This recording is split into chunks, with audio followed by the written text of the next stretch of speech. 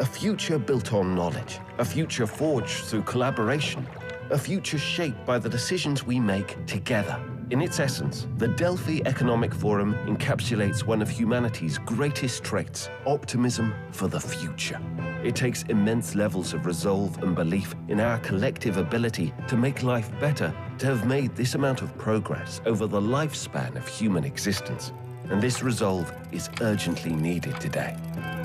It is this resolve to become better that keeps bringing every single one of us back in Delphi every year. Yes, the world remains fraught with challenges, but every conversation we initiate, every collaboration we foster, and every insight we cultivate brings us closer to meaningful change.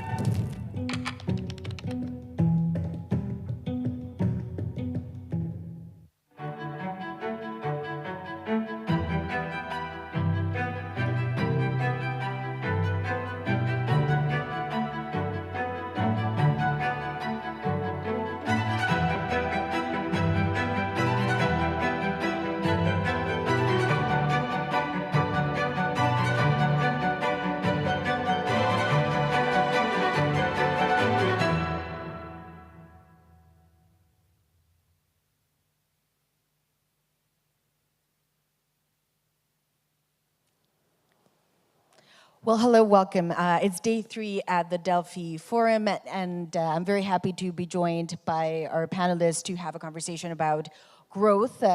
Joining me, very close to me, is Kyriakos Zapatakakis. He is country manager for Accenture. Mario Nava, he is Director General DG Employment at the European Commission. I'm sure you had a very relaxing, quiet week this week. That's right. So it continues today. Christian Hillebrand, he is Chief Executive Officer at Vantage Towers, and Konstantin Kotses, he is Europe Director for Bloomberg. The title of the panel is Growth, Inclusive and Resilience. I think everyone agrees you want to see growth. Very few people would argue against growth, and you certainly wouldn't find them at this forum.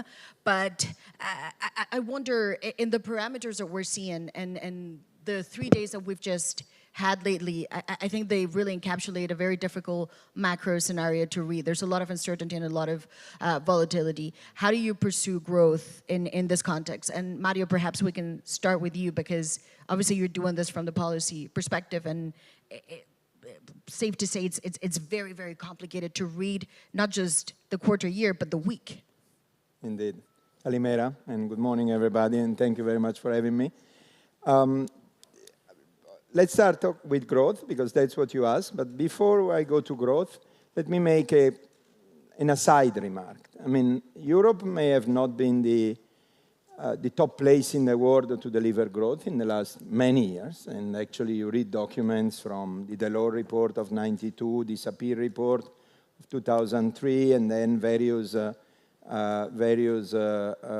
single market reports, Monti, Draghi, Letta. They're all Italians.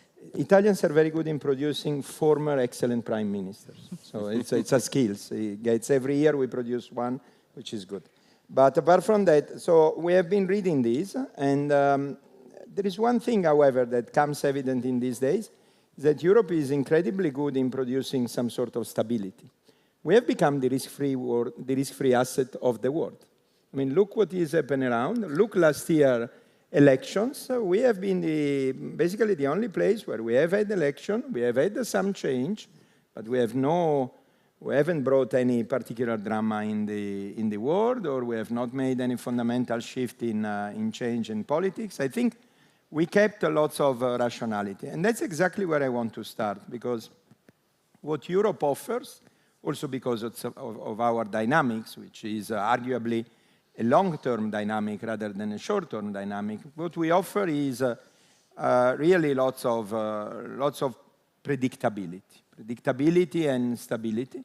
And that's why we could fundamentally change our approach to capital market in the last 5 years. I mean, we went on the capital markets extremely successfully, claiming that what we want to do is green and digital transition.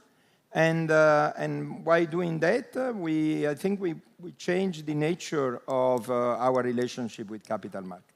Of course, the reasons why we went on the capital markets and the reason why we did the the next generation EU, the post-COVID, the green and the digital transition, is because at the end of the day, what you want to do is to improve the well-being of our citizens, and the way to do that is through the productivity growth. There is no doubt. That is well identified, that we need to increase productivity growth. 5 years ago, von der Leyen won the guiding documents. You know, every 5 years there are the 100 days where we issue our guiding documents. So our guiding documents of 5 years ago was the Green Deal, to which I think we were faithful, in spite of the fact that two little episodes like COVID and war, which happens only once in 100 years, arrived while we were implementing the Green Deal, but we kept the Green Deal going. And now in the first 100 days, the guiding document is what you asked, the competitiveness compass. And the competitiveness compass as a guiding document essentially says three things, and I'll stop there. First, the innovation issue, closing the innovation gap. Europe has been good in some part of innovation, but not in scaling up innovation. So not in making innovation, entering and boosting the market. For that, we had always needed some help from other jurisdictions. Second is, of course, the decarbonization. Europe is leader in decarbonization in the world. Half of the green bonds of the world are issued in Europe. We produce 30% of the clean energy in the world, and we have been easily from Paris 2015, the COP, the famous COP of no more than 2 degrees, we have been leading of that. And third, in order to close the productivity gap, after many years of joint effort, I think people have understood that we need some strategic autonomy also in the area which are less funny, like defense. And that is probably the area where we are more backward, there's no doubt. We are nowhere leaders as we are in decarbonization, for example, in green or in other areas, but is an area where we put in effort. The three things together, with various initiatives, on which I'm sure we'll have time to go back, they constitute, if you want, our competitiveness compass. And you said, just very briefly, you said we've become a form of pillar of stability. And if you go back to the start of the year, Davos was very, very negative Europe. But if you compare it, actually, Europe has outperformed the US. So there is something in markets that clicked in a different way to what was a narrative at the start of the year. It's not politics, it's real pricing. There is no doubt. I'm on record June last year, before our election and before the American election, for having said I'm pretty convinced that Europe will show lots of stability. Let's see for the other jurisdiction. I didn't dare to make comments on the other jurisdiction. But I think the evidence today is that we are the risk-free asset of the world. And that's where people are going. And Christian, from perhaps the other side, more the managerial, the idea of growth and how to foster a more resilience or more resilient growth, for you, what does that mean? So maybe just starting out, Vantage Towers is a pan-European infrastructure company. We operate across 10 countries. We have 86,000 sites, which are a combination of telecommunication towers, rooftop installation, in-building systems, and small cells. And we really power the digital transformation of Europe, working with the mobile network operators. While these have been very volatile and uncertain times overall across many industries in Europe, we have been fortunate to actually enjoy a huge amount of success and very rapid growth in our business. But even we are not immune to the market forces. So for us, it's around the cost of energy, which is one of the key components that we supply for our customers, and finding ways to do so in greener ways that are cost effective. Secondly is the volatility around market pricing. We've seen a huge run-up post-COVID of the cost to actually build these facilities in time. We are a very capital-intensive business, and therefore we're very sensitive to interest rates, affecting our ability to build at scale and cost effectively. And then maybe the final piece is the real estate uncertainty. And what I mean by this is the ability to have access to public lands, maybe to cover underserved and remote areas that is critical for future telecommunication investments. So again, we're blessed by being able to, despite those things, have a very rapid and effective growth rate across Europe. And for us, we look to really start to work and partner with both the EU and local regulatory agencies in order to further accelerate our business. Can I just ask you, and Kyriakos, you were nodding at some point, when you mentioned energy, this comes up repeatedly from European companies. Would you say at this point that's a weak point, actually, for Europe? It comes down to the cost of energy. Mario Draghi really underlines this in his report. Is that for you the biggest issue now? I would say it's certainly one. In many ways, again, we're fortunate in that most of the contracts that we have, we're able to pass through a majority of that cost, but still we're very price sensitive to the cost of energy. And I think a secondary issue is we're seeing longer and longer lead times to connect to the grid. So this results in often having to come up with temporary solutions, things like generators, which obviously diesel generators aren't very eco-friendly as an ESG target where we're trying to decarbonize our business. And so in the end, having access to those grids on a timely basis, the predictability and the cost is a huge opportunity from our perspective. And Kyriakos, if you want to follow up, just... Yeah, sure. I mean, on the energy topic, definitely this is challenge number one, right? Because if you look at the statistics, ever since, the war broke out, Europe has been paying more than double, the rest of the world, especially the US. So how can you be competitive unless you address that issue head on? So something needs to be done there, and the projections for the future, for the visible future, are not changing that part of the equation. So I think that's a major part. I mean, we can talk about other challenges as well, right? We talked about the innovation gap. There's still fragmentation in Europe where there shouldn't be. I like very much, I think it was in the Letta report, one example where they were saying, how is it possible in the US to have one telecommunications company with 100 million subscribers, and in Europe, the largest telco doesn't have more than 5 million subscribers. So how can you stimulate innovation if you have such a fragmentation in the telecom sector, in the energy sector, even in the financial services sector? And beyond that, I mean, there's longer-term, I think, issues in Europe. Primarily, I would say the demographic issue. And this is part, if we're talking about the multiple crises that we're facing. I mean, this is something that is playing out over a long period of time. And the fact of the matter is that, in 50 years' time, Europe is going to have a smaller population. And obviously, you cannot have economic growth when your population is shrinking.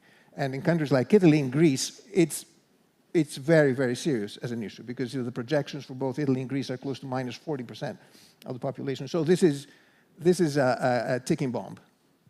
And it brings up the question of migration, but as we know, this is a politically very sensitive topic, but it comes up in every economic discussion too. I mean, so something you'd argue would have to be done. Konstantin, just perhaps to wrap this first round, when we talk about growth in Europe, what does that mean to you? But also, I think we've heard already the number of challenges that are sort of in the zeitgeist. For you, what's a temperature check for you?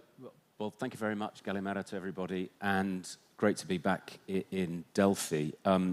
I'll pick up on a couple of points from previous panelists.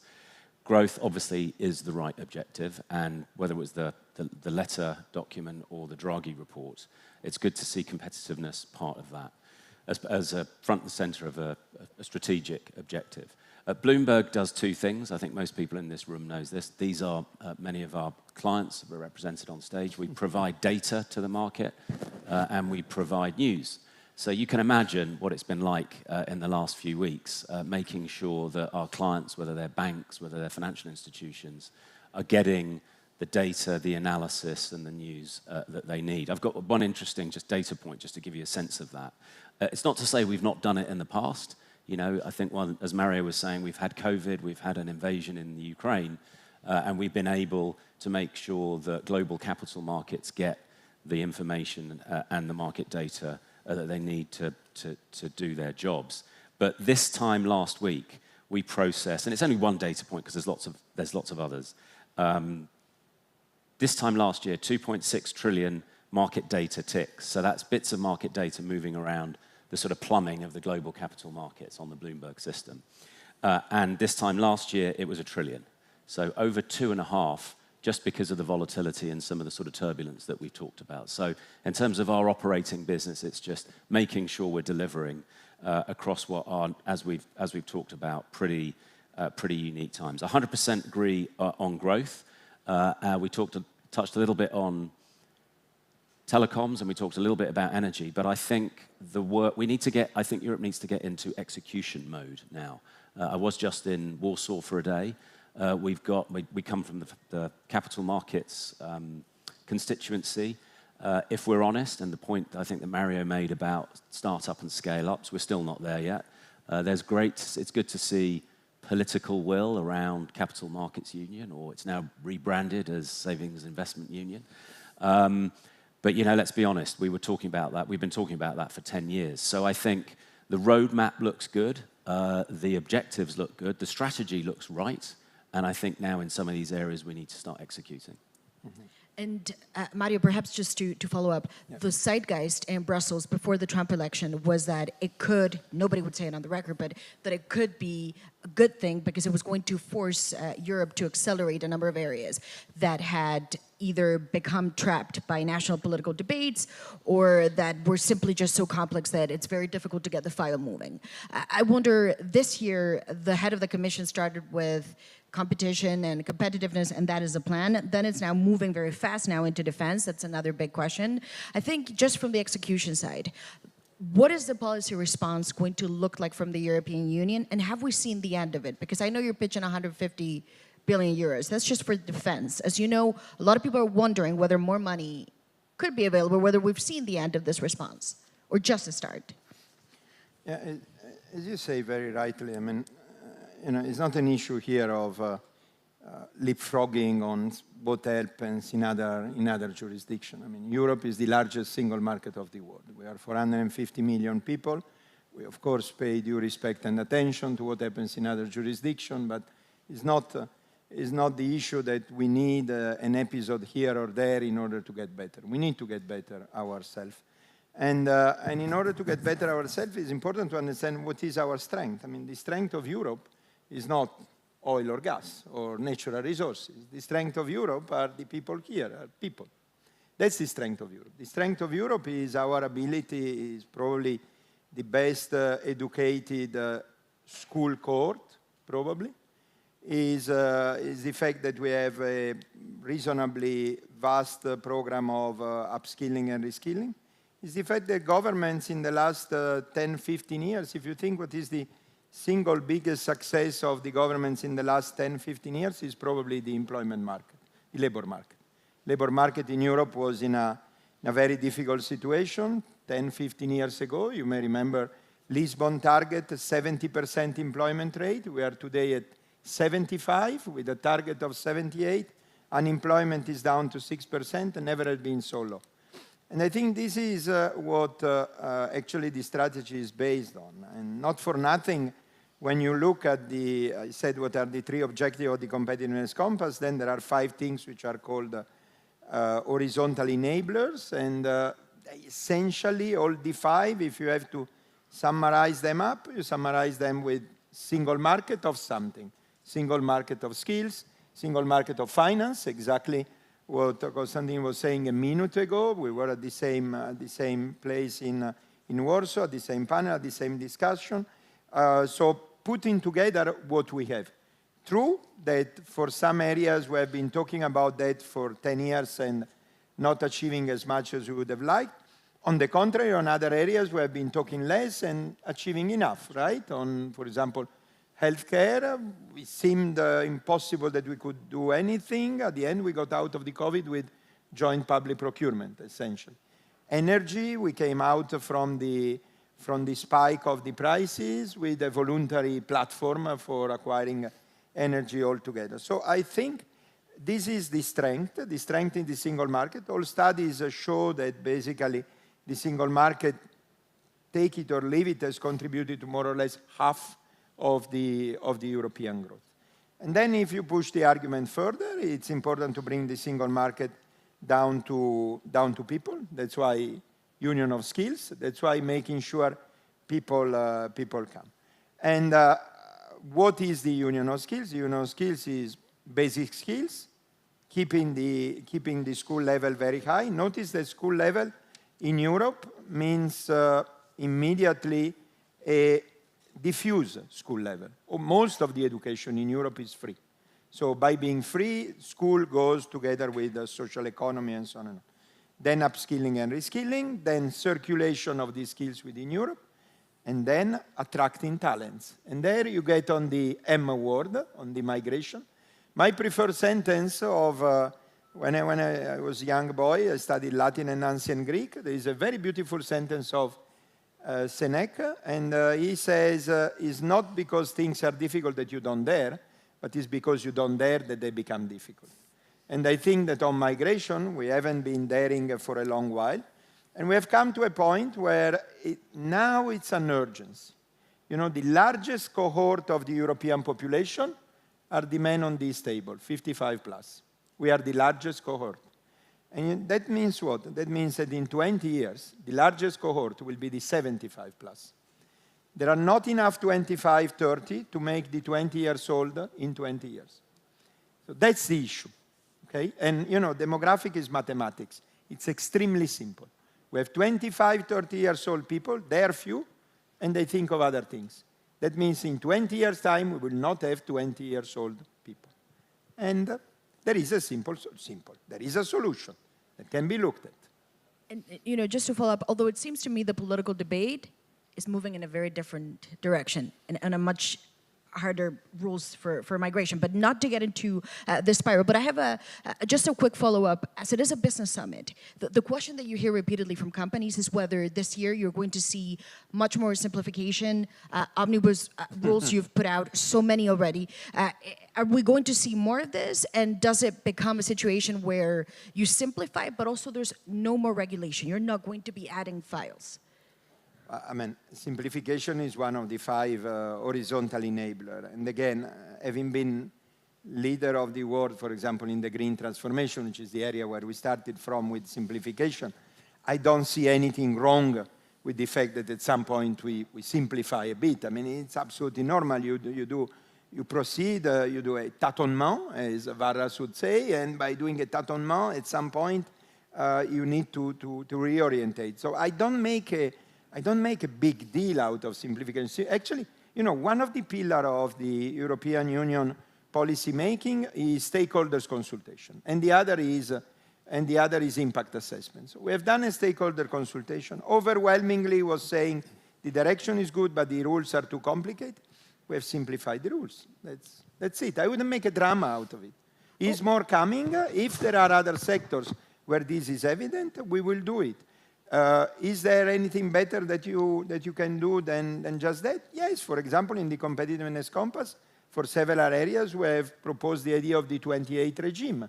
So I think, honestly, we should move out of the idea that policy making is a perfect science and you get it right at the first thing. I mean, no. I mean, we are in politics. We do what we can. We do our best. We work 24/7, and sometimes we need to reorientate. That's it. When Mario mentioned the 28th regime, you were nodding. Here's a question for you. What you've seen already from the policymakers, is that good? Because there's been a change in zeitgeist. He says it's not a drama, but you could tell something has changed from September until now. It's a new discussion. No, listen, first of all, there's been great progress in Europe. First of all, that we're discussing the topics and that we have the reports to base ourselves on in our analysis, because we weren't even discussing the topics, right? I love the fact that Mario Draghi has quantified and says, listen, we need an additional 800 billion a year, otherwise we're not going to be competitive. So at least we have a North Star and we know what we're after. And I'll make a comment about that in a second. But first, I mean, on the point of the 28th member state, I think the Commission and Europe should have the courage to actually implement that. This would be a tremendous leapfrogging. I mean, for those who are not familiar, it's like creating a new state which has a certain set of regulations that once you comply with that set of regulations, automatically you're able to operate anywhere in Europe. That would be fantastic. This is how you create. It's like many times in consulting, we use that technique. We create something new, and slowly we migrate everything to the new, and the old just dies. We don't cancel the old, but, you know, by virtue of, you know, not being useful anymore, it sort of dies. That would be a great thing to do in Europe. But going back a bit to the financing because at the end of the day, money needs to be put up for all these initiatives, be it in defense, be it in AI, be it in biotech or whatever we want to do. We definitely need to pool funds together. So 2 comments from my side, and Mario Draghi put it in his report. And there's a French word that I like very much, mutualisation, which means mutual risk sharing, so mutually assuming risk and debt across the countries. If we don't do that, I don't think we're going to have the funds to compete against the rest of the world. So I think that's point number 1. Point number 2, one of the things, and we keep hearing like Capital Markets Union, and now it's called Savings and Investment Union, or whatever we want to call it. I mean, you can put different names to it. But there's a fundamental thing that is missing from Europe that, for example, the US or China have, and it's a vibrant venture capital private equity ecosystem. Yeah. Unless we put our energy to creating such a vibrant ecosystem in Europe, and by the way, we have innovation in Europe. We just don't know how to scale it. We don't know how to. That's the point. Because, I was thinking back, and I see some colleagues here who are in mobile telephony. 30 years ago, I was working on the standardization of 3G. My colleagues here from the telco sector will understand.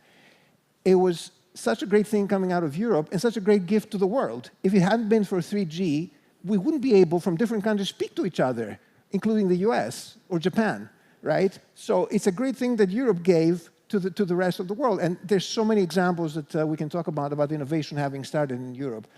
So let's not get pessimistic about whether we have the innovation capability. We do. I think we just haven't gotten the funding right. And we need to sort that out.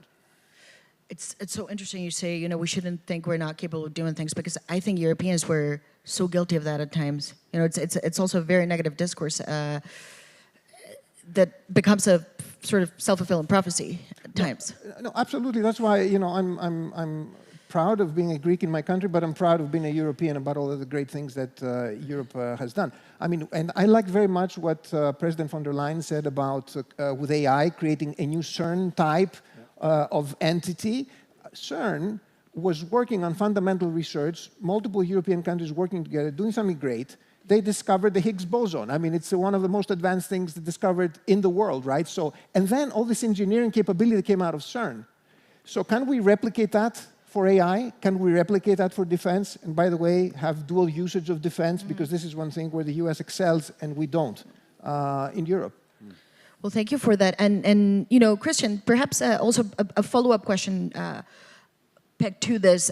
Obviously, the zeitgeist, again, it has really changed from the policy making in terms of we have to facilitate business, and we are listening to the business community. The head of the commission, she keeps repeating this. There will be dialogue and engagement with the different sectors. From your perspective, I'm not saying one thing can fix everything, but in terms of the regulation, what you hope could happen this year, what is your focus on, or what's the one thing that you think is absolutely necessary? In the telecommunications industry, one of the big challenges we have is fragmentation. Fragmentation in terms of mobile network operators, and while obviously it's important to preserve competition in markets, it also has the gravity of scale wins in this business, the ability to spread your fixed costs as much as possible over as large a possible industry segment. The same is true for us, and having healthy mobile network operators is critical.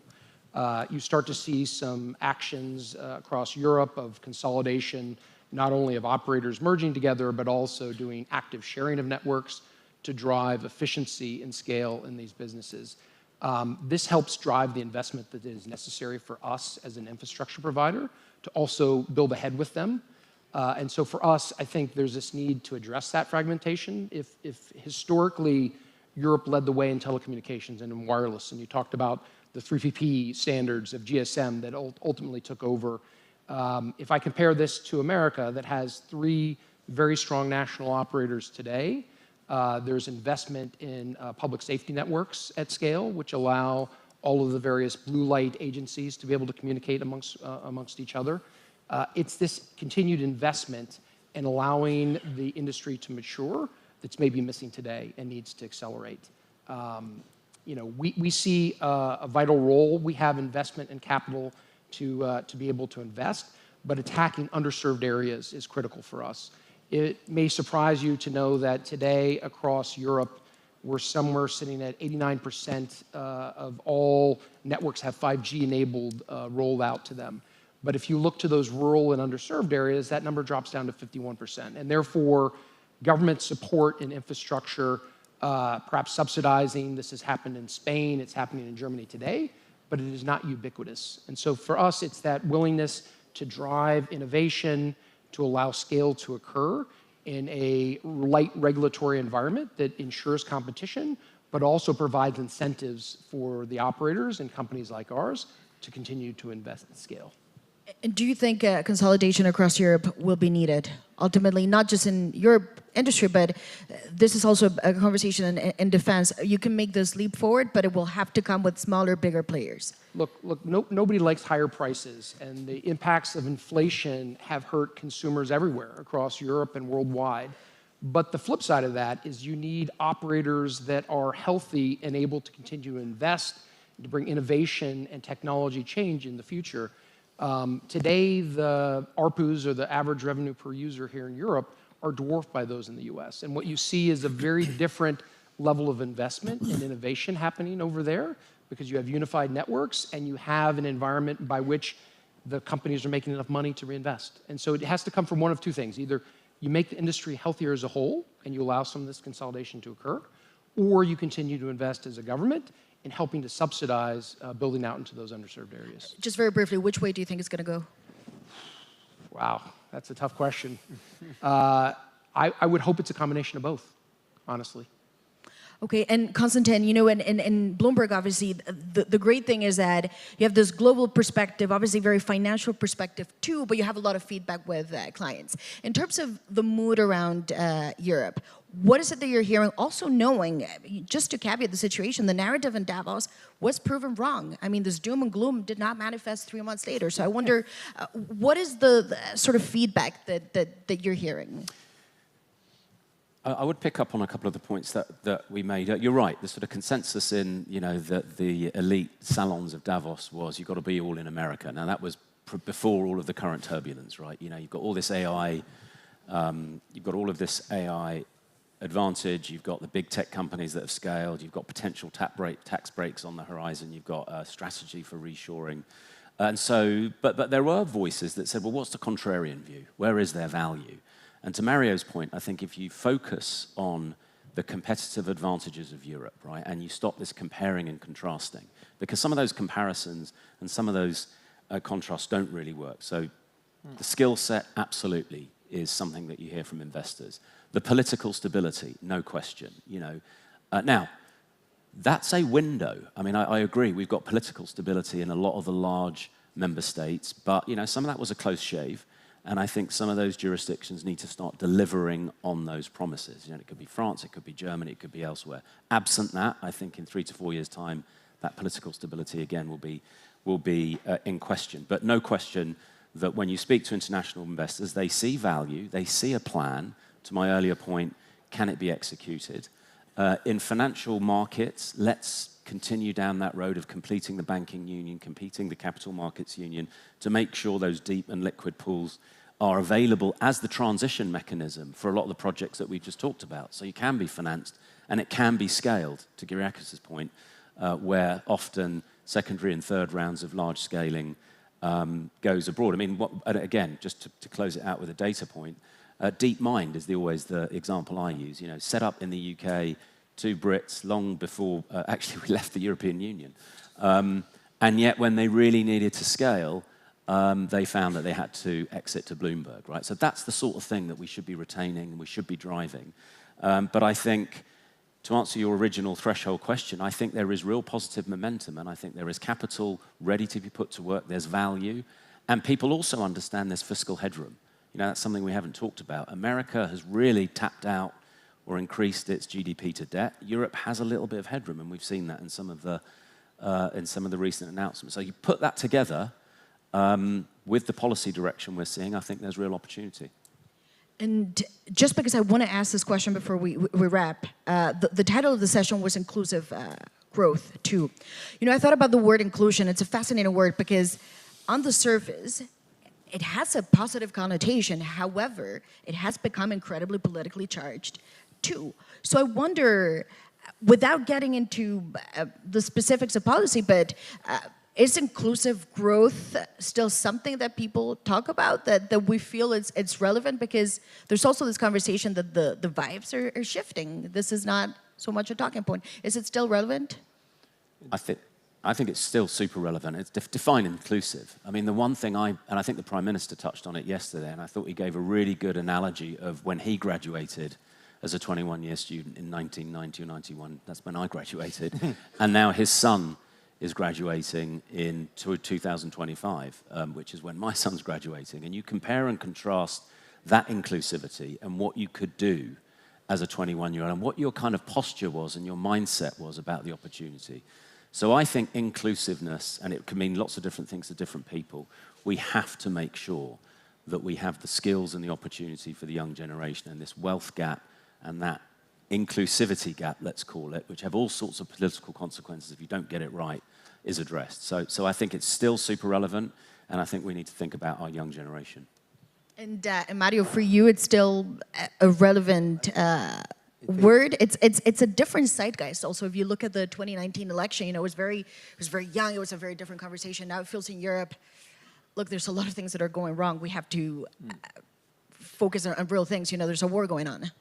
I think, I mean, in a way, inclusion has become even more central, because we used to think of inclusion, we do inclusion because we are anime belle, as we say in Italian, no? We think well, we are beautiful people, and therefore we go for inclusion. The fact of the matter is completely different. Because of the demography I was saying, and because of how tight are our labor market, we cannot not afford to be inclusive. Right. If you look at the area, I mean, now, as I said, 78% the target of employment, 75% employment rate. Some countries are at 82, 83 employment rate. 82, 83 employment rate means what? Means that in the prime age male, everybody works. There's no progress can be done there. No progress, nothing. Everybody works. There's nothing else you can do. The only area where you can do progress are in those parts of the society where people are working less. Who are whom? Women, migrants, people with disability. So in general, all areas where the inclusion policy can make wonders. You know, some time ago in my office came the president of the Roma in Europe. You know how many Roma we have in Europe? We have 12 million, okay? 12 million, larger than Belgium, 12 million Roma. They are extremely short, they have extremely short generations. I mean, at 31, you are grandfather or grandmother. So the generation is super short. And now they seem readier to get to the market. They need training, they need skilling and upskilling. This is the sort of inclusion we truly need if we want to have people who work. The truth of the matter is that we cannot afford any more people not working. We have few people. Let's realize it that.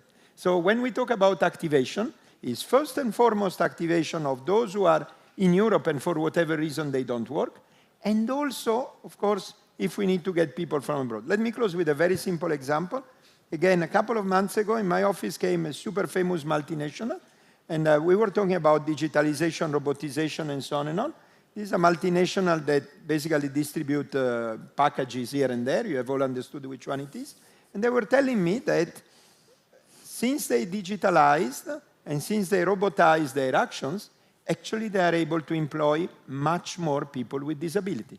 Because before they needed started boys to bring packages, and now even if you are in a wheelchair, you just need to push a button and the robot takes your pack. So that is exactly what we need. And that's why we need to keep the focus on inclusivity. And if we become the area of the world which is championing inclusivity, so be it. We are ready. We know what to do. We have the policy. We have been doing the policy for that. The oldest fund in Europe is the ESF. It's the first fund that was funded. ESF is the European Social Fund. We spend about 1/3 for the most vulnerable of Europe. So we know what to do. Okay, so there's no quote-unquote vibe shift No. in Europe going on. Just as a final question, perhaps a final round, not to end on a negative note, but I do have to ask, however, in everything that we sort of debated now, there's always the idea of what could go wrong or what is the biggest impediment that perhaps could prevent not just the implementation, but to see material changes. Kyriakos, perhaps if we start with you, looking forward, what is perhaps the biggest risk and way to avoid it so that we don't end on gloom? Well, you know, always when one thinks that he or she has hit bottom, they can always be worse, right? So I would say that we've hit bottom, so we can only go up from here. I mean, in general, globally, not just in Europe. We discussed about the risks and the possible impediments. I think maybe one thought from my side, because you know, the term perma-crisis was invented last year because we're in a continuous circle of crisis. So the point is, how do you deal with all the obstacles that are going to be throwing at you? And one concept that we've been using at Accenture with our clients, but also for ourselves, is the concept of compressed transformation. Basically, to get your organization up and running, to be able to respond very quickly to things. So which means that you cannot be running year-long programs. You should be able to react in months or weeks, right? Which means that you need to prepare for it. You need to be technologically savvy. You know, we keep talking about the digital core. If you don't have data, you're not going to be able to manage crisis. So you better be ready with data to be able to manage that. You better have upskilled your people so they're able to react quickly to the market and whatever the market throws at you. So it's basically a question of how you set yourself up to be dealing with all these things as opposed to singling out one thing. Super flexible in data. Christian, same question to you.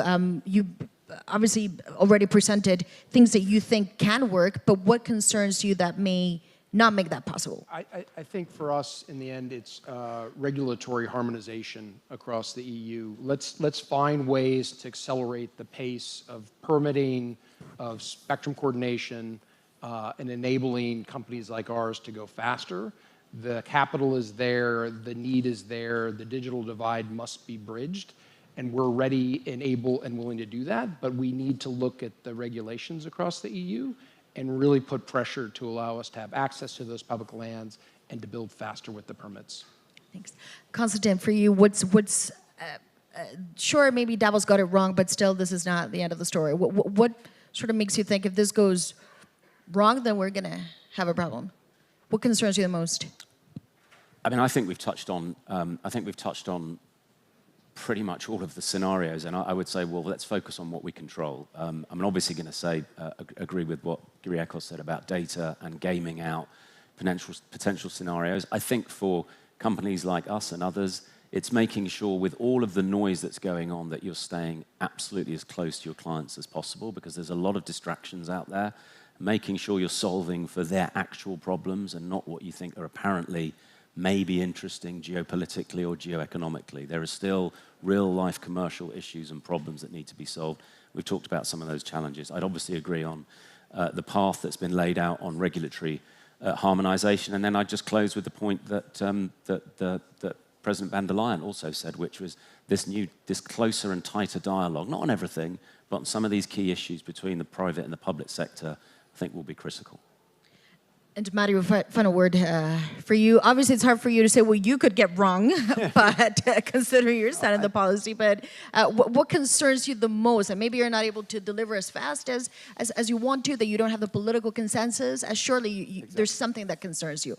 Exactly. The biggest risk for Europe, I think, is disunity. When Europe is united, we have no fears. Yeah. I mean, COVID was evident. The war was evident. It was not easy to be unite in the war, because the perception of Russia that, for example, we have in Spain and Italy is certainly not the one that you have in the Baltics or Poland, right? We have seen completely different things, so we have a completely different perception. Still, we were able to put together the interests. COVID was exactly the same thing. We were able to put together the things. And now we have in front of us, challenges which are equally big. The challenge of democracy, the challenge of skills, the challenge of innovation, productivity, they are equally big. I think if the member states stay united, then I think we will do it. And just very briefly, because I have to rub, but how united are you? Because it seems to me there's always this idea of, the outliers. And Hungary, why not say it? Yes, it's Viktor Orban, but I think the 26, when they agree, actually there's much more unity now than there was a year ago. How united are you in real terms? Well, in real terms, we have, and when the moment comes, I think Europe has shown a certain strength and a big display of unity. What we need to understand is that it does not come from the sky and alone. It needs to be built. That's the point. Well, thank you so much to the four of you. Now we really wrap up. Thank you so much. Always a pleasure. And the forum continues. Thanks. Thank you.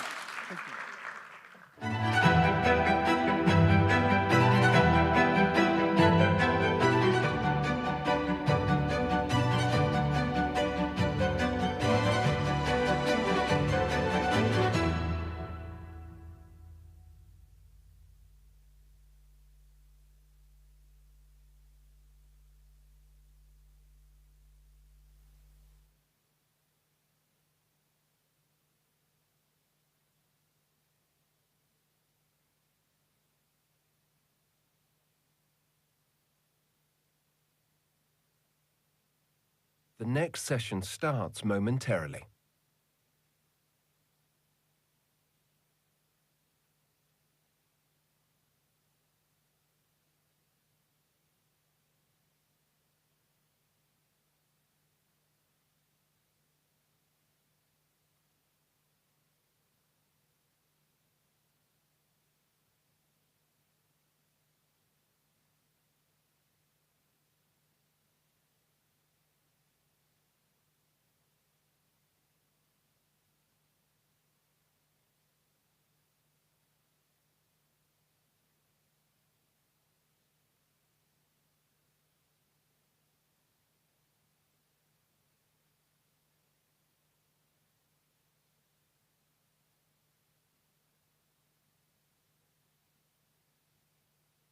The next session starts momentarily.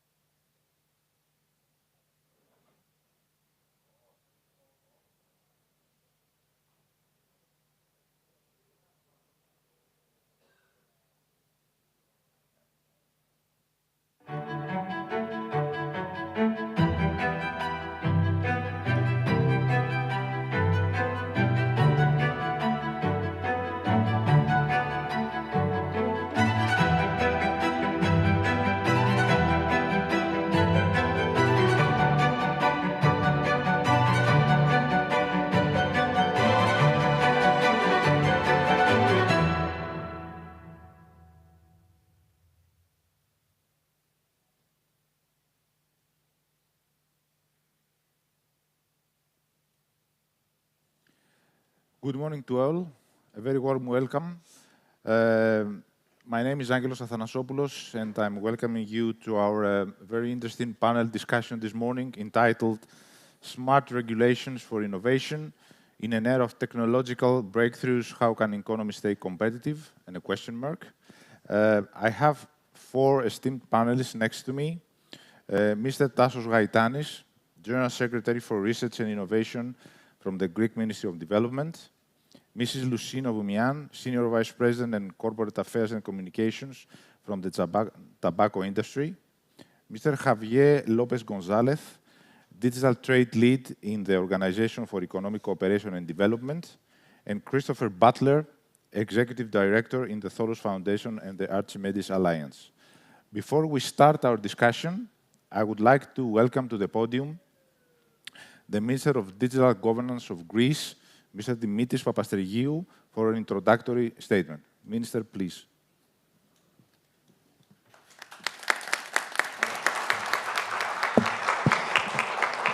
Καλημέρα. Καλημέρα σε όλους και σε όλους εδώ στο 10ο Φόρουμ των Αδελφών, εδώ πέρα που κάποτε προσπαθούσαμε να μεταφράσουμε τους χρησμούς σε πληροφορία και να χαράξουμε τα επόμενα βήματά μας. Νομίζω πως κάπως έτσι τους χρησμούς των περιορισμών, των ρυθμίσεων πρέπει να εξηγήσουμε στην σημερινή μας ενότητα και να δούμε τελικά υπάρχουν καλές και κακές ρυθμίσεις. Είναι κάτι σαν την χολυστερίνη, ας πούμε, υπάρχει καλή και κακή.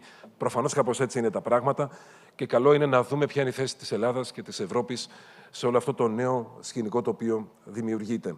Η Ευρώπη, η αλήθεια είναι πως το προηγούμενο διάστημα ρύθμιζε. Και κάποια στιγμή κατάλαβε πως την ώρα που σπαταλούσε ή περνούσε χρόνο για να ρυθμίσει, άλλες οικονομίες δημιουργούσαν. Και προφανώς την ώρα αυτή βρίσκεται σε ένα πολύ κρίσιμο σημείο που θα πρέπει να δούμε, να αναθεωρήσουμε, ερωτηματικό, σίγουρα να επαναπροσδιορίσουμε τι ρυθμίσεις θέλουμε και πού τις θέλουμε. Αν συμφωνήσουμε πως αυτό το οποίο αλλάζει τελείως το παιχνίδι είναι η τεχνητή νοημοσύνη, η αλήθεια είναι πως μετά από πολύ κόπο, μετά από σχεδόν 3 χρόνια συζητήσεων, η Ελλάδα κατάφερε και έβγαλε ένα πλαίσιο γύρω από την τεχνητή νοημοσύνη. Το AI Act έχει σίγουρα ενδιαφέρον. Προφανώς θα μπορούσε να είναι καλύτερο ή χειρότερο, αλλά έχει ένα ενδιαφέρον και σίγουρα αφήνει επίσης ζωτικό χώρο στις χώρες κράτη-μέλη να ρυθμίσουν ιδιαίτερα ζητήματα όπως είναι η άμυνα. Κατά τα άλλα, το μοντέλο της πυραμίδας με την κρισιμότητα των μοντέλων τεχνητής νοημοσύνης επίσης είναι μάλλον ξεκάθαρο. Αλλά αν εξαιρέσουμε ή μάλλον αν αφήσουμε για λίγο στην άκρη την τεχνητή νοημοσύνη, αυτό στο οποίο σίγουρα πρέπει να δούμε πώς θα προχωρήσουμε και εκεί πέρα θα πρέπει να πάρουμε γενναίες αποφάσεις, είναι το κομμάτι των δεδομένων. Διότι τεχνητή νοημοσύνη χωρίς δεδομένα δεν υπάρχει. Το Data Governance Act, ένας νέος κανονισμός, νέος περίπου 2,5 χρόνια στην Ευρώπη, νομίζω πως βάζει τα πράγματα στην σωστή τους διάσταση. Και καλό θα είναι αυτό να το φωνάξουμε απέναντι σε όλους όσοι μάλλον έχουν παρερμηνεύσει το GDPR. Αν γυρίσουμε μερικά χρόνια πίσω, το 2016, όταν βγήκε ο κανονισμός για το GDPR, ο τίτλος του ήταν «Κανονισμός για την προστασία των προσωπικών δεδομένων και την ελεύθερη διακίνησή τους». Φοβάμαι πως κάποιοι DPOs, κάποιοι που ασχολούνται με την προστασία των δεδομένων, αυτό το δεύτερο κομμάτι και την ελεύθερη διακίνησή τους το έχουν ξεχάσει. Και αυτό έρχεται το Data Governance Act να πει ξεκάθαρα ότι όλα τα δεδομένα είναι ανοιχτά. Τέλος. Από εκεί και πέρα, προφανώς, προστατεύουμε δεδομένα τα οποία έχουν προσωπική πληροφορία, πνευματική ιδιοκτησία ή, αν θέλετε, άλλα τέτοια ή βιομηχανική ιδιοκτησία. Για όλα τα υπόλοιπα δεδομένα, όμως, πρέπει να βρούμε τρόπους, και αυτό κάνουμε και στην Ελλάδα με το νομοσχέδιο το οποίο πέρασε πριν περίπου 10 μέρες από την Ελληνική Βουλή, να ρυθμίσουμε διαδικασίες για να μπορέσει πλέον κάποιος να έχει ελεύθερη και ανεμπόδιστη πρόσβαση σε ανοιχτά δεδομένα. Εκεί πρέπει να κάνουμε περισσότερη δουλειά, γιατί το dataset το οποίο σήμερα κάποιος θα βρει στην ελληνική κυβέρνηση είναι πάρα πολύ μικρό. Άρα, ναι, πολύ περισσότερη δουλειά από μια νέα ειδική γραμματεία, η οποία δημιουργείται στο Υπουργείο Ψηφιακής Διακυβέρνησης, με αντικείμενο την τεχνητή νοημοσύνη και τα δεδομένα. Υπάρχουν όμως και καλές ρυθμίσεις, οποίες πρέπει να δούμε. Και είναι πολύ σημαντικό ότι αυτή η κουβέντα γίνεται σήμερα εδώ πέρα και από εσάς. Τα δεδομένα, η τεχνητή νοημοσύνη, τα παγκόσμια δίκτυα και μεγάλες πλατφόρμες έχουν δημιουργήσει ζητήματα τα οποία πρέπει να δούμε κυρίως με την προστασία των ανηλίκων. Και των ενηλίκων, θα έλεγα, γιατί είμαστε εξίσου εθισμένοι. Γι' αυτό και τις επόμενες μέρες θα βγει στον αέρα μια ελληνική πρωτοβουλία που έχει να κάνει με τον τρόπο με τον οποίο μπορούμε πλέον, μαζί με τα παιδιά μας ως γονείς, να τους βοηθήσουμε στην καινούργια αυτή ψηφιακή πραγματικότητα. Το Kids Wallet θα κάνει αυτό ακριβώς και θα κάνει κάτι το οποίο έχει ενδιαφέρον να συζητηθεί και στη συνέχεια. Πρώτον, θα είναι ένα εργαλείο γονικού ελέγχου για να μπορέσουμε μαζί με τα παιδιά μας να περιορίσουμε τη χρήση στην οθόνη. Δεν είναι μόνο τα social, αλλά η οθόνη. Δεύτερον, θα είναι το επίσημο εργαλείο επιβεβαίωσης ηλικίας, ένα age verification tool, ακριβώς για να μπορεί πλέον μια πλατφόρμα να αντλήσει αυτή την πληροφορία και να μην υπάρχουν δικαιολογίες ότι το παιδί δήλωσε ότι είναι 18. Και το τρίτο, και είναι εξίσου σημαντικό, το να χρησιμοποιηθεί ως εργαλείο ελέγχου στις ηλεκτρονικές αγορές, στα e-shops για καπνικά προϊόντα, αλκοόλ και στοιχηματικές εταιρείες. Κλείνω με επίσης μια πολύ ενδιαφέρουσα ρύθμιση, την οποία πρέπει να στηρίξουμε και να διευρύνουμε και ανοίξει το κομμάτι των καλών ρυθμίσεων, που είναι το DSA. Επίσης, μια οδηγία για τις ψηφιακές υπηρεσίες, Digital Services Act, όπου εκεί πέρα ερχόμαστε να λύσουμε, και όντως πρέπει να επιμείνουμε περισσότερο, γιατί δεν πηγαίνει όσο γρήγορα πρέπει, το κομμάτι της παραπληροφόρησης, της δυσφήμισης στο διαδίκτυο, των απατών στα μέσα κοινωνικής δικτύωσης, όπου συνεχίζουν να κυκλοφορούν ανεξέλεγκτα προφανείς απάτες και εκεί πέρα οι πλατφόρμες πρέπει να πάρουν μέτρα. Κάποιες έχουν πάρει, κάποιες δεν έχουν πάρει και θα πρέπει ως Ευρώπη εκεί να επιμείνουμε περισσότερο, γιατί δυστυχώς από τη μεν μία έχουμε την απέτηση να καταργηθεί το fact-checking, τραγικό κατά τη γνώμη μου, και από την άλλη έχουμε μια Ευρώπη η οποία πρέπει να μείνει προσιλωμένη σε αρχές οι οποίες έχουν να κάνουν με τη σωστή ενημέρωση και την ελεύθερη κυκλοφορία της πληροφορίας προκειμένου να προασπίσει τη δημοκρατία. Λοιπόν, έχουμε νομίζω πολλή δουλειά να κάνουμε. Ανοίγεται μεγάλη κουβέντα. Μεγάλη μου χαρά που είμαι σήμερα εδώ μαζί σας. Σας ευχαριστώ πολύ.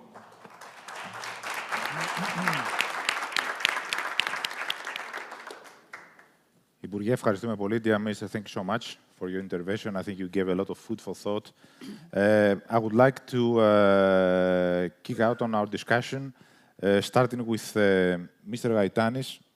Dear Mr. Gaitanis, I would like to ask you in a more general sense, would you say that regulation has a positive or a negative impact on innovation from our experience? Good morning. Thank you very much for the invitation to be here today. Thank you for this interesting question. The relationship between regulation and innovation is not unidirectional. And as the same regulatory framework can foster or hinder the innovation, and this strongly depends from the kind of industry or the sector we speak about. So these relationships can be assessed on the case, on the case-by-case basis. Let me show you some examples. As the minister said before, we are in the era of AI. In AI, we need an enormous number of data in order the algorithms to perform as best as it can. From my personal experience, when I was a medical imaging researcher, before I undertook the position of the Secretary General, I used to use medical data from US databases. And every researcher in Europe knows that it is very difficult, it is not an easy task to find rich and reliable data, either qualitatively or quantitatively, in European databases. And yes, in this case, the regulatory framework is a disadvantage to make innovation. I do not believe that a regulatory framework in AI is not useful, but we have to effectively balance between the pros and cons. So, but on the other hand, I would like to be fair. There are cases where the regulatory framework is very useful, and if we take into consideration the intellectual property rights, the IP policies, for example, let's say trademark, copyright, patents, of course, safeguards innovation and entrepreneurs to reap the benefits from their novel services and products, and at the same time, they safeguard them from risking to lose these advantages to others who they did not spend as much time and money as she or he did. In this case, a regulatory framework protect and foster innovation and give an advantage to the entrepreneur and the innovator to have the gain of his success. Summarizing my first position to this interesting panel, I would like to say that we need a regulatory framework in innovation. But the problem starts when we prioritize the regulation over the innovation.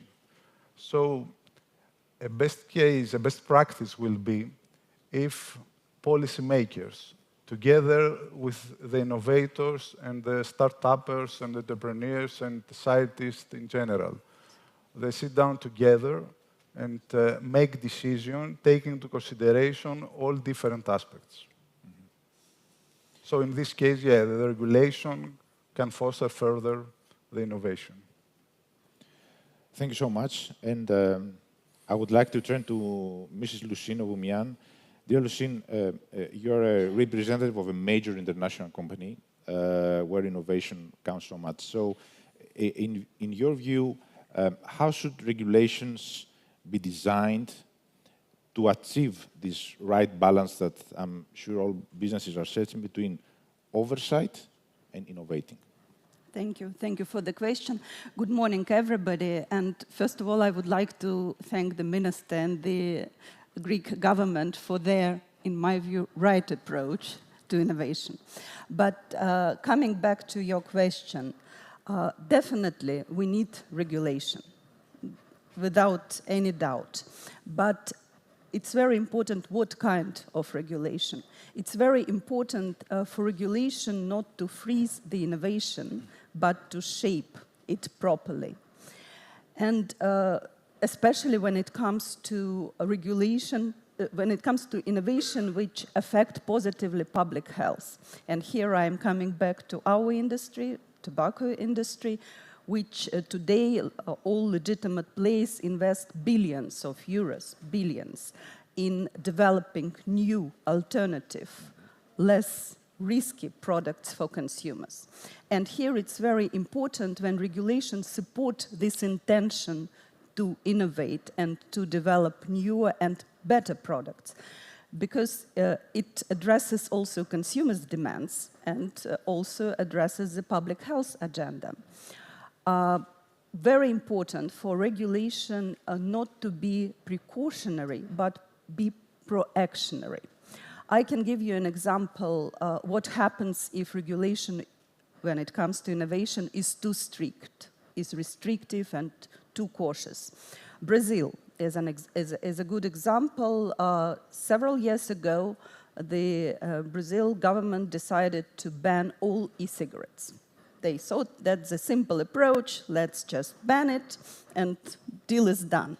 But what happened in reality? In reality, the illegal market of e-cigarettes grew by 600%. 600% went to illegal, went to criminality, which is clearly showing that when the regulation is not adapting to the needs of the consumers, is not following the science, it causes absolutely opposite effect. And what is illegal trade, we all understand. It's not only lost government revenues, not only this, it's the gateway to the organized crime and much more severe and bad criminal actions. So the balance is very important when it comes to regulating innovation, and common sense, and taking into account that science is developing, the environment is developing. Thank you so much. And I would like to come to you, Javier, because we know that the OECD, where you work, has recently done some deep empirical work with the World Trade Organization, if I'm right, on the impact of data regulation on economic activity, relevant to smart regulations for innovation. So data flows, also as the Minister said, are critical to economic and social interactions. They drive innovation, inclusive growth also. However, they also raise challenges, especially concerning privacy protection. So I wonder, what are the main lessons from this work you've done? And what does it tell us about agile regulatory governments? Thank you. So thank you very much for the question, and good morning, everyone. It's a great pleasure to be here. So yes, indeed, we did some work on this, and I think we're in good company in the sense of trying to find that very difficult balance between enabling openness while ensuring that there are safeguards. And cross-border data flows is a critical example of countries attempting to do this. And so I'm an international trade economist, and normally I look at trade cost issues and sort of I quantify the impact of regulation as an underlying trade cost. But with the WTO, we decided, okay, well, maybe we need a new approach because, of course, these regulations are trying to attain some legitimate public policy objectives like privacy protection. We want our data to flow internationally so that we can enable the types of benefits that you were mentioning, but we also want it to be safeguarded and to ensure that our citizens are safeguarded when that data flows outside of our borders. So what we did is essentially try to look at this in a more holistic way. And we have three key findings that I think are very relevant to this debate. Now, the first finding is that full digital fragmentation, in a sense that everyone goes their way. We have data autarky. We have sort of the policies that China has been implementing for many years, is something that is going to be extremely costly to the economy. We estimate that if we all go it our way and we have full digital fragmentation, this will cost us about 5% of global GDP and about 10% of trade flows. Now, these are huge numbers, particularly in the realm where I tend to move when we think that trade agreements tend to have about 0.3% of GDP impacts. Now, the second really big impact, really big finding, is that no regulation is also not an option. No regulation is not the optimal solution, because while you might reduce some of the administrative costs for firms, you lose the trust benefits that are associated with the safeguards. So people will not want to do business with you if your country does not have the type of regulation that protects IP rights or that protects privacy. And then we find that probably the most important finding is that the happy middle, where we manage to balance this openness and these safeguards, is one that can lead to global increases in GDP of about 2% and increases in trade flows of about 3.5%. So overall, in terms of the work that we're doing at the OECD and in terms of the recommendations that we're giving to policymakers, is that we need to change our toolkits to be able to assess regulations, not just from a trade cost perspective, but also from the perspective of ensuring the benefits of trust. I'll leave it at that. Thank you. Thanks so much. And Christopher, coming to you, I'm wondering what's your opinion on the exact role the state can play in boosting innovation? Should it remain confined in simply setting up the appropriate framework for regulation, or instead setting up a more, let's say, holistic plan, which could also involve some critical public financing to improve innovative practices? So I would take the view to start with that there is a much stronger tension than perhaps people are appreciating between regulation and innovation. If we look at what the source of innovation is, the source of innovation is not regulation, right? Where does innovation come from? It comes from free markets and a motivation to maximize shareholder wealth, or in the case of small startups, in order to make something, to create, and to build something where there is a need. And so when people make money in these startups, or when these startups are acquired by larger firms, this is an expression of value that's expressed through the marketplace. And of course, everybody knows this to some degree, right? But I think that we really need to appreciate very strongly the tension that this is an adversarial relationship. So we should have a very strong precautionary principle. But that very strong precautionary principle should be with regards to regulation. We need to first make sure that we're not implementing a regulatory framework that is going to damage things. The first and most important innovation in the history of human beings was writing. That was the most important and critical thing that we've ever done, and that created the world that we have today and all of its many innovations. And of course, what is the thing that led to the creation of writing? But it's bookkeeping and money making and the desire of the Phoenicians to be able to chronicle their trade throughout the entire world. And so every time we regulate, what if we had a regulation on writing back then during when the Phoenicians were planting colonies in Carthage? And we said, oh no, we're so worried about writing. What if writing falls into the hands of the Babylonians or into the Persians? I mean, innovation is additive. So every time at the beginning of this separation, at the beginning of the separation of the lines, of the trend lines of what could be versus what is, we have this huge problem if we put our foot on the innovation earlier in the process. And of course, since time is infinite, the more we put our foot on the scale right now in terms of suppressing innovation through regulatory frameworks, the bigger problem that we could have in the future. And we see that right now in part of the discrepancy between, say, startups in the United States and startups in Europe. The discrepancy is not so bad in the creation of in the startup phase, right? There's a little bit of like around 2 to 1 in terms of startups in the initial phase, but the success rate has declined. The success rate declines in terms of these startups in Europe making it to unicorn status, where they're achieving great success or acquisition by a larger firm. We see that suppressed in Europe versus where it is in the United States. And that is because when they've reached this threshold, that's when they encounter these real regulatory burdens. I think it's also worth talking about, you had mentioned the question about what the state ought to do in terms of encouraging innovation. Well, the first thing is to step back and try to stay out of the way in the initial phase.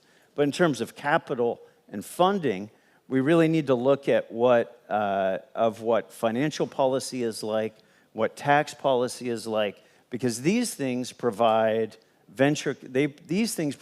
space for venture capital and for capital markets to be able to fund these. So first, if we take a step back again, before we look at what the state ought to do to step in, let's first make sure that the state is not interfering in capital markets through high levels of taxation and regulatory burdens that are making it more difficult for that private capital to step in, which of course is one of the other big problems that the European Union has related to some other places in the world where that capital is not as readily available for new startups and new innovation. Thank you so much. And Mr. Gaetanis, allow me to come back to you. Greece has set an example over the last few years on innovation, especially on digital innovation in Europe. I wanted to dive a bit deeper in this and ask you, which are the measures and policies that the Greek government today is using to attract and increase investment in research and development, which will then apply to innovation? Okay, since 2019, where our party took the administration of the country, our government began with a very well-designed plan to increase these activities. That's why now we have increased by 18% the expenses made for R&D in Greece, taking into account that we put down some specific plans. For example, we created a new legal framework for spin-offs at the universities and research centers. We refreshed the technological transfer offices, again at the universities and research centers, in order to help researchers and university professors to make their own firms, their own startups, and to create added values using scientific results. At the same time, we announced highly budgeted research grants, put together the private sector and the universities and research centers to work together on research projects. We introduced the Elevate Greece, which is the company under the General Secretariat of Research and Innovation, who is the hub for the Greek startup ecosystem, and Elevate Greece has the registry of the Greek startups companies. Very recently, we introduced a new legal framework for the Golden Visa. Now, Greece offers the possibility to foreign investors to put 250,000 euros, at least 250,000 euros, to one startup company of the registry of Elevate Greece, and to get a golden visa for 5 years. What else? We offer the most enormous tax initiative, tax exceptions in Europe to the private companies to invest in R&D activities. This initiative starts from 200% to 350%, and this is another initiative for private sector to invest in R&D in order to be more competitive in the modern era. This time, the expenditure in R&D in Greece is at the half of the European level. We were close to 1.5%. Half money come from private, and half money come from public sector. We would like to boost further the private sector to go to 65% approximately, which is the European average. So we have to do a lot in the next future. But since 2019, we have did a lot, and I think that at least the Greek ecosystem grows progressively. I believe that the word revolution describes this pretty well, actually. It is well known in Europe these days. Lucine, allow me to come back. So, you know very well that the OECD has recommended this set of agile regulation principles to hasten innovation. The question is, how does this apply in practice, especially in such a big industry like yours? Thank you. I look at regulation as a map, and to stay useful, it has to be updated regularly. And OECD regulatory model, this agile regulatory model, is exactly about this principle, that the regulation should evolve. It shouldn't be a wall, it should be a framework that helps the innovation to progress, which is based on science, which is based on evidence, which is promoting open dialogue and consultation. So it's exactly what and how it should be. And when it comes to our industry, talking about novel nicotine products, it's very important if regulation adjusts in line with the progress, in line with the innovation. I can give you a very good example of the Philippines. They introduced the legal framework which refers to international standards, which means if there is any progress, any new products appearing in the world and in the local market, they do not need to start the whole very heavy legalistic process and adopt a new law to regulate the new product. They refer to international standards in a very agile manner, and it suits everybody. It is fast, it is simple, and it follows common sense. But there are also bad examples. Let's take Indonesia. They decided that all novel products, in all novel nicotine products, should be regulated the same way as cigarettes. It's coming from the tobacco industry, it's bad, let's just regulate it the same way, which is killing innovation. It's not serving neither public health interests, nor the consumers, nobody. And it's like to say that all means of transport are the same, whether it's a plane or a bicycle, let's regulate and have exactly the same rules for all. Does it make sense? It doesn't. And definitely this type of approach is just killing innovation and opening, again, doors to illegal trade, to criminals. So if all the countries around the globe would really promote and follow this OECD agile regulatory model, I think we all will have a brighter future together. Thank you. And it's good that we have OECD in our panel and take this a little bit further. Javier, it seems that there is today a global urgency in the EU even more, I would say, to somehow deregulate, to simplify the bureaucratic burden, to cut red tape in order to remain competitive. As I said, we just see this even more in Europe. I believe we also see it in the US. But in the meantime, we have seen that over the last few years, there's been a lack of trust, an increasing, I would say, lack of trust, concerning the impact of globalization in global well-being. And this happens also in the West. I wonder if we run a danger here of alienating our citizens in a moment when many of them are already concerned that maybe modern technologies like AI are threatening their jobs and their way of life. What do you think? So I think there's a lot to unpack in that question, and perhaps I can start where I left off with some of the empirical findings from the work we've done on cross-border data flows.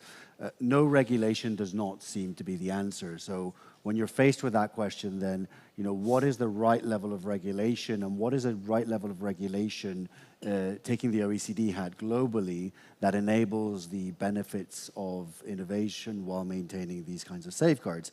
And sort of while I'm not going to give you sort of the golden answer, the $1 million answer, I am going to give you a set of principles that we've uncovered in the work that we've done on cross-border data flows and digital trade writ large, which tend to be associated with trying to find that balance. And the first one is about transparency. And it's silly to say, but you need to be very clear of what you're doing, how you're doing it, and why you're doing it. And you'd think that that would be the bedrock of everything, but yet you see a lot of regulation that's still not completely clear in all of these areas. Now, the second one is that you need to have what we call a least trade restrictive test. I think that's really important to ensure global innovation. That is to say that to attain the objective, the legitimate public policy objective you have in mind, that you think about, is there a less trade restricting way of attaining this legitimate public policy objective? Sort of that's a really, really important one to make sure that we're not stifling global innovation. The third one is that good regulation needs to be non-discriminatory. There's no reason why I should be discriminating between domestic firms and foreign firms, and importantly, no reason why I should be discriminating between my partners. If I want the regulation to attain something, it should be the same for domestic firms and for all international firms. And last, and this is something that is extremely important increasingly in this world of we're regulating at different speeds on different issues, is to try and draw the issue of interoperability into the discussions and try to do this perhaps in the same way that GDPR has this notion of sort of privacy by design. We need to think of the notion of interoperability by design to ensure that these regulations can talk to each other and that we're all sort of peer learning so that we can have this more agile regulation in place. I think that if we follow these simple rules, we can go a long way in terms of minimizing the negative impact. It's perhaps easier said than done, but I think these are the bedrock principles that we need to think about when we're setting our new agile regulation on these very difficult issues. Thanks so much. Christopher, in the effort to nurture innovation, where do you think the priority should be given when the regulatory governance framework is initially built?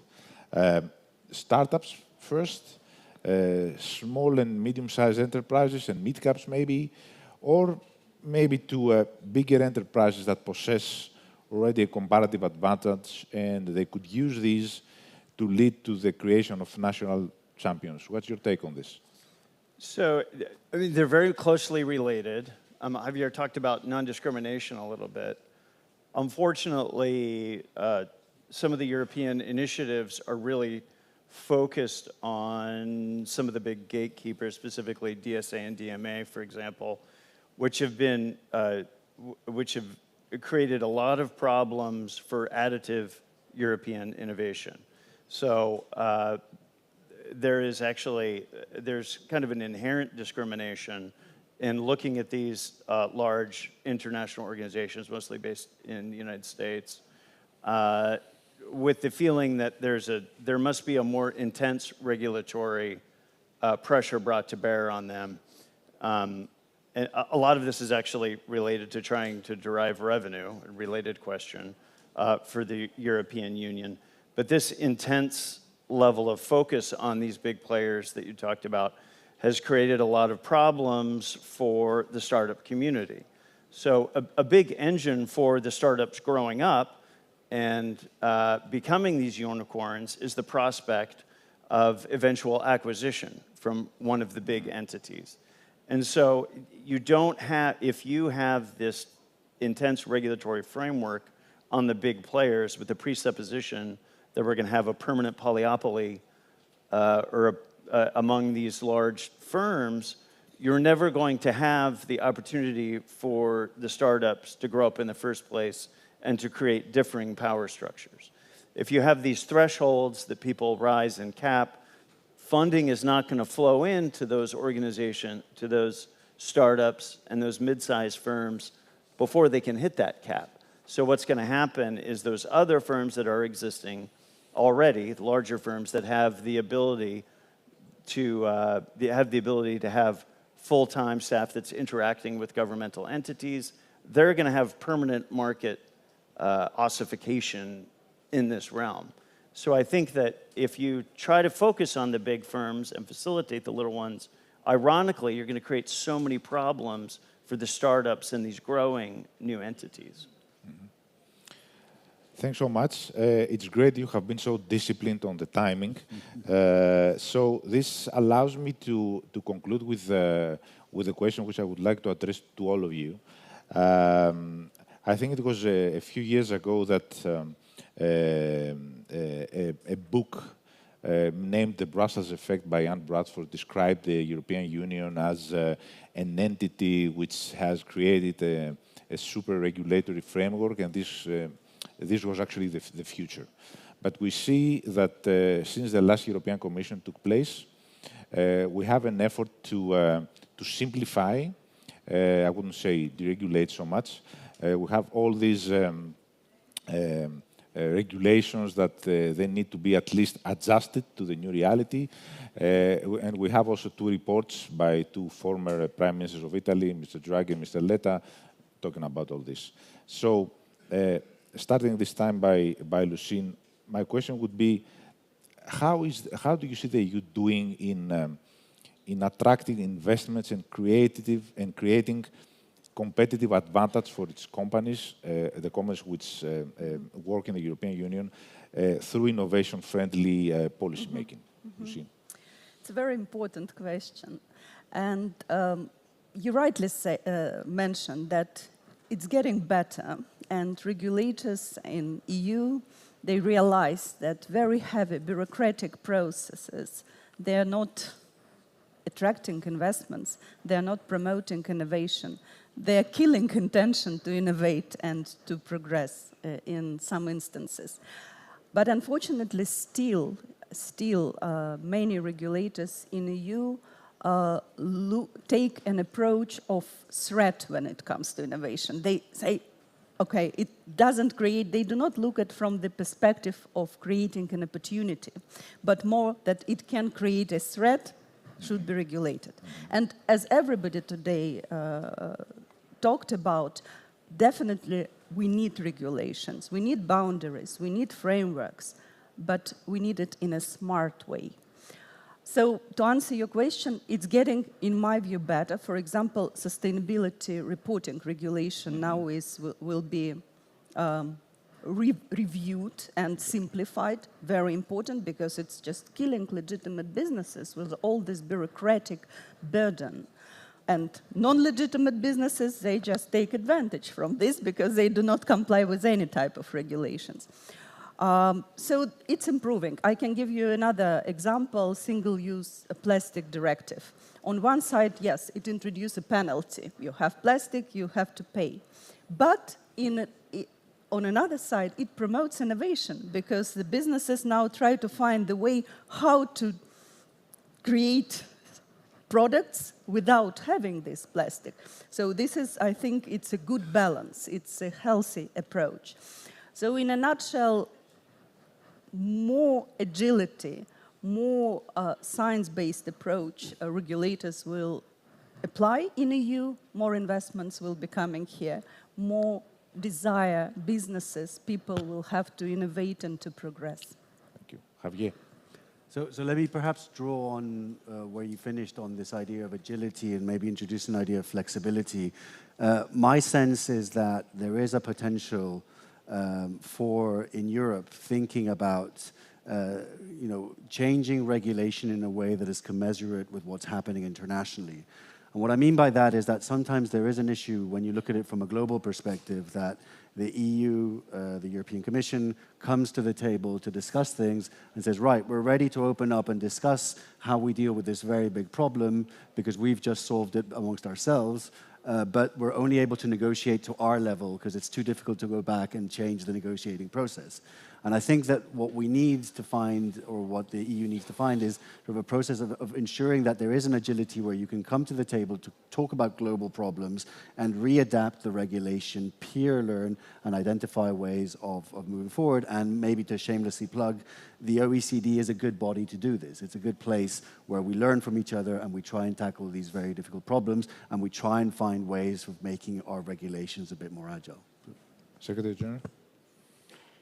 In research, simplicity and flexibility are very crucial parameters.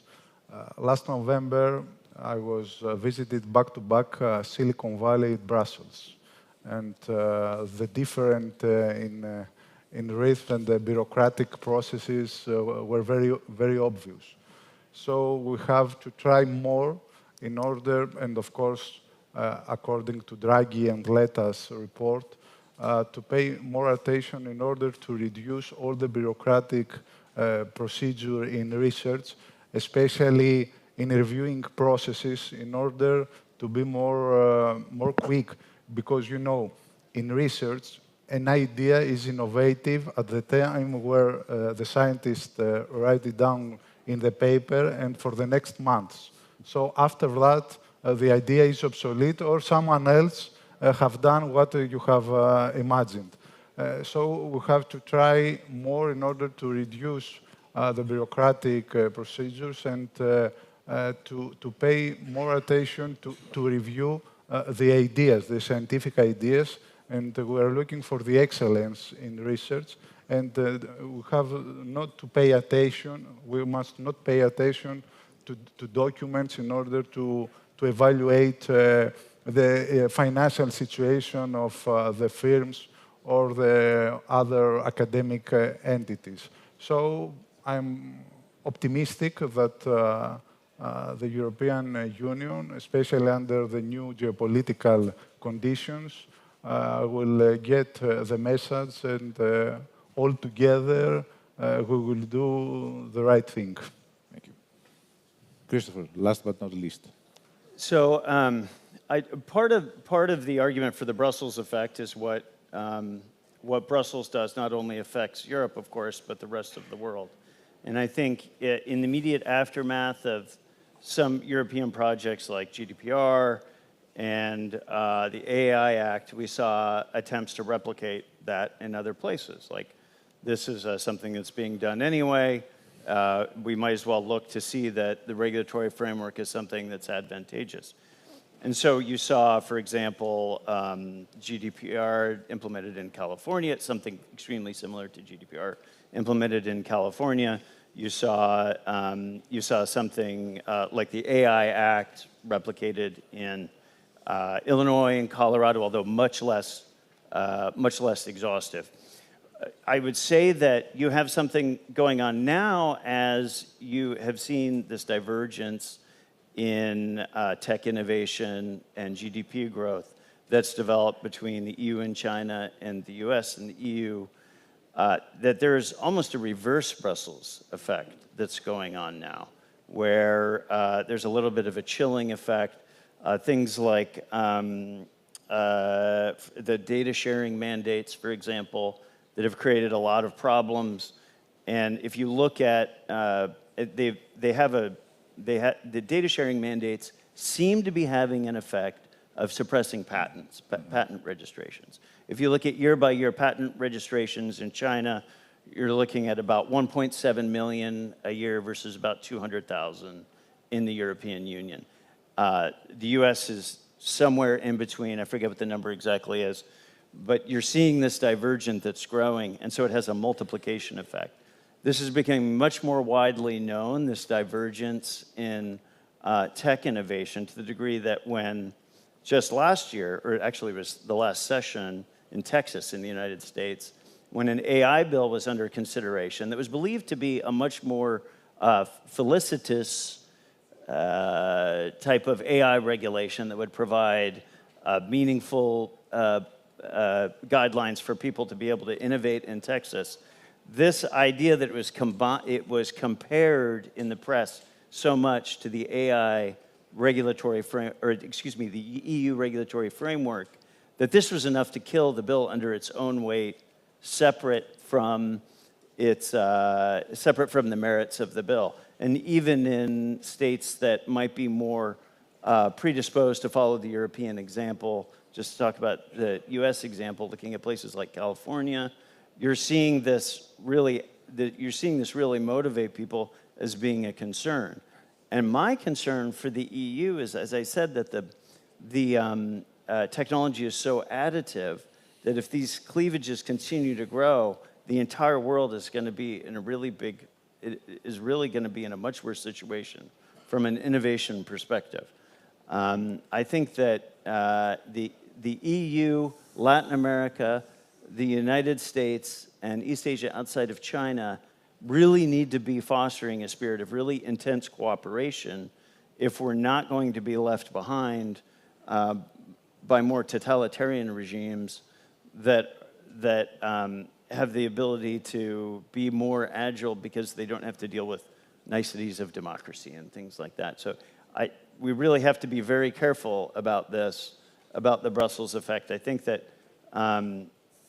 Brussels has a tremendous responsibility to lead, and it ought to lead to some degree by being a little bit more deferential on these questions.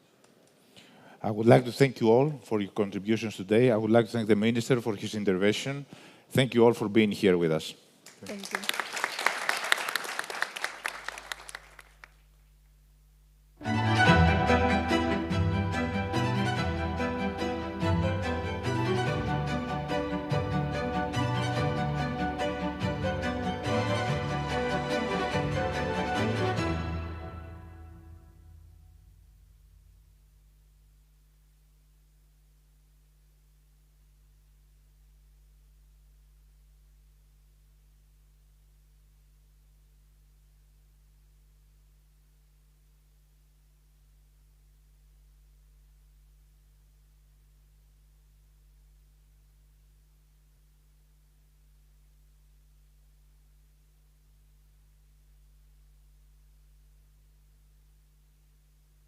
The next session starts momentarily.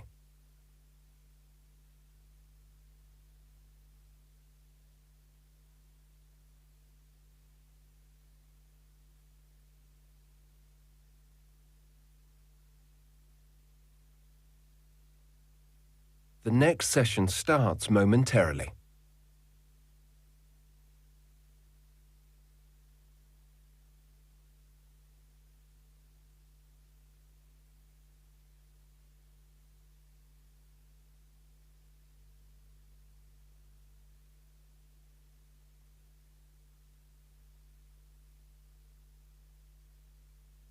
The next session starts momentarily.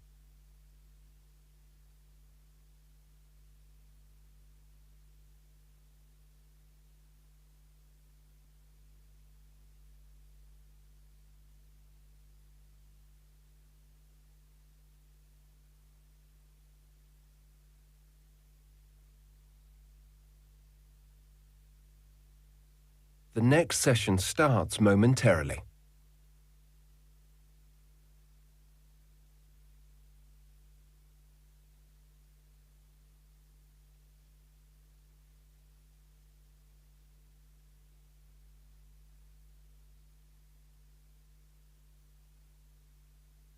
The next session starts momentarily.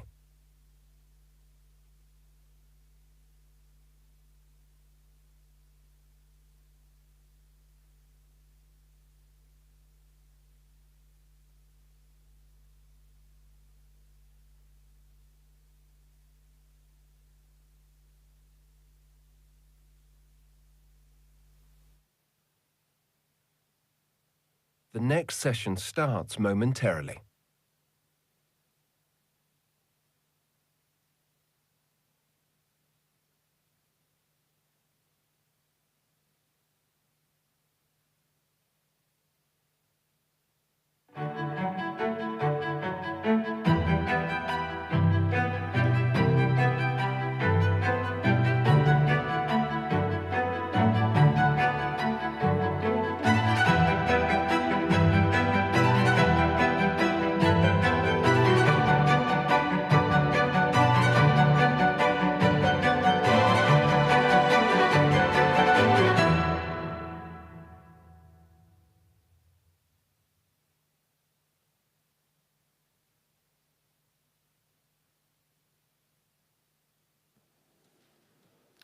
Good morning, good afternoon, everyone. I'm Russell Flannery. I'm an advisor at Forbes China, the Chinese language edition of Forbes.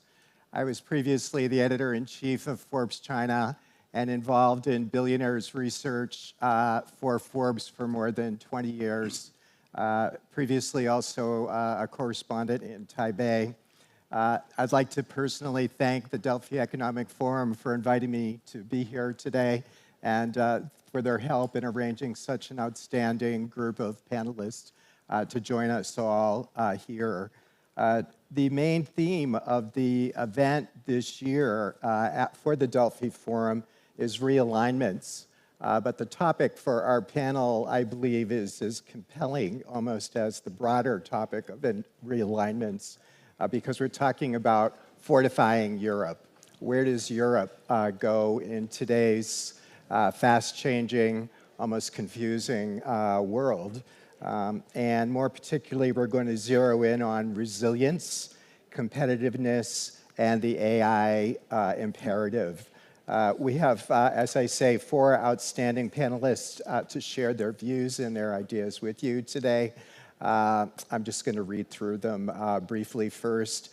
We have Maria Gabriel, who has been closely involved with EU AI policy as European Commissioner for Digital Economy and Society. We have Sebastian Mishoff, the Vice President and Country Manager for Google France. We have Kostas Zavaris, the Area Vice President for Southeast Europe at Philip Morris International, who has a very fascinating take on change at that company. And we have Roland Werner, the leader of Uber, more technically Senior Director and Head of Government Affairs and Policy in Southern and Central Europe, and also the German, Austria, Switzerland region. So thank you all for coming. We're going to start off right off with Maria, because also I have to note that she has to take off 5 minutes early for another panel. Just this week, Maria, there was a very important action plan for AI released by the EU. Could you tell us a little bit about the content of that plan, and then give us your take on why it's important and what it means for people here? Thank you. Thank you very much for having me. Well, 2 days ago, the European Commission released the AI Continent Action Plan. I think that, first of all, that was a very clear signal saying again that the European Union has the ambition, the strategy, the vision. Of course, the immediate question is now time to act, time to implement, and really time to pass to the real actions. Of course, with this action plan, the European Union is saying very, very clearly that we have strengths to build our own approach. Our strengths are very well known. We have a large single market. We have high-quality research and science. We have also a very thriving startup and scale-up ecosystem. And of course, we have a world-class computational power. So that's why, building on these strengths, it's important to see how the 5 main dimensions in this plan will be developed. Of course, the first one is to insist on computing infrastructure, because competitiveness without technological infrastructure, it's simply not possible. What we need in Europe is to scale, because we have already Euro HPC, that could be the single entry point for access to data and to computational power. And it's very much welcome that now Europe will build 13 AI factories and 5 gigafactories. Again, the most encouraging thing is that it's not always the case with the European Commission. We are accelerating the pace. By the end of 2025, all the 13 factories will be operational. The question is really to build a network, and I very much would like to see that we'll not discuss only about budget. We need this shift in the mindset. We need to discuss in strategic societal impact and not only on budgetary lines. But this is a clear message for our member states, maybe. The second thing, of course, when we talk about AI, we need data. and we need high-quality data. That's one of the weaknesses of the European Union, because we need to pool this data. That's why I very much welcome the idea to use the digital innovation hubs to help the AI factories to pool the data and to give access. And when we say access, I also would like to underline how important it is to go above the usual suspect community, if I may say that, because in Europe we have more than 6,800 AI startups. This is a vibrant, very dynamic community, but we need to go above this community. We need to go to public sector, to key strategic industrial sectors, also to scientists, and now there is a clear ambition to go in this. Of course, immediately talking about industrial sectors, we need AI algorithms and how they will be introduced, how they will be adapted and developed to those strategic sectors, from health to automobile. And again, here I would like to see something more concrete. The intention is here, the ambition is very good, but I think that the business is expecting a concrete roadmap, how that will be done. Finally, the last 2 points, AI talent, because without talents, we can't really achieve all these ambitious goals that we have. Europe needs to be much more ambitious to attract talents from all over the world. With what's happening, actually, we have a real chance. I want really to see something that is much more ambitious. Marie Skłodowska-Curie Actions, it's a great program, but without a budget, without a great ambition, I don't see how we can achieve this. That's why I very much welcome the idea for an AI fellowships to build international strategic partnerships and to see how we can attract much more, not only researchers, but also professionals. And finally, that's the very modern word now, to tackle the over-regulation. We have AI Act. There will be, for the first time, an AI service desk as a single entry point where businesses and consumers can ask, what's about the implementation? We already hear a lot of critics. We know that it's not easy, especially for SMEs and some sectors. So yes, I welcome the idea that there will be a team behind, because if we stay only with the announcement for a service desk, we know that that could be not so efficient. So if we can say in one sentence, now it's really time for bold decisions, for much more concrete actions, and what I would like also to see is clear responsibilities, who is doing what. Because we know what are our strengths, but we know also our weaknesses. Fragmentation of the single market, not enough investments. We need to reduce dependencies on key technologies. It's really time to go further. Good step, that will be my final word. It's a very good signal, very good step in the right direction, but this action plan should now start to work and to be implemented. Okay, thank you very much for the update on that important plan that just came out 2 days ago. Sebastian, Google, of course, is a household name around the world. Could you tell us just a little bit, by way of context, about Google's history, how it's been involved here in Europe, and then maybe just continue on how Google is a champion of software in the world and in AI with Gemini. What is Google's vision with respect to resilience, with respect to competitiveness and AI? Thank you very much. It's very humbling to talk about the history of Google in this place where we have thousands of years of history. The history of Google is a lot shorter. But I think the interesting point about kind of your dimension and kind of its relationship with Europe is like every project, you know, one thing doesn't change. It starts with a dream, it starts with a mission.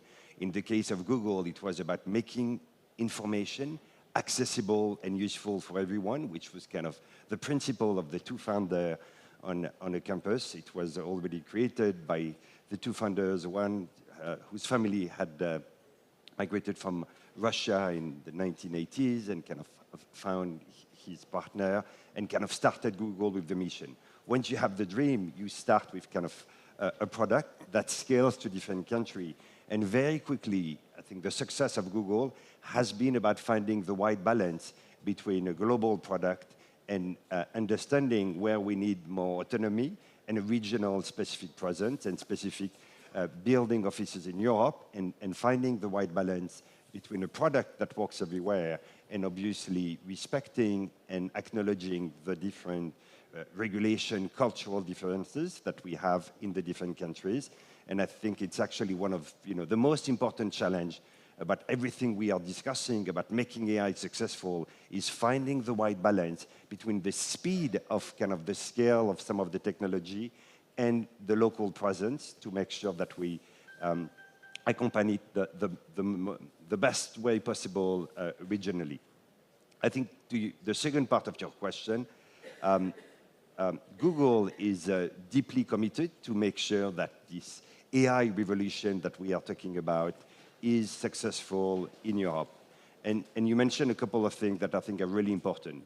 The first one, for us to succeed is really about resilience. And I think you talked about the data infrastructure, but we always kind of have the perception it's a lot about software, but it really starts at the beginning with having the right infrastructure. That's the first step of the resilience. And when it comes to Google, we have been heavily investing in some of them. It's true for some of the cable between Europe and the United States, where we have been co-investing. It's true here in Greece with MedBlue, which is a cable moving from Italy to Greece and kind of playing a key role to making sure the information is there. So the infrastructure is absolutely critical and is playing a big part. The second part from an infrastructure is making sure that we work with the telco operators to make sure that physically in the different regions where we operate, we provide this fast access to information. Once you have the resilience right, the second part we talked about is competitiveness. Competitiveness is about absolutely continuing to invest in research and development, which is happening a lot in Europe. We have, to your point, incredible talent, incredible university, where a lot of this talent is happening. The opportunity about getting them to work together is probably the next step in terms of accelerating the competitiveness there.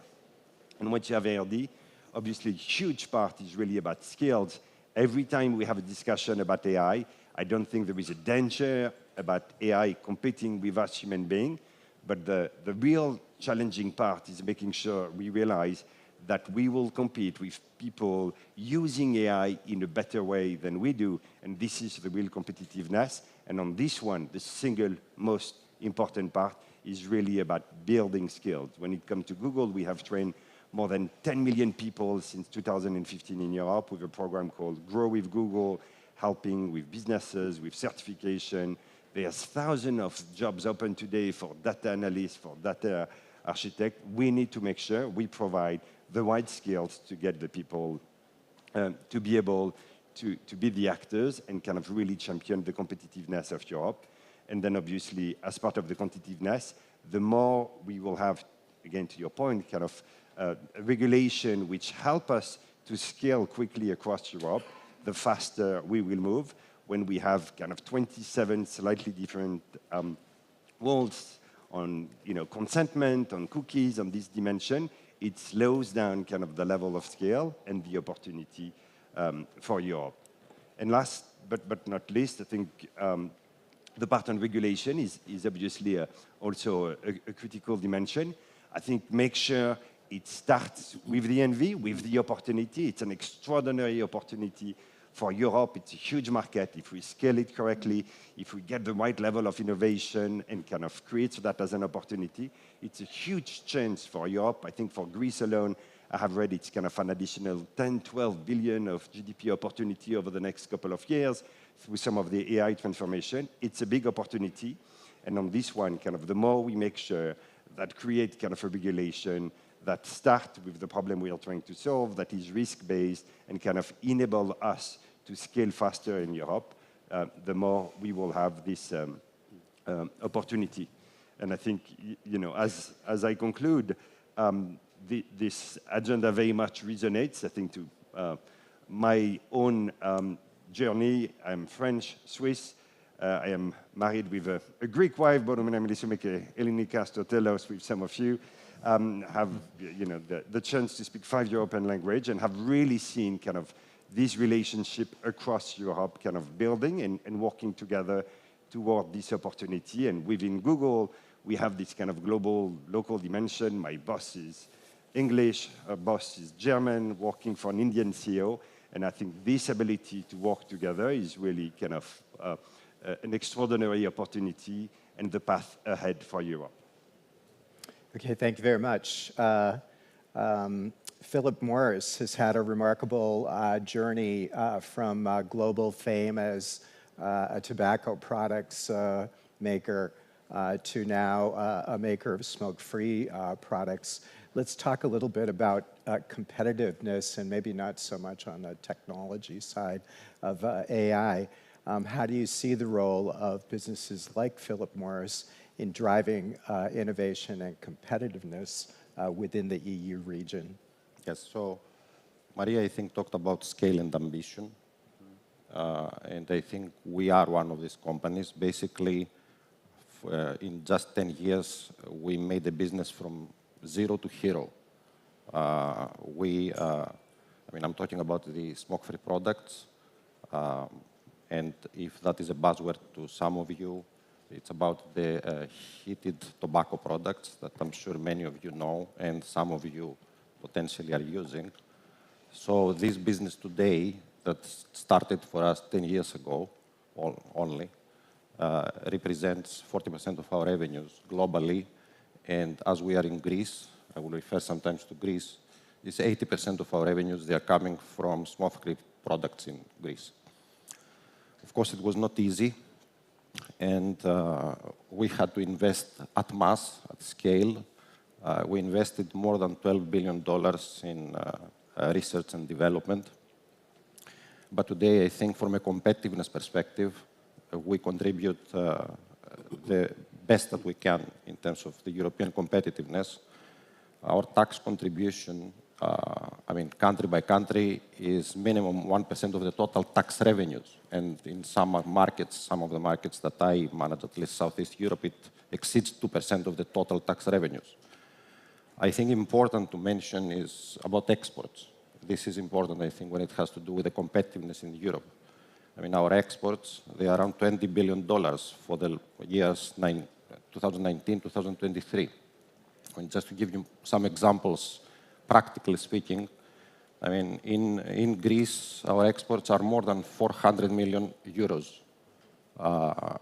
And in Romania, which is the country where I'm based right now, we export at the value of 50% of wheat, which is the most famous, in terms of value, agricultural product of Romania. If you take Italy, we export more heated tobacco units than olive oil for the country. So, of course, we have invested a lot. We created this business from nothing, and we will continue to invest under the right conditions. I think it's important to mention what are the right conditions. And here, I don't think we should, invent the penicillin, frankly. I'm sure many of you that running businesses understand that, what the business needs in order to prosper is stability, predictability, and encouraging, investments and innovation.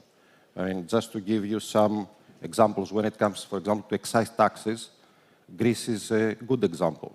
Greece has stability when it comes to excise taxes in our industry. Other markets that I know very well because I manage these markets, Romania and Bulgaria, they have long-term tax calendars, recently actually voted in Bulgaria. And these tax calendars, they don't have sharp tax increases. So it's almost like the inflation, or a bit more, a bit less, but it's fundamental for the business, for a business like us, because we are able to invest, it's predictable, we know where it goes. So it's important. Greece, in terms of the regulatory environment, took it a step further. The role of smoke-free products actually are recognized as a pillar in the policy of the country against basically smoking. Together, obviously, with the other pillars, which is cessation and prevention. I mean, on the other hand, so these are good examples. On the other hand, obviously, there are always markets, there are always countries that they take sharp tax increases, or they sometimes attempt, or they ban smoke-free categories. Obviously, what happens in this case is always predictable. You have booming of illicit trade. You have declining government revenues. You have obviously no investment, and I think the most important is taking out the possibility from smokers, from adult smokers, to have a choice of a better alternative. So if what are the right conditions basically is urging the European regulators to follow the good examples, just like the ones that I mentioned. I mentioned Greece, I mentioned Bulgaria in terms of predictability and stability. I mentioned Romania. I mean, these are conditions, I think, for us to continue investing and contributing to the competitiveness of Europe. Okay, thank you very much. Follow good examples, good idea. Sounds like good advice. We're also thrilled today to have another household name in tech around the world with us, Uber. I'd like to ask you the same question that I asked Sebastian. Can you set the table a little bit? Can you give us some context about the history of Uber?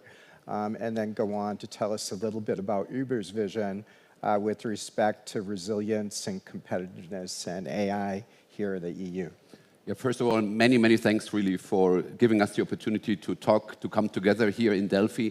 For me personally, I'm very delighted to be here again. I was here once, the first time, when I was a very young boy. And I learned back then already it's the place where you have to ask the question and then you get some answers and then we do better afterwards. So I'm really happy to be here. And I was also a bit proud yesterday when I saw that we also offered the first time on continental Greece a real Uber service here in Delphi town. And I encourage you all to use it. Our colleagues from our Uber team in Athens arranged this. And it was not easy because when we talk about AI, and I really appreciate that you said also that we have nearly 7,000 startups in the European Union focused on AI. What we want to do it to bring it to thousands, tens of thousands, hundreds of thousands to small and medium enterprises to leverage the opportunities of AI. So what we do is we use AI to increase the safety of our riders and of our drivers. We use AI to increase the sustainability of the mobility that we have, that we enable. And you asked also about our past, and yes, we had a very, let's say, dynamic start when we came to Europe. We as a European company needed also to learn a bit more how to do business in Europe, how to partner with the societies, with the European Union, with the nation states, with the cities, with the society. And I think we came a very long way. For example, now today in Athens, we have many thousands of traditional taxi drivers even partnering now with us.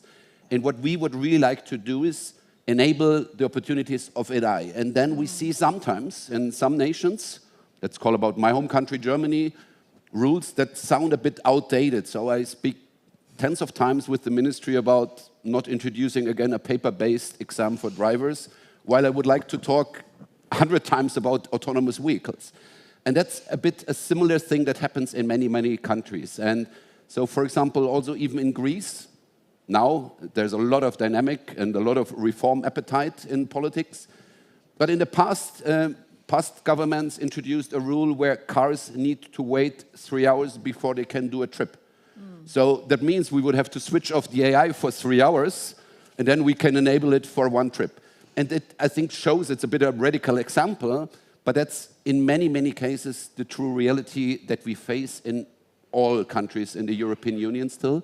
And so while we had to learn our way in how to bring tech, bring innovation in line with the needs, the acceptance of also of our societies, we also can just encourage everyone to really pick the opportunity, open the regulations for these kind of new things that we can do.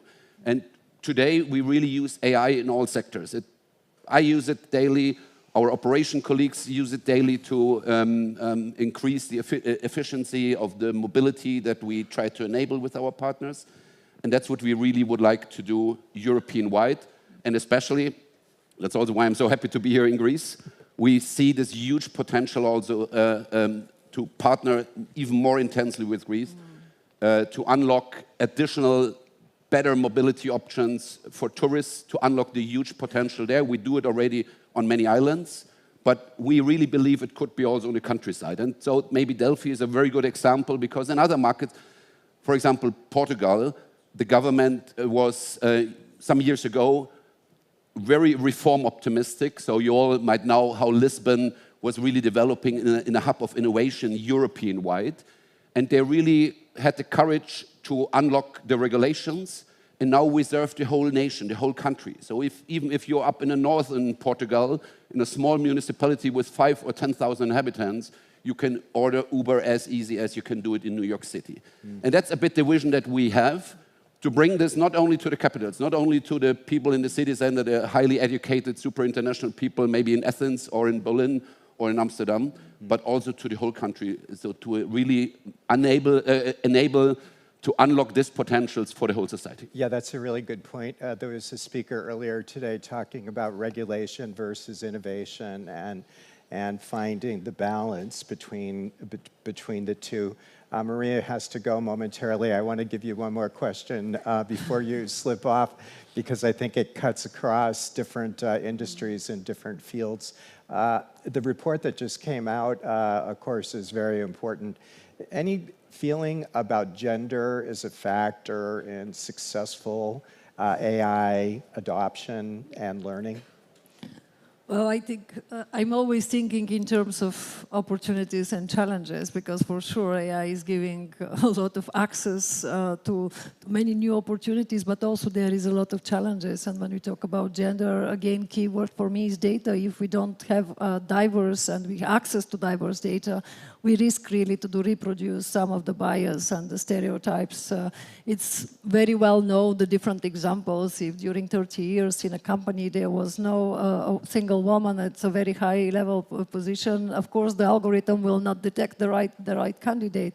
But at the same time, I think that is giving a lot of opportunities, because I see now a new generation. The young girls are absolutely passionate about this. By the way, when we look at this generational difference, young girls, 9, 10 years old, 90% are interested in AI and new technologies, but after the university, there is only 6 of 100 women that are making career in this field. So something happened in between, and that's why we need the support of the government, but also of the business, because without the business, I don't believe that we are able to do it only with announcement, communications on regulation even.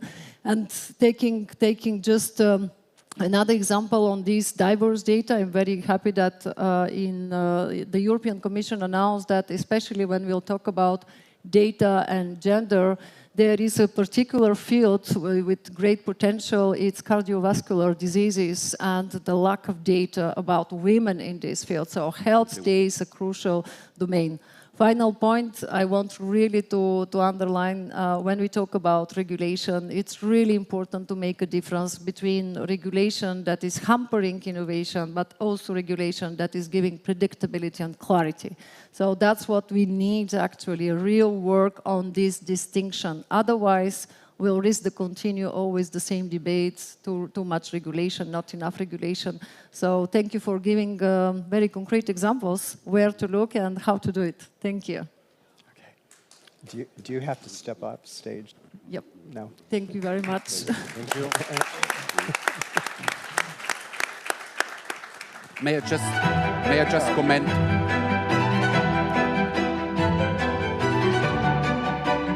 May I just comment one line?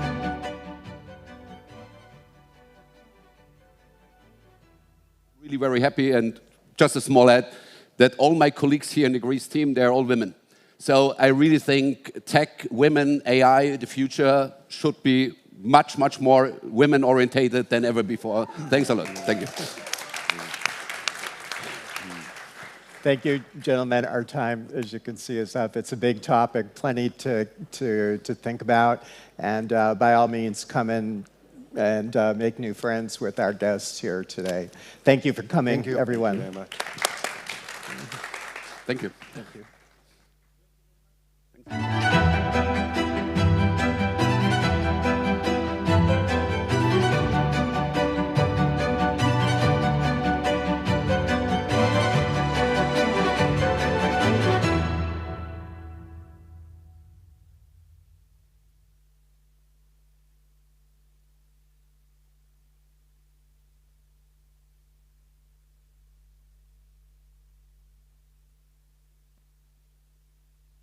The next session starts momentarily.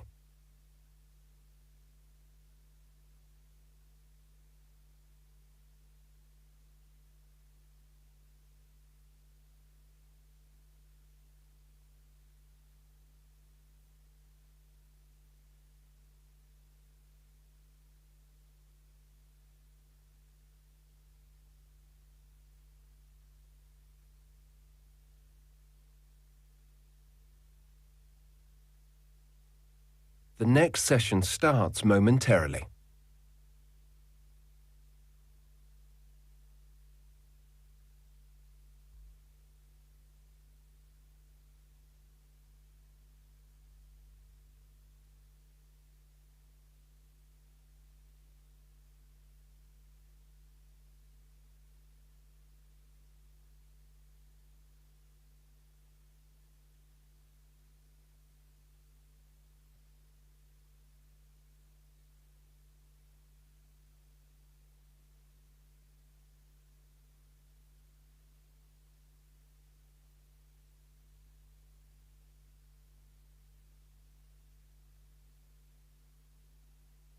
The next session starts momentarily.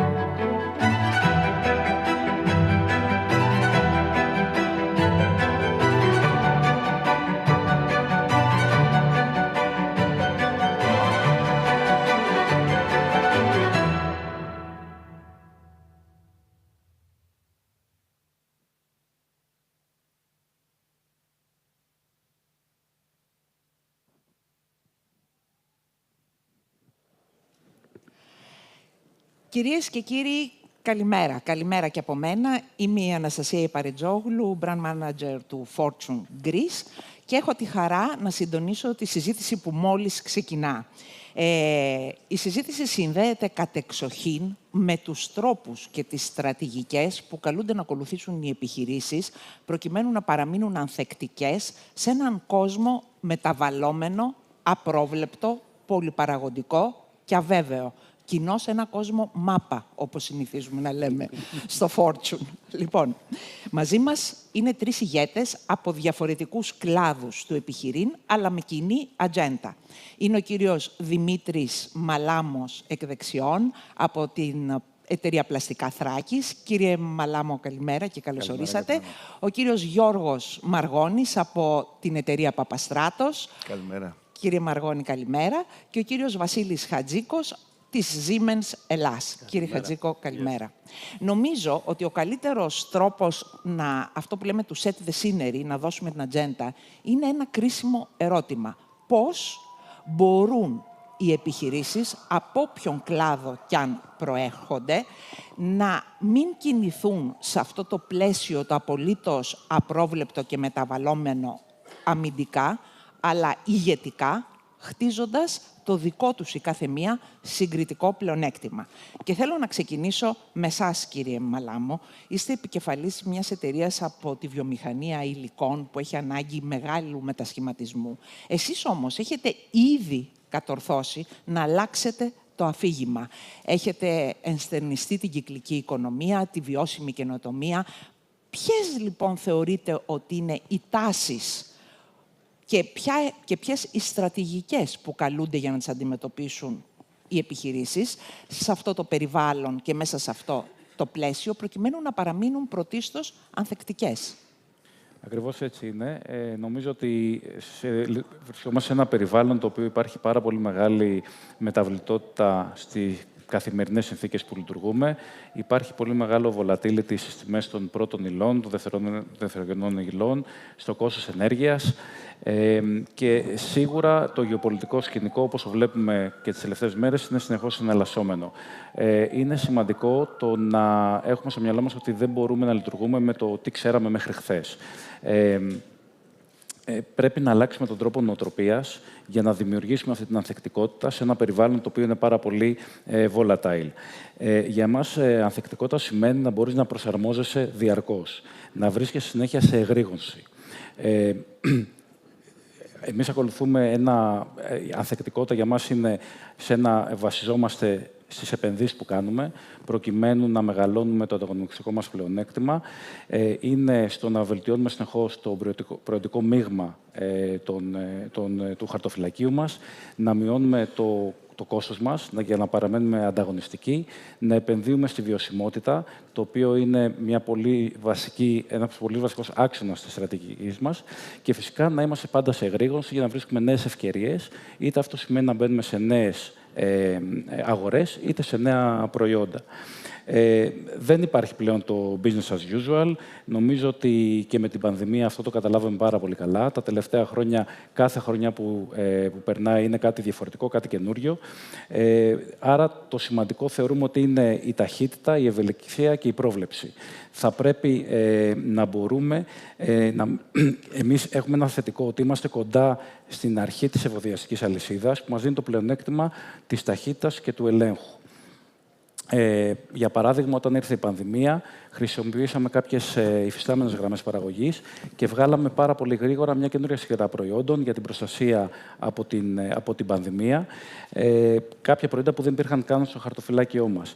Αυτό δεν ήταν μόνο ότι υπήρχε η τεχνολογία για να το κάνουμε αυτό, ήταν η νοοτροπία στον Όμιλο, ώστε πολύ γρήγορα να αντιμετωπίσουμε αυτή την καινούργια πρόκληση, να καλύψουμε μια κοινωνική ανάγκη που είχε προκύψει και φυσικά εκμεταλλευτήκαμε την περίοδο εκείνη για να επιταχύνουμε το επενδυτικό μας πλάνο, να δυναμώσουμε τον συλλογισμό μας, αλλά παράλληλα να επαναξιολογήσουμε το επιχειρηματικό του μοντέλο για να γίνουμε πιο ανθεκτικοί σε κρίσεις παρόμοιες. Έχετε δίκιο ότι το σημείο εκκίνησης αυτών των κατακλυσμιαίων αλλαγών που ζούμε τα τελευταία χρόνια ήταν όντως η πανδημία. Και ήταν τότε που είπαμε όλοι ότι το business as usual αποτελεί παρελθόν και αυτό που έχει ανάγκη η χώρα είναι business unusual στρατηγικές.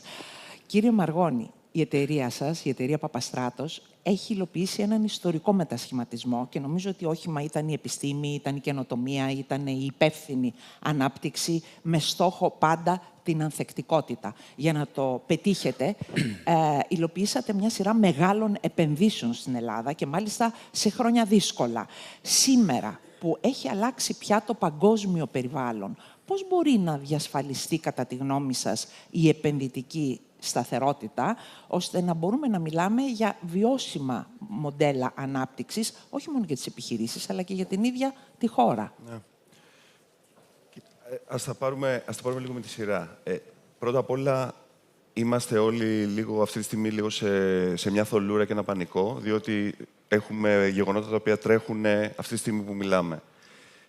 Απλά, εγώ είμαι λίγο πιο αισιόδοξος με την έννοια ότι λειτουργούμε σε μια χώρα η οποία, όπως είπατε κυρία Παρετζόγλου, από τον COVID και μετά υπάρχουν παγκόσμιες προκλήσεις, αλλά να μην ξεχνάμε ότι έχει περάσει και άλλη μια δεκαετία κρίσης και εδώ πέρα υπάρχουν επιχειρήσεις οι οποίες επιβίωσαν και συνεχίζουν και επενδύουν. Άρα, ναι, μεν από τη μία πλευρά παγκόσμια αναστάτωση, από την άλλη πλευρά εδώ είναι κάποιες επιχειρήσεις οι οποίες άντεξαν με μια δεκαετή κρίση, ήρθε ο COVID, ήρθαν και άλλα πράγματα. Άρα αυτό με κάνει λίγο αισιόδοξο όσον αφορά την ανθεκτικότητα, διότι οι εταιρείες που υπάρχουν αυτή τη στιγμή στην Ελλάδα έχουν αποδείξει ότι είναι ανθεκτικές. Αν μη τι άλλο, είναι ένα ιστορικό γεγονός το οποίο πρέπει να το κρατήσουμε.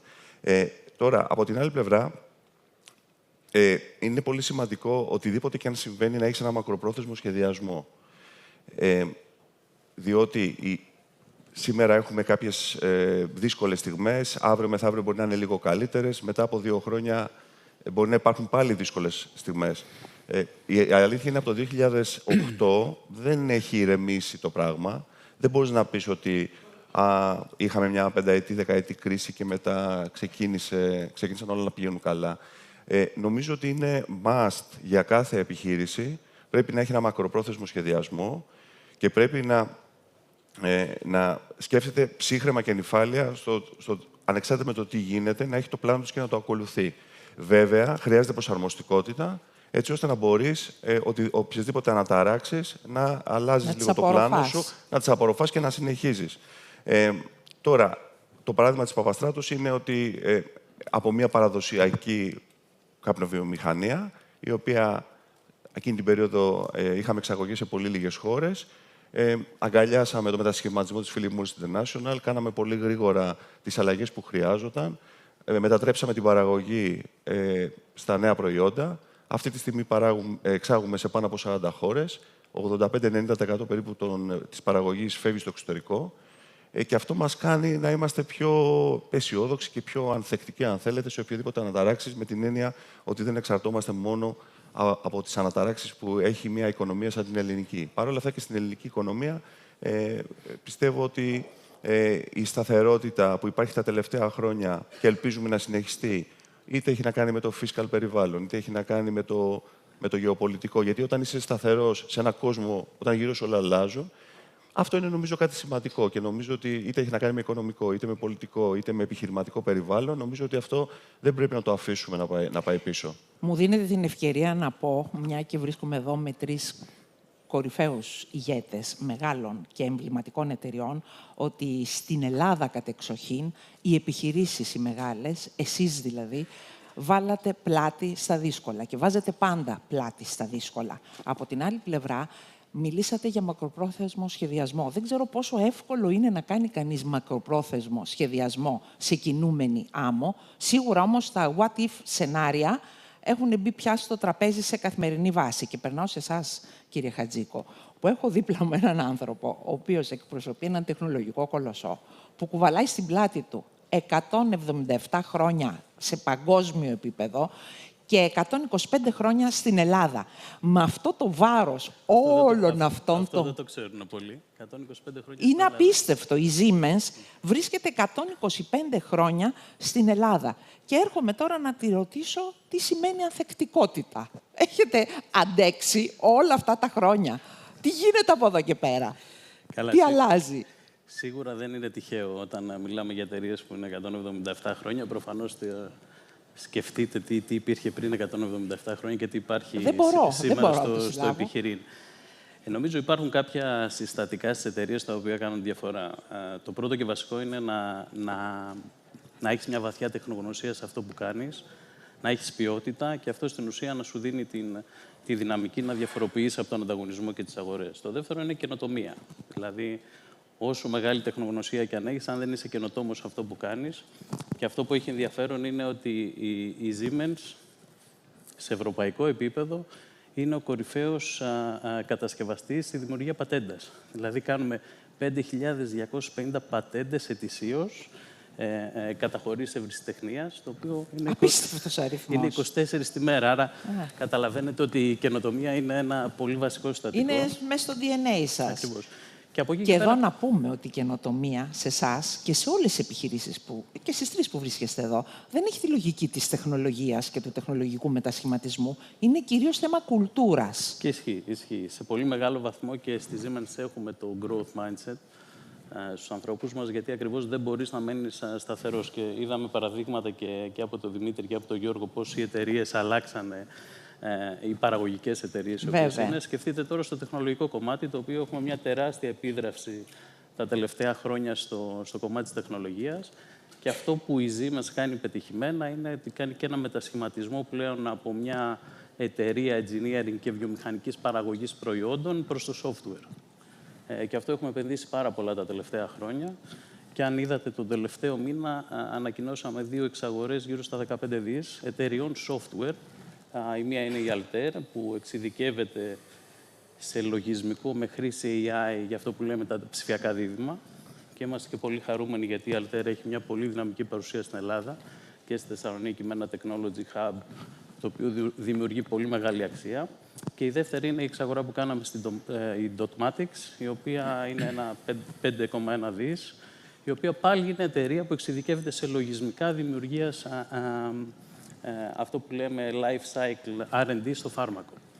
Άρα καταλαβαίνετε μέσα σε αυτή την πορεία της εταιρείας πόσο εκμεταλλεύεται και βλέπει τις νέες ανάγκες της αγοράς και επενδύει σε κλάδους οι οποίοι και ανοίγουν νέες αγορές, αλλά και μας δίνουν μια τεράστια δυναμική να φέρουμε κάτι διαφορετικό στην αγορά. Κύριε Μαλάμο, εσείς κάνετε επίσης επενδύσεις διαρκώς αυτή την περίοδο. Μια περίοδο δύσκολη, γιατί έχουμε πάρα πολλές αναταραχές που συνδέονται, αν θέλετε, και με την βιομηχανία των υλικών. Θα ήθελα λοιπόν να μας πείτε, να μοιραστείτε μαζί μας πώς μπορεί μια εταιρεία σήμερα, ελληνική, να χτίσει ανταγωνιστικό πλεονέκτημα σε μια στιγμή που η Ελλάδα καλείται να γίνει περισσότερο από ποτέ ανταγωνιστική, σε μια Ευρώπη που επίσης αντιμετωπίζει αντίστοιχα προβλήματα ανταγωνιστικότητας σε αυτό τον κατακαιρματισμένο κόσμο. Ποιος είναι ο οδηγός επιβίωσης, αν μπορούμε να τον πούμε έτσι, για τις επιχειρήσεις? Κοιτάξτε, σίγουρα το κομμάτι των επενδύσεων είναι πάρα πολύ σημαντικό, γιατί μας βοηθάει να υλοποιούμε τους στρατηγικούς μας στόχους. Είναι όμως απαραίτητο αυτό να γίνεται με ένα βιώσιμο τρόπο. Και νομίζω ότι η βιωσιμότητα είναι πάρα πολύ σημαντικό και για μας είναι ένας από τους βασικούς άξονες της στρατηγικής μας.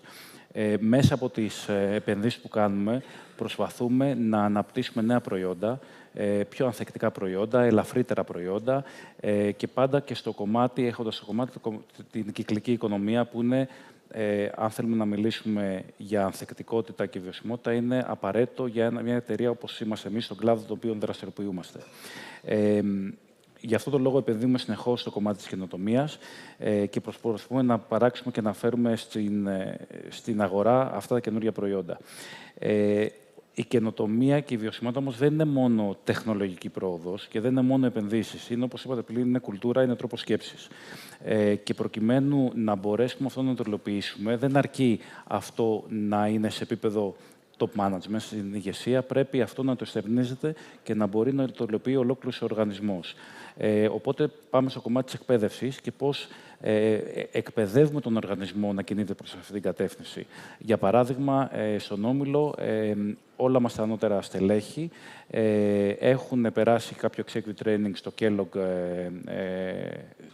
του Northwestern Πανεπιστημίου στο Σικάγο, πάνω στο κομμάτι της καινοτομίας.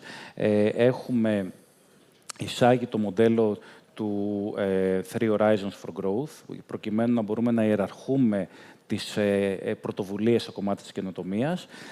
Και εδώ και 10 χρόνια έχουμε τη θέση του Group Innovation Officer, ο οποίος έχει εξελιχθεί σε Group Innovation και σε Sustainability Officer, γιατί αυτά οι δύο πλέον πάνε μαζί. Και είναι αλήθεια ότι ενώ το όνομά σας είναι Πλαστικά Θράκης, είναι εντυπωσιακή η μείωση του περιβαλλοντικού αποτυπώματος που έχετε πετύχει μέσα από όλη αυτό τον επαναπροσδιορισμό υλικών, καινοτομίας κλπ. Ακριβώς. Είναι απαραίτητο για την επόμενη μέρα και για να βεβαιωθούμε ότι η εταιρεία θα μπορέσει να υπάρξει. Κλείνουμε σε λίγο καιρό τα 50 χρόνια για να υπάρξει άλλα 50 χρόνια και αν τα καταφέρουμε να φτάσουμε όπως συζήτησαμε και τα 125 χρόνια. Νομίζω ότι αυτές οι ενέργειες πάνε μαζί με ό,τι έχει να κάνει με επενδύσεις και όπως ανέφερα και στην αρχή, στο κομμάτι της ευελιξίας και της προσαρμοστικότητας στους εξωτερικούς παράγοντες. Η μεγαλύτερη βέβαια πρόκληση που σε όλα τα φόρα συζητείται και αφορά στην Ελλάδα είναι ότι δεν παράγουμε. Και εδώ ένα μεγάλο θέμα είναι ποιος πρέπει να είναι σήμερα ο ρόλος της βιομηχανίας, κύριε Μαργώνη, στην Ελλάδα, με στόχο την οικονομική ανάπτυξη, όχι μόνο μιας επιχείρησης, αλλά της ίδιας της χώρας. Και θα ήθελα τη γνώμη σας, με ποιο τρόπο μπορούν οι τεχνολογίες εχμής να οδηγήσουν τις εταιρείες και τους οργανισμούς, και κυρίως τη βιομηχανία, σε βιώσιμα μοντέλα. Ναι, η αλήθεια είναι ότι κατά τη διάρκεια της οικονομικής κρίσης φτάσαμε στον ναδύρ. Η αλήθεια όμως πάλι είναι ότι σήμερα η βιομηχανία έχει επανέλθει, έχει βελτιωθεί, η συνεισφορά της στο ΑΕΠ είναι γύρω στο 13% και αν το δούμε με ακαθάριστη προστιθέμενη αξία στο 16%. Άρα κάναμε ένα βήμα στην επιστροφή, αν το θέλετε, σε καλύτερη συνεισφορά στην οικονομία. Η βιομηχανία δεν πρέπει να είναι, κατά τη γνώμη μου, ο μοναδικός τομέας που πρέπει να αναπτύσσεται μια οικονομία, γιατί όπως είπατε, κύριε Παρατζόγλου, λένε όλοι δεν παράγουμε και η βιομηχανία. Η βιομηχανία για μένα είναι πολύ σημαντικό κομμάτι. Υπάρχουν χώρες επίσης τουριστικές, όπως η Πορτογαλία και η Μάλτα, οι οποίες έχουν και υψηλότερο ποσοστό συμμετοχής. Δεν σημαίνει δηλαδή ότι όταν έχεις καλό τουρισμό δεν χρειάζεται να έχεις βιομηχανία ή δεν χρειάζεται να έχεις τεχνολογία ή δεν χρειάζεται να έχεις άλλες επενδύσεις. Πιστεύω ότι στη σημερινή εποχή που όλα αλλάζουν, πρέπει να μπορείς να βάζεις τις δυνάμεις σου σε διαφορετικά πεδία για να μπορείς να μειώνεις το ρίσκο στις κρίσεις που έρχονται. Η βιομηχανία βέβαια είναι πολύ σημαντική για τη μείωση των θέσεων εργασίας, είναι πάρα πολύ σημαντική για την αυτάρκεια της χώρας, ειδικότερα σε περίοδο κρίσεως, είναι πολύ σημαντική στη γεωπολιτική δύναμη της χώρας που έχει δυνατά brands και βιομηχανία για να έχει άλλη θέση στο τραπέζι. Και το σημαντικότερο είναι ότι βλέπετε ότι ακόμα και μεγάλες χώρες το ζητούμενο είναι να προσπαθούν να φτιάξουν το εμπορικό τους ισοζύγιο. Δηλαδή, μέρος αυτού του χαμού που γίνεται αυτή την περίοδο είναι και γι' αυτό. Είναι σημαντικό, η βιομηχανία είναι ο βασικός πολλαπλασιαστής της οικονομίας, να μπορέσει ουσιαστικά μέσω των εξαγωγών, πυλώνας. Και μετά έγινε και τα κοινωνικά. Άρα το είναι οικονομικό. Το άλλο είναι το κοινωνικό θέμα. Η βιομηχανία συνήθως έχει καλά αμοιβόμενες θέσεις εργασίας. Έχει να κάνει με εκπαίδευση, που είπε και ο Δημήτρης πριν, του προσωπικού. Αγκαλιάζει την τεχνολογία η οποία πρακτικά μέσω των μηχανών μπορεί ουσιαστικά να σου δώσει πλεονέκτημα, παραγωγικότητα. Η τεχνολογία είναι πάρα πολύ σημαντική. Εμείς στην Παπαστάτους, για παράδειγμα, δεν είναι μόνο ότι τελευταία αυξάνουμε τις γραμμές παραγωγής που ανακοινώσαμε πρόσφατα. Είναι ότι προσπαθούμε να φτιάξουμε το εργοστάσιο του μέλλοντος για το δικό μας industry με τη λογική ότι χρησιμοποιούμε big data, ψηφιακές τεχνολογίες. Και δεν είναι το θέμα να αντικαταστήσει το προσωπικό. Και αυτό το κάνουμε ξεκάθαρο στον κόσμο, αλλά κυρίως και με την εκπαίδευση. Είναι μια παρεξήγηση αυτή. Πολύ γιατί μεγάλη. Πολλοί κόσμος θεωρεί, πολύ λάθος, ότι η τεχνολογία και γενικά όλος αυτός, οι τεχνολογίες εχμής, να το πω έτσι, παίρνουν θέσεις εργασίας. Αντίθετα. Ναι, σε άλλους κλάδους μπορεί να συμβαίνει πιο έντονα. Στη βιομηχανία είναι σημαντικό γιατί μπορεί ουσιαστικά να πάρει το προσωπικό και να κάνει πράγματα μεγαλύτερης προσθέμενης αξίας στην παραγωγικότητα. Δεν είναι το θέμα ότι απαραίτητα θα αντικαταστήσεις με ένα feature AI τους ανθρώπους. Οι άνθρωποι κερδίζουν χρόνο. Ακριβώς. Άρα για μας είναι πάρα πολύ σημαντικό να αγκαλιάζουμε τις τεχνολογίες, να είμαστε σε επικοινωνία με το προσωπικό, αλλά και κυρίως εκπαίδευση και κατανόηση τι είναι αυτό που αλλάζει. Αυτό μπορεί να σου δώσει πολύ μεγάλο boost σε οποιαδήποτε εταιρεία για το μέλλον. Αλλά όλα πρέπει να γίνονται βάσει πλάνου, γιατί ξέρετε, δεν μπορεί να αλλάζει τα πλάνο κάθε φορά που κάτι συμβαίνει. Πρέπει να έχεις ένα πλάνο και να προσαρμόζεσαι. Αλλά η ανθεκτικότητα και η προσαρμοστικότητα είναι το βασικό. Αναγκαστικά. Αλλά και η βιώσιμη καινοτομία τελικά είναι το κλειδί. Και θα περάσω σε εσάς, κύριε Χατζίκο. Η Siemens, όπως είπαμε και νωρίτερα, έχει πάρα πολλά χρόνια τεχνογνωσίας, εμπειρίας και διαρκώς εξελίσσεται. Εν τούτης, πιστεύετε ότι η βιώσιμη καινοτομία είναι εν τέλει μονόδρομος? Και θέλω να μας εξηγήσετε εσείς, από τη δική σας σκοπιά, πώς το βλέπετε. Τον άνθρωπο, ο οποίος πιστεύω πάρα πολύ στην τεχνολογία και νομίζω και το παράδειγμα που ανέφερε ο Γιώργος είναι τρομερά Το θέμα σημαντικό. είναι να μας πείτε, συγγνώμη που διακόπτω εδώ για να σας δώσω όλη την εικόνα, πώς συνδυάζει η Siemens τελικά την τεχνολογική εξέλιξη μαζί με την κυκλική οικονομία που μπαίνει διαρκώς στο τραπέζι και με την ανίσχυση της ανταγωνιστικότητας. Ναι. Πήγα να πω για το παράδειγμα που ανέφερε ο Γιώργος και είναι πολύ σημαντικό, γιατί όταν καταφέρνεις να φέρνεις αυτή τη τεχνολογία όπως είναι το AI στο επίπεδο των μηχανών, όχι μόνο βελτιώνεις και την παρουσία του ανθρώπινου παράγοντα μέσα, αλλά βελτιώνεις και τη βιωσιμότητά σου σε όλα τα επίπεδα. Είτε έχει να κάνει με παραγωγή, είτε έχει να κάνει με αποδοτικότητα, είτε έχει να κάνει με διαδικασίες. Άρα, η χρήση της τεχνολογίας όλο και πιο έντονα στην καθημερινότητά μας είναι μονόδρομος. Δεν νομίζω ότι υπάρχει κάποιος... Και είμαστε στη γραμμή εκκίνησης αυτή τη στιγμή. Δηλαδή, δεν έχουμε δει τίποτα ακόμη, εννοείται. Και αυτό που αναμένεται να έρθει τα επόμενα χρόνια θα είναι πραγματικά και με τη χρήση του AI. Μάλιστα, χθες έβλεπα μια συνέντευξη του Global CEO μας που έλεγε ότι μελλοντικά θα έχω τους ανθρώπους μου και θα έχω και έναν AI agent μαζί μου που θα αρχίσω να χρησιμοποιώ και να κάνω. Άρα, σκεφτείτε πόσο πολύ θα επιδράσει και θα αλλάξει το AI. Στη βιωσιμότητα των εταιριών είναι νομίζω, ακρογωνιαίος λίθος το πώς θα προχωρήσουν οι εταιρείες και πόσο σύντομα θα μπορέσουν να χρησιμοποιήσουν αυτές τις τεχνολογίες σε όλα τα επίπεδα. Είτε έχει να κάνει με παραγωγή, είτε έχει να κάνει με λειτουργία, είτε έχει να κάνει με πωλήσεις, είτε έχει να κάνει με βασικά support function μιας εταιρείας, όπως είναι το legal, το HR κτλ. Άρα, σε αυτό το κομμάτι εμείς επενδύουμε πάρα πολύ. Έχουμε κάνει κάποιες στρατηγικές συνεργασίες και με τη Microsoft, έτσι ώστε έχουμε φέρει το Industrial Copilot πλέον στη γλώσσα των μηχανών. Άρα, θα δούμε όλο και πιο έντονα το interaction μεταξύ ανθρώπου και AI στο πώς χειρίζουμε ένα ρομπότ, στο πώς παίρνω συμβουλές από το AI για την λειτουργία κτλ. Στην Παπαστράτο σήμερα υπάρχουν τέτοια παραδείγματα και με machine vision που μέσω AI βλέπουν την ποιότητα του προϊόντος, βλέπουν το scrap κτλ. Και όλο αυτό βοηθάει πάρα πολύ στο λεγόμενο... Κύριε Χατζίκο, λόγω του expertise που έχετε στον χώρο της τεχνολογίας, πιστεύετε ότι τούτη την ώρα η Ελλάδα και πιο συγκεκριμένα οι ελληνικές επιχειρήσεις και η βιομηχανία και οι επιχειρήσεις βρίσκονται σε καλό σημείο απορροφητικότητας όλων αυτών των τεχνολογιών εχμής?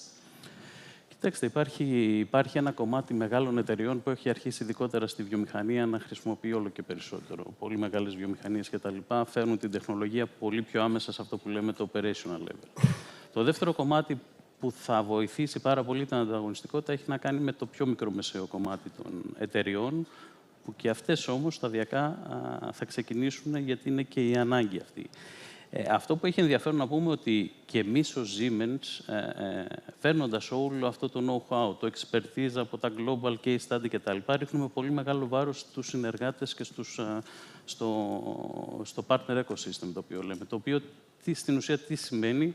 Σημαίνει ότι μεταφέρω αυτή την τεχνογνωσία των νέων τεχνολογιών και των λύσεων που έρχεται αύριο σε νέους συνεργάτες. Και εδώ στην Ελλάδα έχουμε πάνω από 50 πιστοποιημένους συνεργάτες, ο καθένας στο αντικείμενό του, που πλέον παίρνει την τεχνογνωσία, την εμπειρία, τις λύσεις και τα εργαλεία της Siemens και πλέον δημιουργεί τις δικές τους λύσεις με όλα αυτά τα τεχνολογικά. Πέρσι λανσάραμε το Accelerator, το Siemens Accelerator, το οποίο είναι μια open cloud πλατφόρμα που θα βρει πολύ μεγάλα εργαλεία που μπορούν οι ελληνικές εταιρείες να χρησιμοποιήσουν, καθώς και επίσης να δημιουργήσουν τα δικά τους τις δικές τους λύσεις και μέσα από ένα marketplace global της Siemens να έχουν ένα πολύ μεγάλο visibility global πλέον με αυτά που παράγουν. Και αυτό νομίζω είναι μονόδρομος για μας στην Ελλάδα. Να πάμε σε αυτό το βήμα. Να κάνουμε αυτό το βήμα. Ακριβώς.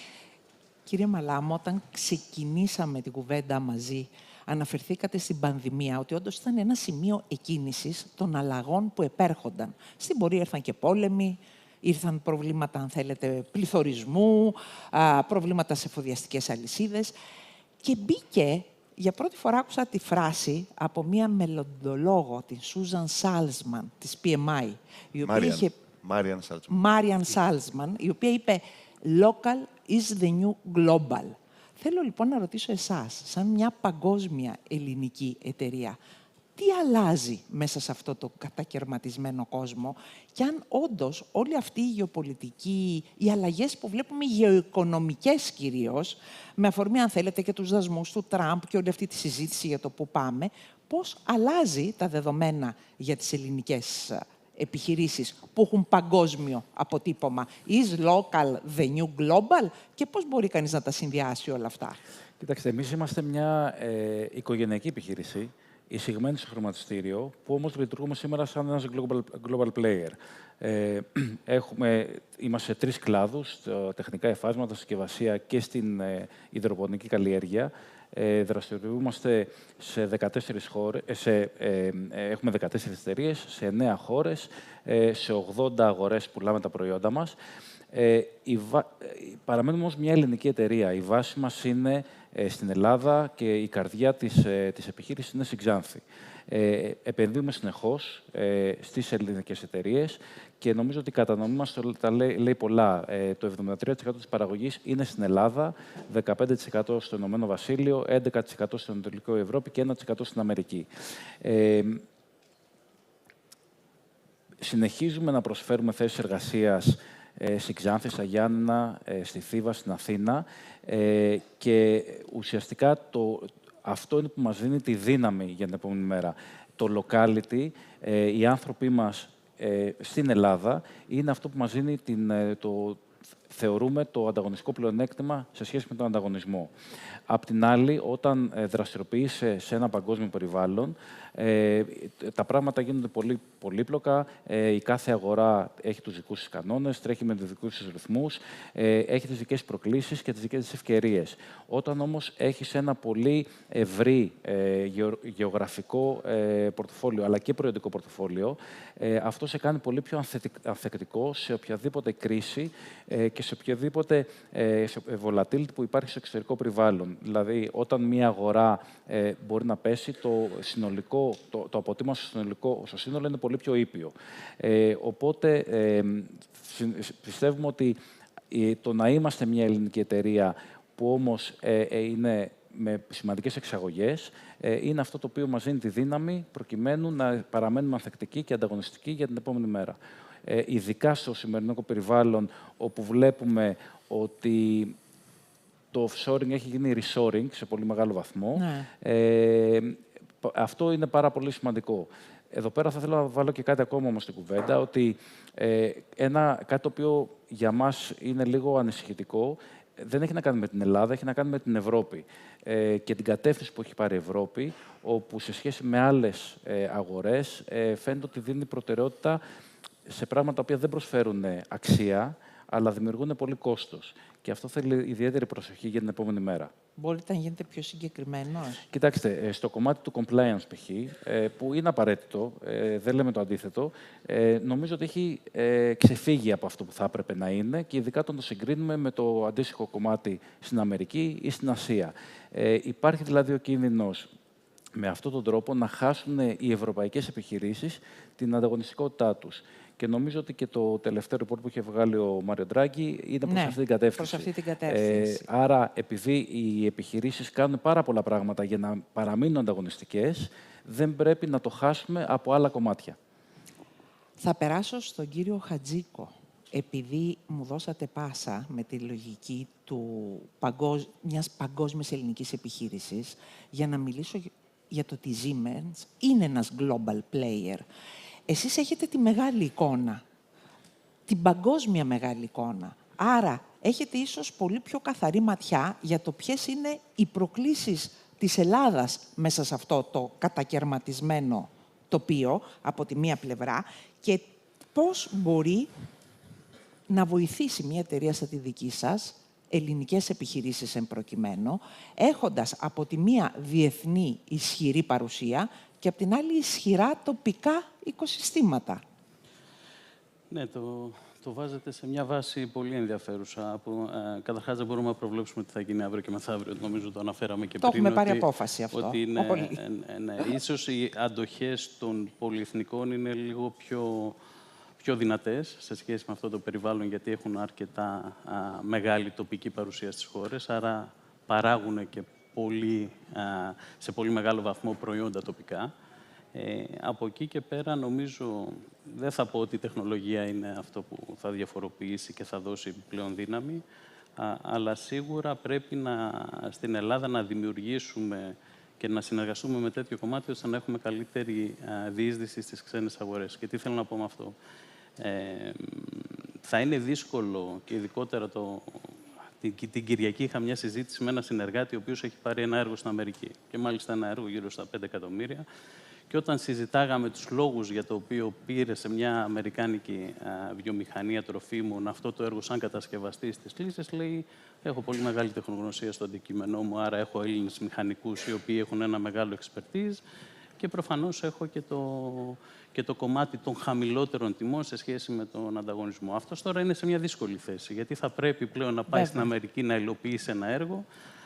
Άρα είναι δεδομένο ότι θα πρέπει οι ελληνικές εταιρείες που έχουν μια ξένη παρουσία και έχουν και μια εξωστρέφεια μεγαλύτερη να βρουν λύσεις, και κυρίως η τεχνολογία θα τους δώσει αυτές τις λύσεις, ώστε να διαφοροποιηθούν ακόμα περισσότερο, όπως επίσης να επεκτείνουν και το governance το δικό τους σε επιμέρους τοπικές χώρες στις οποίες τους ενδιαφέρουν. Νομίζω αυτό είναι μονόδρομος.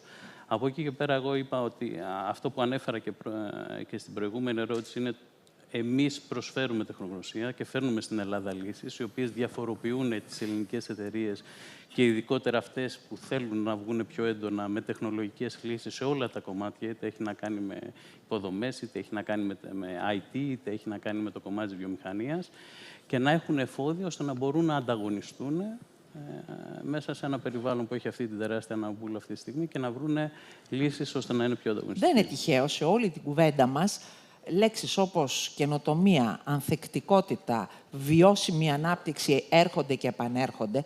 Όμως για να πετύχουμε όλα αυτά, νομίζω ότι η βασικότερη λέξη ίσως που ακούστηκε πάρα πολλές φορές στο φόρουμ εδώ των Δελφών είναι η εμπιστοσύνη. Κύριε Μαργώνη, εσείς ως Παπαστράτος επενδύετε πολύ και φαίνεται αυτό μέσα από διάφορες διακρίσεις που παίρνει ο οργανισμός, είτε ως Best Workplace, σε πολλά επίπεδα.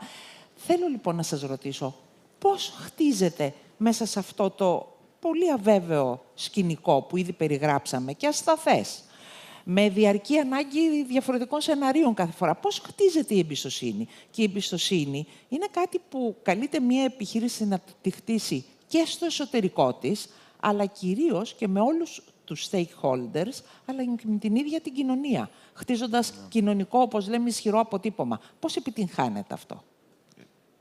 Περί εμπιστοσύνης, λοιπόν. Η εμπιστοσύνη, πρώτα απ' όλα να πούμε ότι είναι κάτι το οποίο θέλει πάρα πολύ καιρό να χτιστεί και μπορεί να γκρεμιστεί σε μια στιγμή. Άρα, μόνο και μόνο από αυτή τη συνθήκη, είναι κάτι το οποίο καλό είναι να το χτίζεις συνειδητά, και ειδικά για επιχειρήσεις οι οποίες έχουν μεγάλο, όπως είπατε, αποτύπωμα στη χώρα, είναι πολύ σημαντικό να χτίζεις πάνω σε αυτό. Νομίζω τα τελευταία χρόνια φαίνεται και από διάφορες έρευνες ότι και η κοινωνία ζητάει από τις επιχειρήσεις να είναι πιο εξωστρεφείς, να παίρνουν θέση σε διάφορα κοινωνικά και οικονομικά θέματα. Άρα, εμείς δεν θα μπορούσαμε να κάνουμε κάτι διαφορετικό, γιατί είμαστε μια παραδοσιακή καπνοβιομηχανία. Η καπνοβιομηχανία, σαν βιομηχανία, γενικά τις προηγούμενες δεκαετίες είχε ακλονιστεί η αξιοπιστία της. Άρα, όταν εμείς ξεκινήσαμε το μετασχηματισμό, είπαμε ότι αυτή τη φορά οτιδήποτε έχουμε να επικοινωνήσουμε, θα το επικοινωνήσουμε. Όπως είπατε, ξεκινώντας από το εσωτερικό περιβάλλον, που έχει να κάνει με τους εργαζομένους μας. Είμαστε σε διαρκή διάλογο μαζί μας. Υπάρχουν συγκεκριμένα φόρα τα οποία επικοινωνούμε με όλο το προσωπικό. Ας πούμε, και εγώ προσωπικά έχω θεσμοθετήσει μια διαδικασία που λέγεται Coffee and Chat και μιλάω με 10-12 με groups συναδέλφων μία φορά τις 15 μέρες και με βοηθάει και εμένα πάρα πολύ. Αλλά νομίζω βοηθάει και το προσωπικό να συζητάς μαζί του και πράγματα εκτός δουλειάς, το πώς νιώθουν και ποια είναι τα προβλήματά τους. Άρα, ξεκινήσαμε από εκεί πριν πολλά χρόνια και σταδιακά, επειδή είναι σημαντική στη δική μας βιομηχανία πλέον η διαφάνεια, προσπαθούμε να επικοινωνούμε τις έρευνες που κάνουμε όσον αφορά τα νέα προϊόντα, προσπαθούμε να επικοινωνούμε τις επενδύσεις μας για να μπορούμε, ξέρετε, να είμαστε και ένας φάρος έμπνευσης πιθανά για άλλους, γιατί δραστηριοποιούμαστε σε ένα οικοσύστημα, άρα θεωρούμε σημαντικό όταν κάνουμε κάτι να το επικοινωνούμε, να παρασύρουμε με την καλή έννοια και άλλους. Η εμπιστοσύνη στο τέλος της ημέρας χτίζεται. Ξαναλέω, θέλει χρόνια. Δηλαδή, είπατε καλά λόγια για μας και σας ευχαριστώ, αλλά πραγματικά εγώ νιώθω ότι πρέπει συνέχεια αυτό να το αποδεικνύεις κάθε μέρα. Πρέπει συνέχεια να προσπαθείς να λες αυτό που είναι σωστό. Χρειάζεται διαφάνεια, χρειάζεται συνέπεια.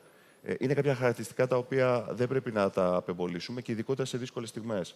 Γιατί κάθε φορά και μέσα στην κρίση, αλλά και τώρα με τις νέες συνθήκες, πρέπει να παίρνεις θέση, να είσαι ξεκάθαρος, να καταλαβαίνει ο άλλος τι θες να πεις. Γιατί στο τέλος της ημέρας, οι οργανισμοί, οι επιχειρήσεις, όλοι μας δουλεύουμε και για την κοινωνία και για το τι αποτύπωμα αφήνουμε, τι μέλλον αφήνουμε. Είναι πάρα πολύ σημαντικό και είναι ίσως και η νέα τάση, η οποία συνδέεται και με τον τρόπο που η ηγεσία έχει αλλάξει σήμερα. Και θα ήθελα να κάνουμε μια σύντομη τοποθέτηση, ολοκληρώνοντας αυτή την πολύ ενδιαφέρουσα συζήτηση, ομολογώ, με το πώς βλέπει ο καθένας από εσάς ξεχωριστά τον τρόπο που αλλάζει η ηγεσία. Ακούμε τα τελευταία χρόνια πια ότι η εμπιστοσύνη είναι θέμα ηγεσίας με σκοπό. Ότι δεν αρκεί μόνο στόχος να είναι τα κέρδη, αλλά πρέπει να υπάρχει ένα ηθικό επιχειρήν, γιατί αυτό πια το αντιλαμβάνεται η κοινωνία και αυτό συνδέεται και με την επικοινωνία, αν θέλετε. Ότι σχεδόν έχουν υποχρέωση οι εταιρείες σήμερα να γίνουν εξωστρεφείς. Γιατί είναι ο μόνος τρόπος να αντιμετωπίσουν τον τρόπο με τον οποίο η κοινωνία εκεί έξω καταναλώνει πάρα πολλή πληροφορία, η οποία είναι σε πάρα πολλές πλατφόρμες, είναι πολλές φορές καναλιζαρισμένη συγκεκριμένα και για κακό σκοπό και από την άλλη πλευρά είναι αφιλτράριστη. Άρα εσείς όλοι καλείστε να γίνετε πιο εξωστρεφείς για να μπορέσετε να χτίσετε το δεσμό με τους stakeholders, με την ίδια την κοινωνία. Άρα, θα ξεκινήσω με εσάς, κύριε Μαλάμο. Πώς αντιλαμβάνεστε εσείς την ηγεσία με σκοπό στην εποχή μάλιστα του AI? Ναι, πολύ ενδιαφέρουσα ερώτηση. Εμείς, επειδή αναφέρατε και το κομμάτι της εξωστρέφειας και της επικοινωνίας, που νομίζω ότι δεν θα βάζαμε πολύ καλό βαθμό και είναι κάτι το οποίο εμείς πρέπει να βελτιωθούμε. Το έχουμε αναγνωρίσει και πρέπει να βελτιωθούμε τα επόμενα χρόνια. Όπως αναφέρατε, δεν αρκεί πλέον να διοικείς μια εταιρεία μόνο και μόνο για να μεγιστοποιήσει τα κέρδη της. Πρέπει να διοικείς μια εταιρεία η οποία να μπορεί να επιστρέφει και στην κοινωνία, να μπορεί να συνεισφέρει στο περιβάλλον. Και όλο αυτό το κομμάτι πρέπει να το επικοινωνείς ακριβώς, ειδικά για εμάς που ερχόμαστε και από ένα κλάδο και νομίζω ότι παρόλο ότι είμαστε εντελώς διαφορετικοί κλάδοι που έχουμε κάποια κοινά χαρακτηριστικά με την Παπαστράτος, γιατί και η καπνοβιομηχανία και η βιομηχανία πλαστικών τα τελευταία χρόνια είχαν κάποιο αρνητικό πρόσημο. Ακριβώς. Νομίζω λοιπόν ότι με όλες τις ενέργειες και το μετασχηματισμό που κάνουμε και οι δύο εταιρείες, με τα προϊόντα, με τις ενέργειες, για παράδειγμα να αναφέρω ότι εμείς εδώ και κάποια χρόνια έχουμε στήσει μια πλατφόρμα που την λέμε In The Loop, η οποία είναι ουσιαστικά ο σκοπός να φέρει κοντά εταιρείες, brands, φορείς και την κοινωνία, προκειμένου να κάνει πράξη στο κομμάτι της κυκλικής οικονομίας. Εμείς θεωρούμε έντονα ότι το πλαστικό σαν πρώτη ύλη δεν είναι το πρόβλημα. Το πρόβλημα είναι το πλαστικό απόρριμμα. Και προσπαθούμε να βρούμε λύσεις πώς θα μπορέσουμε αυτό να το ξαναφέρουμε μέσα στον κύκλο και να μην απορρίπτεται, αλλά να επαναχρησιμοποιείται. Όλο αυτό λοιπόν το κομμάτι πρέπει να το επικοινωνήσουμε για να μπορέσουμε και οι συνεργάτες μας να το καταλάβουν και να έρθουν μαζί μας, αλλά και το κοινό. Οπότε με αυτόν τον τρόπο να επαναπροσδιορίσουμε τη θέση μας και σαν εταιρεία στην κοινωνία γενικότερα. Θεωρώ λοιπόν ότι η ηγεσία πρέπει να κινηθεί προς αυτή την κατεύθυνση, να έχει να ασχοληθεί με πολύ περισσότερα πράγματα και όχι απλά πώς θα μεγαλώσει το top line και το bottom line. Κύριε Χατζίκο, κατεξοχήν ερώτηση για σας, για μια εταιρεία τεχνολογίας, το θέμα της ηγεσίας και πώς ηγείται ένας επικεφαλής την περίοδο του AI, που η τεχνητή νοημοσύνη οριζοντίως και καθέτος επηρεάζει τα πάντα. Και πάνω απ' όλα τον ίδιο το CEO μιας επιχείρησης. Καταρχάς, πρώτα παίρνεις τους ανθρώπους που τους εκπαιδεύεις στο AI και τους λες πώς να χρησιμοποιούν το ChatGPT κτλ. Γιατί αυτό έρχεται στην καθημερινότητα. Η ηγεσία έχει πολλές διαστάσεις. Ο ηγέτης πρέπει να είναι το role model, κακά τα ψέματα, και πρέπει να έχει ένα vision το οποίο να συνεπέρνει μαζί του τα άτομα που είναι στην εταιρεία. Είναι πολύ πιο συμμετοχική η ηγεσία πλέον. Εγώ το έχω πει πολλές φορές ότι ο καθένας είναι ένας ηγέτης στη δουλειά του. Αν καταφέρεις αυτό να το δέσεις με ένα vision και μια συνδημιουργία το που θέλεις να πάει η εταιρεία με τους ανθρώπους σου, εκεί έχεις ένα πολύ μεγάλο growth σε όλα τα επίπεδα, είτε στα οικονομικά σου, στις οικονομικές σου αποδόσεις, είτε στους ίδιους τους ανθρώπους και το πόσο commit είναι και το πόσο θέλουν να είναι σε όλο αυτό το ωραίο storytelling, το που πάει η εταιρεία, πόσο συμμετοχική να είναι και πόσο να βάζουν και τη δικιά τους δημιουργία στο να φτάσει η εταιρεία εκεί που θέλει να πάει. Άρα, όλο αυτό δένει λίγο το ότι ο καθένας είναι ένας ηγέτης από τη θέση του, έχει το ρόλο του, έχει να δώσει την υπεραξία του και έχει και την δημιουργικότητα να βάλει ένα λιθαράκι στην εταιρεία να πάει ακόμα πιο μπροστά. Σε αυτό το κομμάτι και εγώ προσωπικά το πιστεύω πάρα πολύ. Υποστηρίζω τους ανθρώπους της εταιρείας από ανώτερα στελέχη μέχρι να δημιουργήσουν, να φέρουν κάτι καινούριο, να βάλουμε ένα βήμα πιο μπροστά στο πού θέλουμε να πάμε αυτή την εταιρεία και νομίζω σε όλο αυτό το πλαίσιο, αν καταφέρεις να τους έχεις όλους στο ίδιο καράβι, η ηγεσία είναι κάτι το οποίο είναι πολυδιάστατη και φέρνει τρομερά αποτελέσματα. Κύριε Μαργώνη, με αφορμή την εμπιστοσύνη που μας δώσατε τη μεγάλη εικόνα, αλλά και πιο συγκεκριμένα, και με το γεγονός ότι εκπροσωπείται μια ιστορική βιομηχανία, η οποία έκανε όλον αυτόν τον μετασχηματισμό έγκαιρα, θα έλεγα ότι ήσασταν proactive. Πώς βλέπετε πια να διαμορφώνετε, γιατί έχετε και πολλοί νέους ανθρώπους μέσα στην Παπαστράτος. Τι είναι αυτό που ζητούν οι εργαζόμενοι σας και πώς εσείς αντιλαμβάνεστε την ηγεσία με σκοπό πια σε αυτή τη νέα εποχή της Παπαστράτος? Με όλο το σεβασμό στους παλιότερους επιχειρηματίες και managers και CEOs και leaders, τα πράγματα σήμερα είναι πολύ πιο σύνθετα. Δεν θα τα αναλύσουμε, αλλά γενικότερα, άμα δείτε και τους στόχους που έχει κάθε επικεφαλής, είναι πολύ πιο αυτό που λέμε στα ελληνικά 360. Δηλαδή, ναι. Έχει να κάνει με τα αποτελέσματα, έχει να κάνει με το αποτύπωμα στην κοινωνία, έχει να κάνει με το πόσο ευχαριστημένο είναι το προσωπικό και άλλα πάρα πολλά. Άρα η κατάσταση είναι πολύ πιο σύνθετη και επειδή και το περιβάλλον είναι πολύ πιο σύνθετο, αλλά και η κοινωνία γίνεται πολύ πιο σύνθετη και ο κόσμος γίνεται πιο σύνθετος με την έννοια ότι τα προβλήματά του είναι πιο σύνθετα, δεν τα καταλαβαίνει άμεσα και παίρνει λίγο χρόνο όλα αυτά να χωνευτούν και να κατανοηθούν. Η αλήθεια είναι ότι εγώ, αν μπορούσα με μία λέξη να το συνοψίσω, νομίζω ο καθένας μας πρέπει να είμαστε χρήσιμοι στους ανθρώπους. Πρέπει να μπορούμε να είμαστε χρήσιμοι, ό,τι και αν σημαίνει αυτό. Ακόμα και επιχειρήσεις που βγάζουν κέρδος δουλεύουν για τους ανθρώπους στην ουσία, για τους υπαλλήλους, για τους μετόχους, για την κοινωνία. Πρέπει πάντα στο μυαλό μας οτιδήποτε κάνουμε να έχουμε αυτό. Κάνεις μια επικοινωνία με το προσωπικό. Πώς μπορεί να γίνεις χρήσιμος στον άνθρωπό σου? Μιλάς για ένα πελάτη. Πώς μπορεί να γίνεις χρήσιμος? Πλέον είναι πολύπλοκο το περιβάλλον να μιλάμε για άλλα πράγματα ή να νομίζουμε ότι κάνουμε κάτι που είναι πραγματικά ξεχωριστό. Πρέπει να είμαστε χρήσιμοι. Βιώσιμη λοιπόν καινοτομία, ανθεκτικότητα, ευελιξία και μια ηγεσία η οποία, αν θέλετε, συμβάλλει στην ευημερία όχι μόνο των ανθρώπων μέσα στην εταιρεία, αλλά και στο κοινωνικό σύνολο, στην ευημερία των ανθρώπων στην Ελλάδα. Κύριε Μαλάμο, κύριε Μαργώνη, κύριε Χατζίκο, σας ευχαριστώ θερμά για αυτή την πολύ ωραία συζήτηση. Να είστε καλά.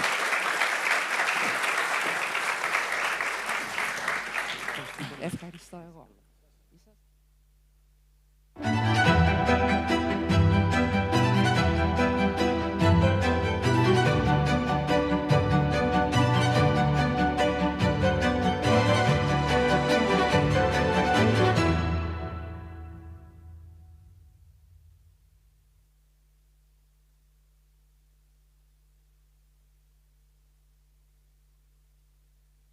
The next session starts momentarily.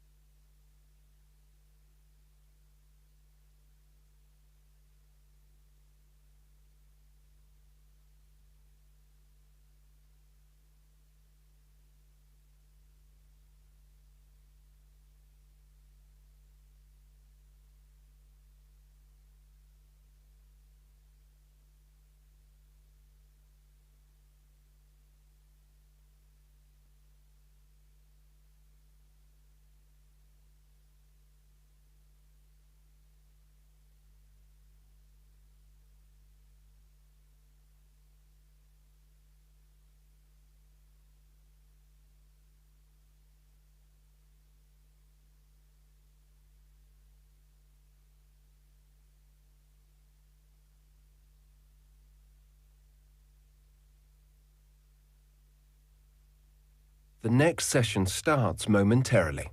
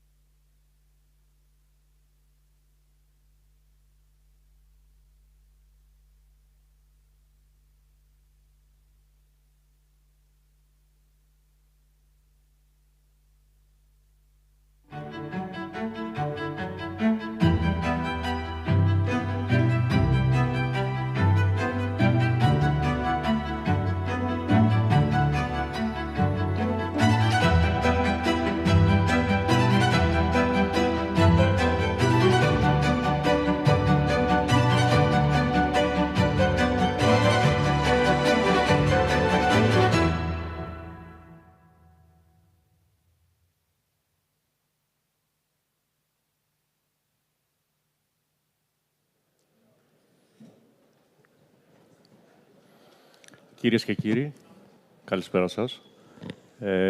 Το επόμενο πάνελ έχουμε δύο γενικούς διευθυντές των καταξιωμένων ελληνικών τραπεζών, τον κύριο Βασίλη Καραμούζη, Γενικό Διευθυντή και General Manager Corporate Investment Banking, και τον κύριο Σταύρο Ιωάννου, Group COO και International Activities.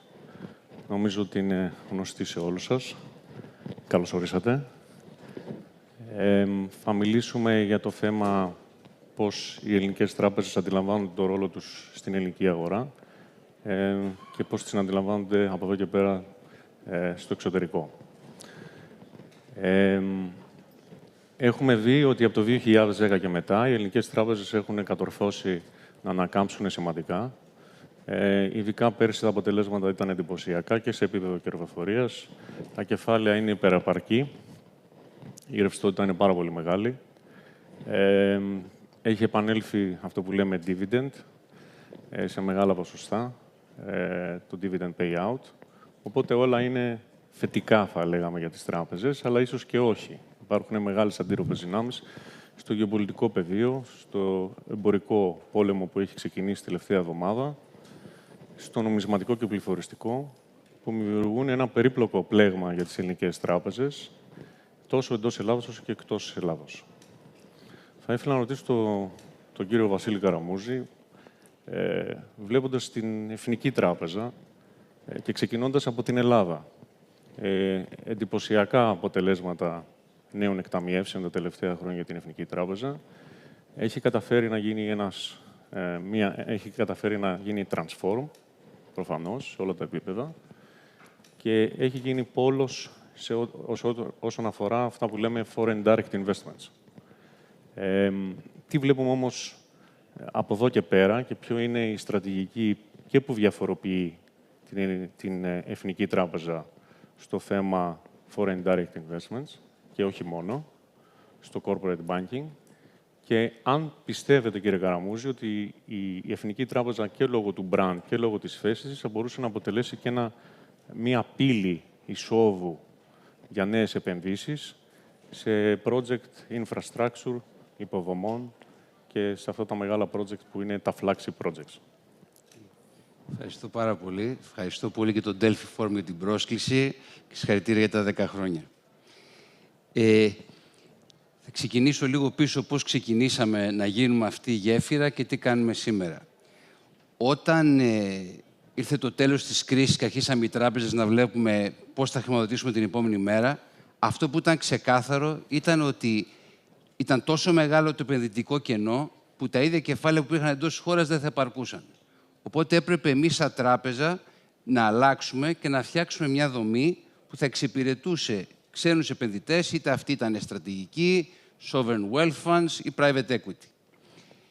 Η διεθνής δυναμική προς την Ελλάδα είναι ξεκάθαρη τα τελευταία χρόνια. Πήγαμε από 2,8 δις foreign direct investment το 20, σήμερα έχουμε κοντά 7 δις το 24. Και αυτό που είναι επίσης εντυπωσιακό, ότι έχει αλλάξει δραματικά το mix. Ένα FDI που ήταν dominant από Ευρώπη και Αμερική είναι πλέον 40% από την Ασία, κυρίως Μέση Ανατολή και Σιγκαπούρη. Οι ξένοι επενδυτές απαιτούν αυτό που θέλουμε όλοι μας. Σταθερότητα, σιγουριά, ταχύτητα. Αυτή ήταν η βάση για όλο το μοντέλο που στήσαμε και έτσι δουλεύουμε κάθε μέρα. Τι κάναμε λοιπόν? Φτιάξαμε εντός της τράπεζας μια μονάδα structured finance, η οποία έχει συγκεκριμένες δομές που θα εξυπηρετούσαν αυτούς τους πελάτες και ο στόχος ήταν να πάρουν ένα service αντίστοιχο, αν όχι καλύτερο, με αυτό που είχαν συνηθίσει από τις house banks τους.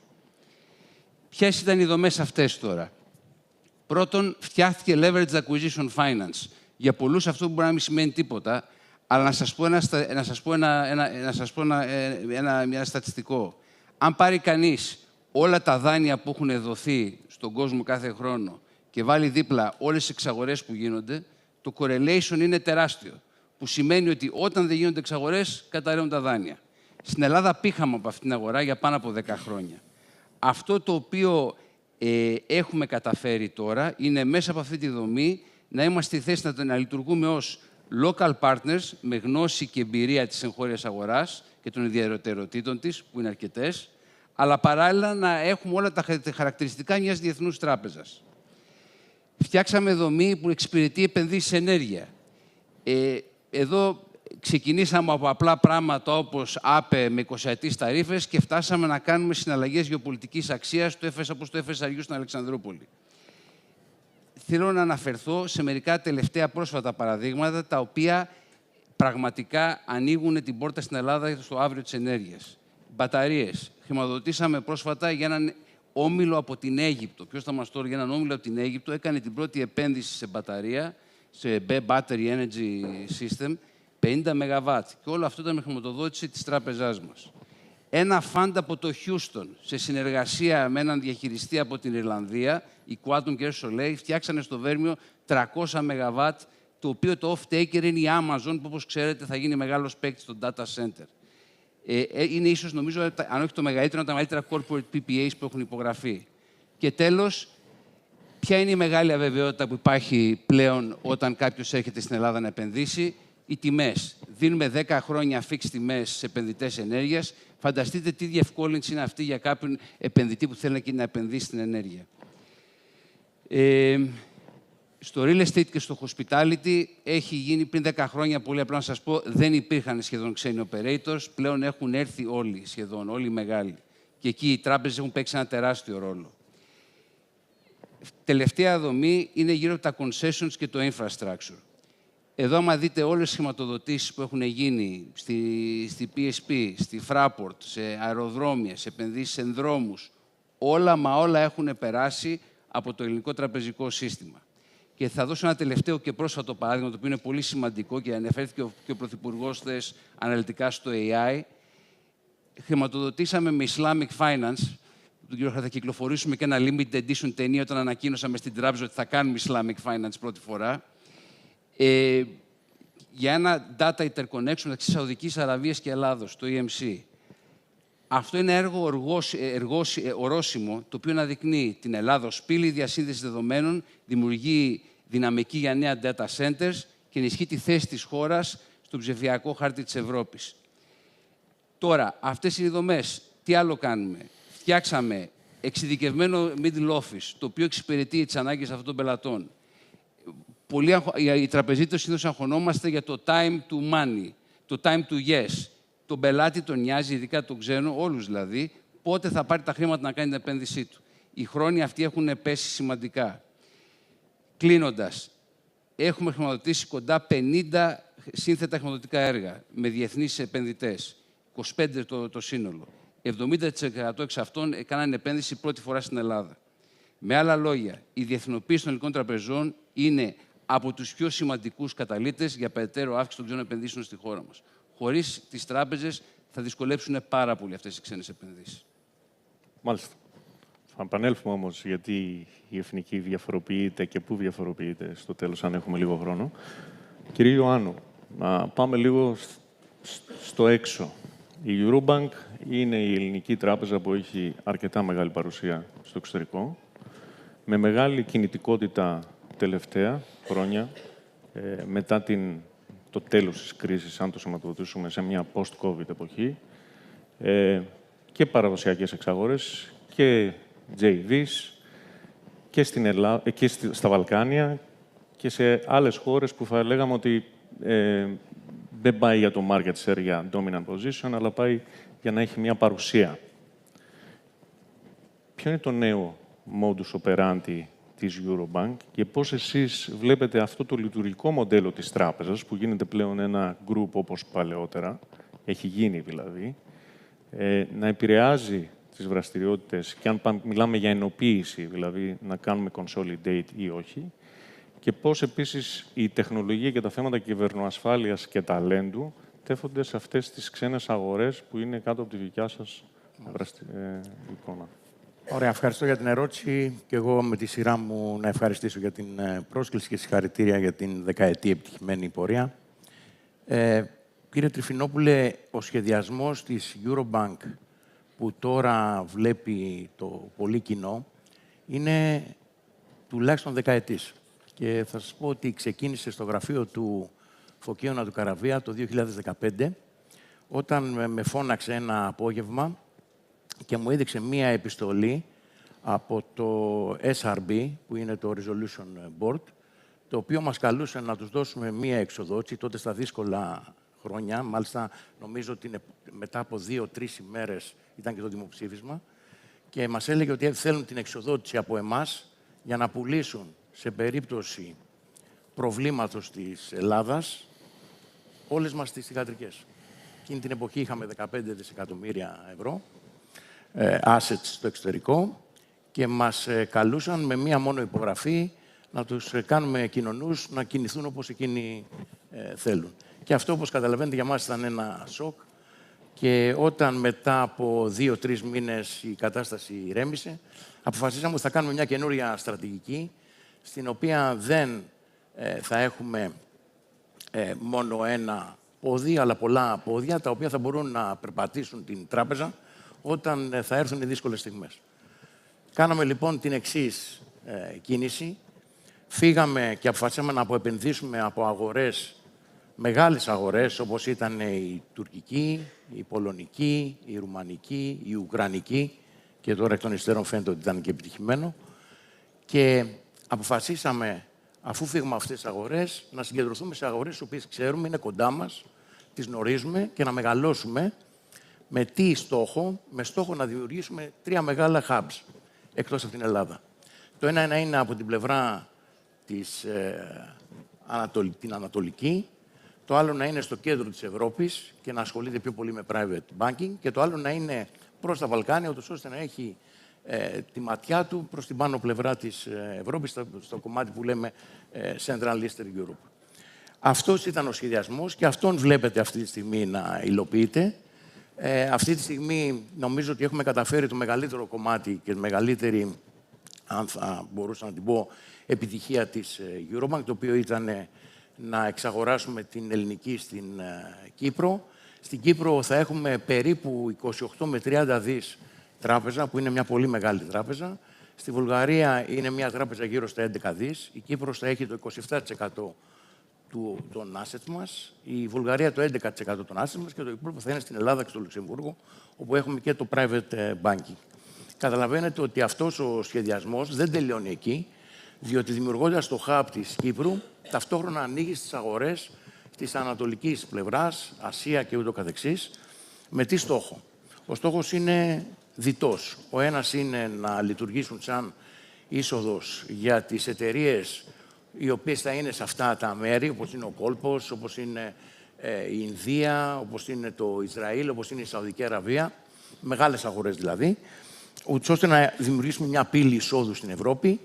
Για το κομμάτι του private banking να έχουμε έναν πυλώνα στο κέντρο της Ευρώπης και τη Βουλγαρία, όπου εκεί προχωρήσαμε σε πολλές εξαγορές άλλων ελληνικών τραπεζών, οι οποίες είχαν αποφασίσει εκείνη την εποχή, είτε αποφάσισαν μάλλον, είτε πιέστηκαν να φύγουν από αυτές τις χώρες, διότι αυτό που ίσχυε εκείνη την εποχή, δεν ξέρω πώς το γνωρίζουν, είναι ότι οι Ευρωπαίοι δεν ήθελαν να χρηματοδοτούν την Ελλάδα και αυτή με τη σειρά της να χρηματοδοτεί τις ελληνικές τράπεζες, να τους ανταγωνίζονται σε άλλες χώρες εκτός Ελλάδας. Αυτός λοιπόν ήταν ο σχεδιασμός. Η Eurobank αυτή τη στιγμή είναι μια τράπεζα των 100+ δις, θεωρείται συστημική ευρωπαϊκά, άρα είμαστε πολύ περήφανοι για αυτό το οποίο έχουμε καταφέρει. Βέβαια, όταν είσαι μια τόσο μεγάλη τράπεζα και αρχίσεις και παίζεις και ρόλο συστημικό στην Ευρώπη, εκεί τα πράγματα έχουν πολύ μεγάλη ευθύνη, άρα οι κινήσεις μας πρέπει να είναι όλες λογικές, συντηρητικές, λαμβάνοντας υπόψη και πολύ ισχυρά μοντέλα διακυβέρνησης, διότι όπως καταλαβαίνετε, κρίσεις ευρωπαϊκές επηρεάζουν και όλο το υπόλοιπο κομμάτι. Να σταματήσω εδώ. Αυτός ήταν ο τρόπος τον οποίο τον σχεδιάσαμε. Βέβαια, οι αγορές αυτές οι καινούργιες μας προσφέρουν πάρα πολύ μεγάλες ευκαιρίες. Θα χρησιμοποιήσω εδώ αυτό που έλεγε ο Τσόρτσιλ, ότι όταν καταφέρνεις και αφήνεις πίσω σου τις δυσκολίες, ταυτόχρονα ανοίγεις και ευκαιρίες. Άρα, οι ευκαιρίες οι οποίες έρχονται σε εμάς είναι νέες αγορές, δημογραφικά εξαιρετικές, με πολύ νέους ανθρώπους, με πολύ μεγάλο κομμάτι, στο κομμάτι του ταλέντου, το οποίο εμείς στην Ελλάδα έχουμε πολύ μεγάλο πρόβλημα. Θα σας πω ότι στην Ινδία υπάρχουν πολύ μεγάλα τεχνολογικά κέντρα, τα οποία τα επισκεφθήκαμε πρόσφατα, που όλοι οι μεγάλοι τεχνολογικοί κολοσσοί παγκόσμια διαθέτουν ομάδες των 200 και 300 χιλιάδων ανθρώπων, μέσος όρος ηλικίας 28 έτη. Άρα σας καλώ να σκεφτείτε, όταν η Ευρώπη έχει 42-43 το μέσο όρο τον ηλικιακό, η Κίνα τον έχει γύρω στο 38-37 και αυτές οι χώρες τον έχουν στο 27-28, που ανήκει το μέλλον, πραγματικά. Μάλιστα. Κύριε Καραμούζη, με αυτά που ακούω μου έρχεται μια ερώτηση στο μυαλό. Καλό το diversification και το expansion, αλλά ζούμε σε δύσκολες στιγμές και βιώνουμε μεγάλες κρίσεις που ξεπερνάνε το οικονομικό επίπεδο, είναι σε γεωπολιτικό πλέον. Άρα η ερώτηση είναι απλή, νομίζω. Go internationally ή global ή stay home, ή μια ερώτηση. Και ποια πιστεύετε ότι είναι τα μεγάλα στοιχήματα της Εθνικής Τράπεζας και για σας από εδώ και πέρα, τόσο στην εγχώρια αγορά όσο και στη διεθνή? Ευχαριστώ. Να το πω ξεκάθαρα. Για μας νούμερο ένα προτεραιότητα είναι να συνεχίσουμε να αποτελούμε τράπεζα πρώτης επιλογής στην Ελλάδα. Είμαστε και θα παραμείνουμε η Εθνική Τράπεζα της Ελλάδος. Εδώ είναι η ιστορία μας, οι ρίζες μας και εδώ είναι το μέλλον μας. Πιστεύουμε πάρα πολύ στις αναπτυξιακές δυνατότητες της χώρας μας τα επόμενα χρόνια και θα συνεχίσουμε να είμαστε και καταλύτες και αρρωγοί σε όλα τα σχέδια των πελατών μας. Τώρα, ξεκινώντας από αυτή την αφετηρία, είναι ξεκάθαρο σε αυτή τη συγκυρία έχουμε πάρα πολύ ρευστότητα και πάρα πολύ excess capital. Αυτό προφανώς μας δίνει μια τρομερή στρατηγική ευελιξία. Μας δίνει επιλογές. Να σας πω με δύο λόγια οργανικά και μη οργανικά τι σκεφτόμαστε. Οργανικά, η στρατηγική εκτός Ελλάδος ακουμπάει σε τρία πράγματα μέσω του corporate κυρίως. Ένα είναι αυτό που αναφέραμε, γέφυρα επενδύσεων προς την Ελλάδα. Το δεύτερο είναι αυτό που μας αρέσει πάρα πολύ, Έλληνες πελάτες μας να τους ακολουθούμε σε προσπάθειές τους στο εξωτερικό. Είναι ένα initiative που μας αρέσει πάρα πολύ. Και τρίτον, συμμετέχουμε σε διεθνείς συναλλαγές και κοινοπραξίες, σε κλάδους που θεωρούμε ότι έχουμε ένα know-how, ναυτιλία, ενέργεια, τουρισμό. Και τι μας δίνει αυτό? Πρώτον, μεγαλώνει πάρα πολύ πίτα των πιθανών επενδύσεων που να χρηματοδοτήσουμε. Δεύτερον, βλέπουμε και παρακολουθούμε όλα τα διεθνή trends στις χρηματοδοτήσεις γιατί με τον έναν ή με τον άλλον τρόπο αυτά θα έρθουν και στην Ελλάδα. Οπότε έχουμε πολύ νωρίς σε επαφή. Τώρα, για να τα στηρίξουμε αυτά, η Eventechpro μετατρέπεται σε hub διεθνών εταιρικών χορηγήσεων. Θα ενισχύει όλες τις προσπάθειες που κάνουν στην Αθήνα. Θα υπάρχει ένα dedicated team εκεί που θα στηρίζει όλο το effort αυτό. Τώρα, κοιτάμε παρουσία εκτός Ελλάδος. Θεωρούμε ότι υπάρχουν περιοχές όπως η Μέση Ανατολή, όπου υπάρχει τρομερά καλή επικοινωνία σε αυτό που λέμε στο G2G επίπεδο, κυβέρνηση με κυβέρνηση. Βλέπετε όπως τα Ηνωμένα Αραβικά Εμιράτα και η Σαουδική Αραβία. Έχουν ήδη γίνει σημαντικές επενδύσεις προς την Ελλάδα. Από τη Σαουδική είχαμε στον Αντένα, είχαμε παραδείγματα από τα Εμιράτα, η Pure Health στο Υγεία, η Masdar προς την Ενεργειακή, που είχαμε και την τιμή μαζί με την Eurobank να διοργανώσουμε αυτό το δάνειο. Και επιπλέον, αυτές οι χώρες έχουν τρομερά μεγάλα επενδυτικά local. Αν δείτε στο Kingdom στη Σαουδική Αραβία, έχουν κοντά 1,5-3 επενδύσεις τα επόμενα χρόνια, με νούμερα τρομακτικά, 80 με 100 δις ΑΠΕ, 100 δις σε διασυνδέσεις, 80 με 100 δις σε ναυτιλία. Όλα αυτά όλες αυτές οι επενδύσεις είναι επενδύσεις του που, ένα, μπορούν εταιρείες δικές μας να πάνε να βοηθήσουν εκεί και ήδη υπάρχει επικοινωνία. Δύο, είναι τρομερή ευκαιρία μας, ένα know-how που έχουμε. Βλέπετε η ναυτιλία. Την ναυτιλία, ελληνικές τράπεζες και η εθνική την ξέρουμε πάρα πολύ καλά. Αυτοί έχουν σκοπό, οι Σαουδάραβες έχουν σκοπό να αγοράσουν κοντά 250 βαπόρια στο επόμενη τριετία. Είναι ένα τρομακτικό opportunity, τρομακτική ευκαιρία για την τράπεζά μας. Τώρα, και για όλους αυτούς τους λόγους, λοιπόν, στο επόμενο διάστημα κοιτάμε πάρα πολύ σοβαρά το πώς μπορούμε να κάνουμε develop μια παρουσία σε αυτές τις χώρες. Πιστεύω ότι σύντομα θα έχουμε νέα. Τώρα, στα μη οργανικά, που είναι και τα πιπεράτα όσον αφορά την εθνική τελευταία. Έχουμε σημαντικά κεφάλαια και ρευστότητα και αυτό μας δίνει στρατηγική ευελιξία. Δεν πρόκειται να πιεστούμε να κάνουμε κάτι απλά για να πούμε ότι αγοράσαμε κάτι. Έχουμε μαζί με την ευελιξία, την υπομονή και την πειθαρχία να περιμένουμε να κάνουμε τη σωστή κίνηση. Να είστε βέβαιοι γι' αυτό. Και επίσης να είστε βέβαιοι ότι εργαζόμαστε σκληρά και συστηματικά, αξιολογώντας πιθανούς στόχους και όταν έρθει η κατάλληλη στιγμή θα χτυπήσουμε. Μάλιστα. Περιμέναμε κάποιο νέο. Αλλά... κύριε Ιωάννου, παρόμοια ερώτηση. Τα μεγάλα στοιχήματα από εδώ και πέρα, γιατί μας είπατε για την παρουσία της τράπεζας, μπορούμε να είμαστε ανταγωνιστικοί με ποιο τρόπο σε αυτές τις αγορές. Και αντιλαμβάνομαι πλέον ότι η Eurobank βλέπει τον κόσμο λίγο διαφορετικά, δηλαδή τον βλέπει προς νότια και ανατολικά, ενώ μακριά από εκεί που θεωρούμε ότι υπάρχει η προστασία του πλέγματος μιας κεντρικής τράπεζας της Ευρωπαϊκής Ένωσης και, εν πάση περιπτώσει, αγορών που θα γνωρίζαμε καλύτερα. Καταρχάς να πω ότι... Ακούγομαι? Ναι. Καταρχάς να πω ότι εμείς έχουμε κάνει αρκετές εξαγορές το τελευταίο καιρό, τις οποίες πρέπει να ομαλοποιήσουμε, όπως λέω. Δηλαδή πρέπει να ενσωματώσουμε. Μην ξεχνάτε ότι με την ελληνική και το μέγεθος το οποίο σας είπα ότι δημιουργούμε, έχουμε μια πολύ μεγάλη πρόκληση, διότι έχουμε δύο τράπεζες οι οποίες είναι συμπληρωματικές και οι οποίες πρέπει να έρθουν κοντά και σε ένα σύντομο χρονικό διάστημα να υποστηριχθούν και τεχνολογικά, διότι έχουμε διαφορετικά συστήματα και ούτω καθεξής. Το δεύτερο είναι ότι στις αγορές της Ινδίας έχουμε ήδη κάνει την αίτησή μας και περιμένουμε μία απάντηση για να δημιουργήσουμε ένα γραφείο αντιπροσωπείας στη Βομβάη, το οποίο θα λειτουργήσει ως πύλη εισόδου που σας περιέγραψα προηγουμένως. Εξετάζουμε και ήδη είμαστε έτοιμοι να κάνουμε μία αίτηση στο Αμπουντάμπι για να ανοίξουμε και εκεί ένα γραφείο αντιπροσωπείας. Μιλάμε με το Saudi Arabia Kingdom για να δούμε πώς θα προχωρήσουμε και βέβαια κάνουμε και multinational lending μαζί και με τις υπόλοιπες ελληνικές τράπεζες. Έχουμε την ενσωμάτωση της BNP του Consumer Arm, το οποίο αγοράσαμε στη Βουλγαρία, το οποίο φέρνουμε μέσα.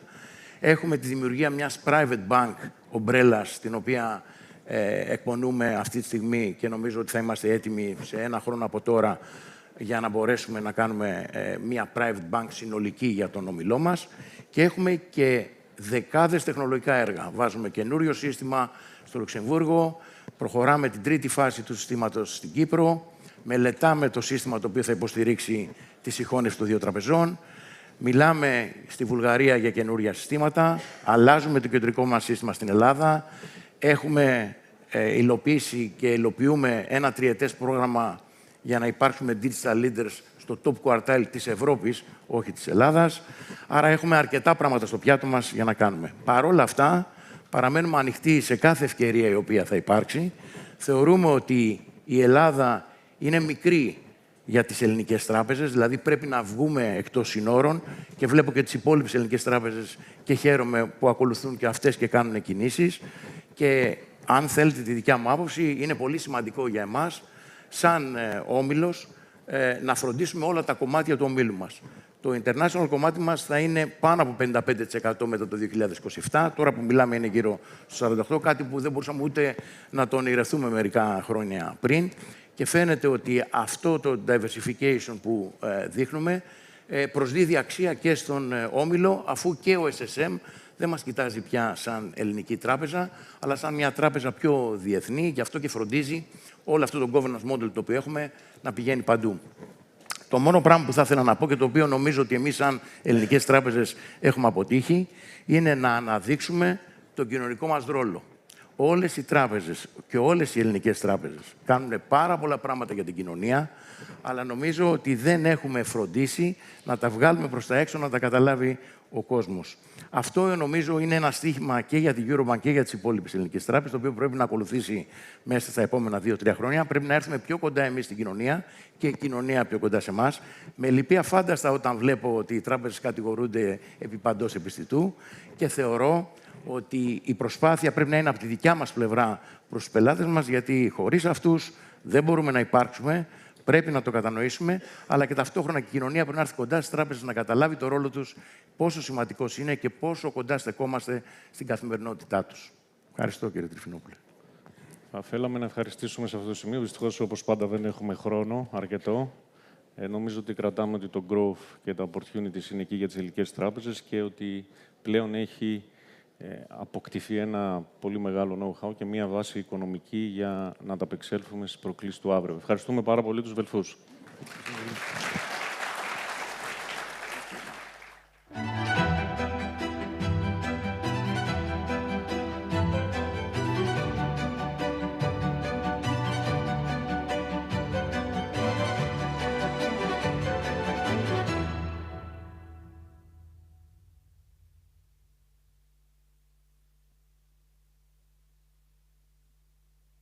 The next session starts momentarily.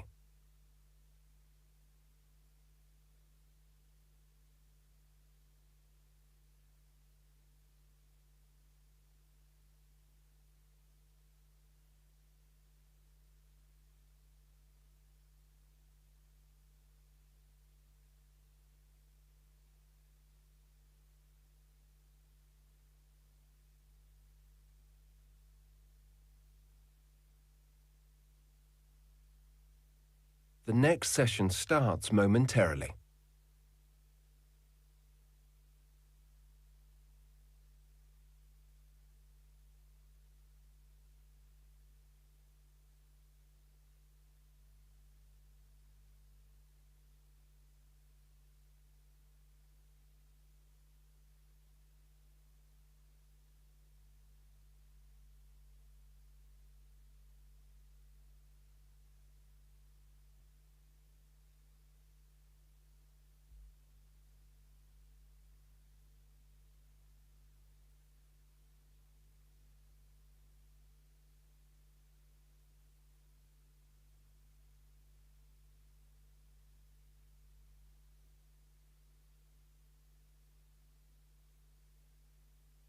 The next session starts momentarily.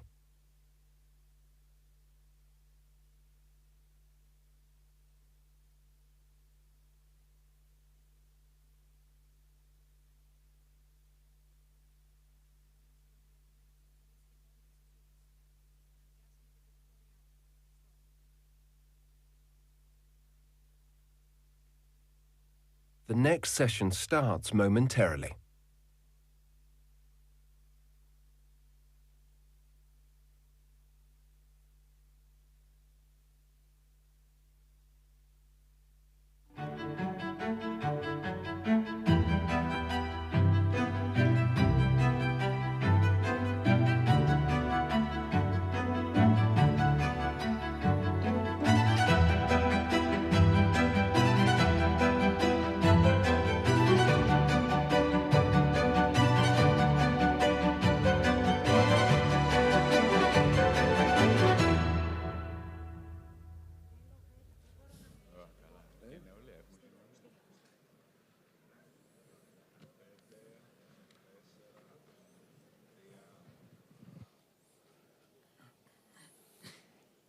Γεια σας, καλησπέρα σας.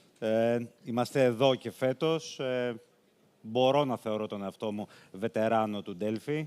Νομίζω ότι είμαι σχεδόν σε όλα, είτε στην Αθήνα είτε στους Δελφούς. Οπότε, συγχαρητήρια και φέτος, συγχαρητήρια σε όλους που τα καταφέραμε, να κάνουμε μια εντυπωσιακή διοργάνωση και φέτος. Το θέμα μας, έτσι στην πρώτη μου για φέτος εμφάνιση, πολύ σημαντικό, γιατί είναι το μεγάλο ερώτημα, θα έλεγα το οποίο περικλεί την πολύ μεγάλη ερώτηση. Τι θα κάνει η Ελλάδα? Και εδώ όταν λέμε τι θα κάνει η Ελλάδα, εννοούμε ότι έχει αυτή τη στιγμή ένα πολύ μεγάλο ερώτημα τι θα κάνει μετά το Ταμείο Ανάκαμψης, μετά τα πολλά λεφτά του Ταμείου Ανάκαμψης, και πλέον έχει προσθεθεί και ένα δεύτερο ερώτημα. Τι θα κάνει σε αυτό το περιβάλλον το οικονομικό το οποίο βιώνουμε τις τελευταίες εβδομάδες?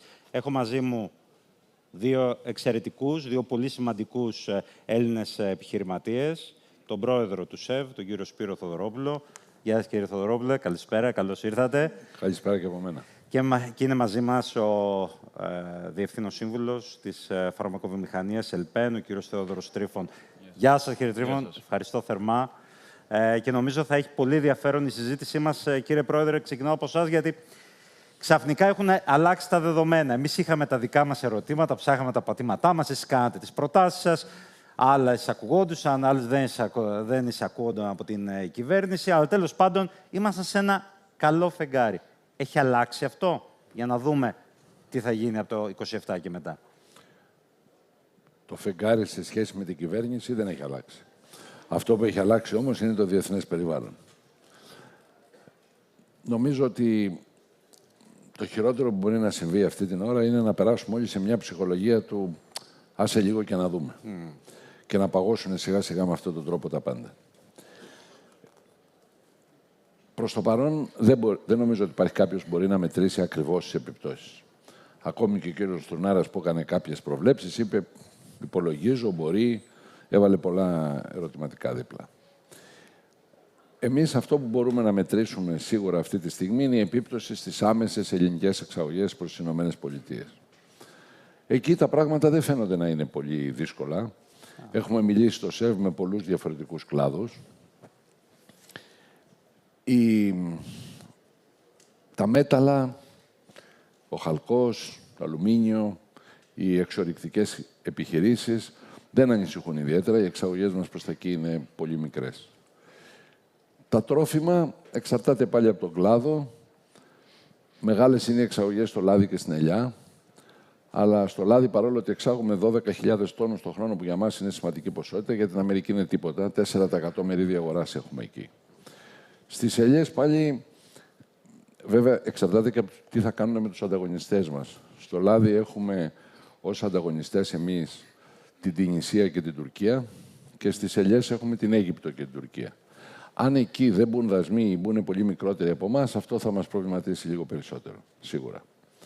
Τα υπόλοιπα, φέτα, φαίνεται ότι και εκεί είμαστε ένα πολύ μικρό κομμάτι της αγοράς και πολύ μικρό κομμάτι του νοικοκυριού του αμερικάνικου. Άρα δεν φαίνεται και εκεί να υπάρχει τελικά ένα μεγάλο πρόβλημα. Συνολικά στις ελληνικές εξαγωγές απευθείας προς την Αμερική δεν νομίζω ότι θα υπάρξει κάποιο μεγάλο πρόβλημα.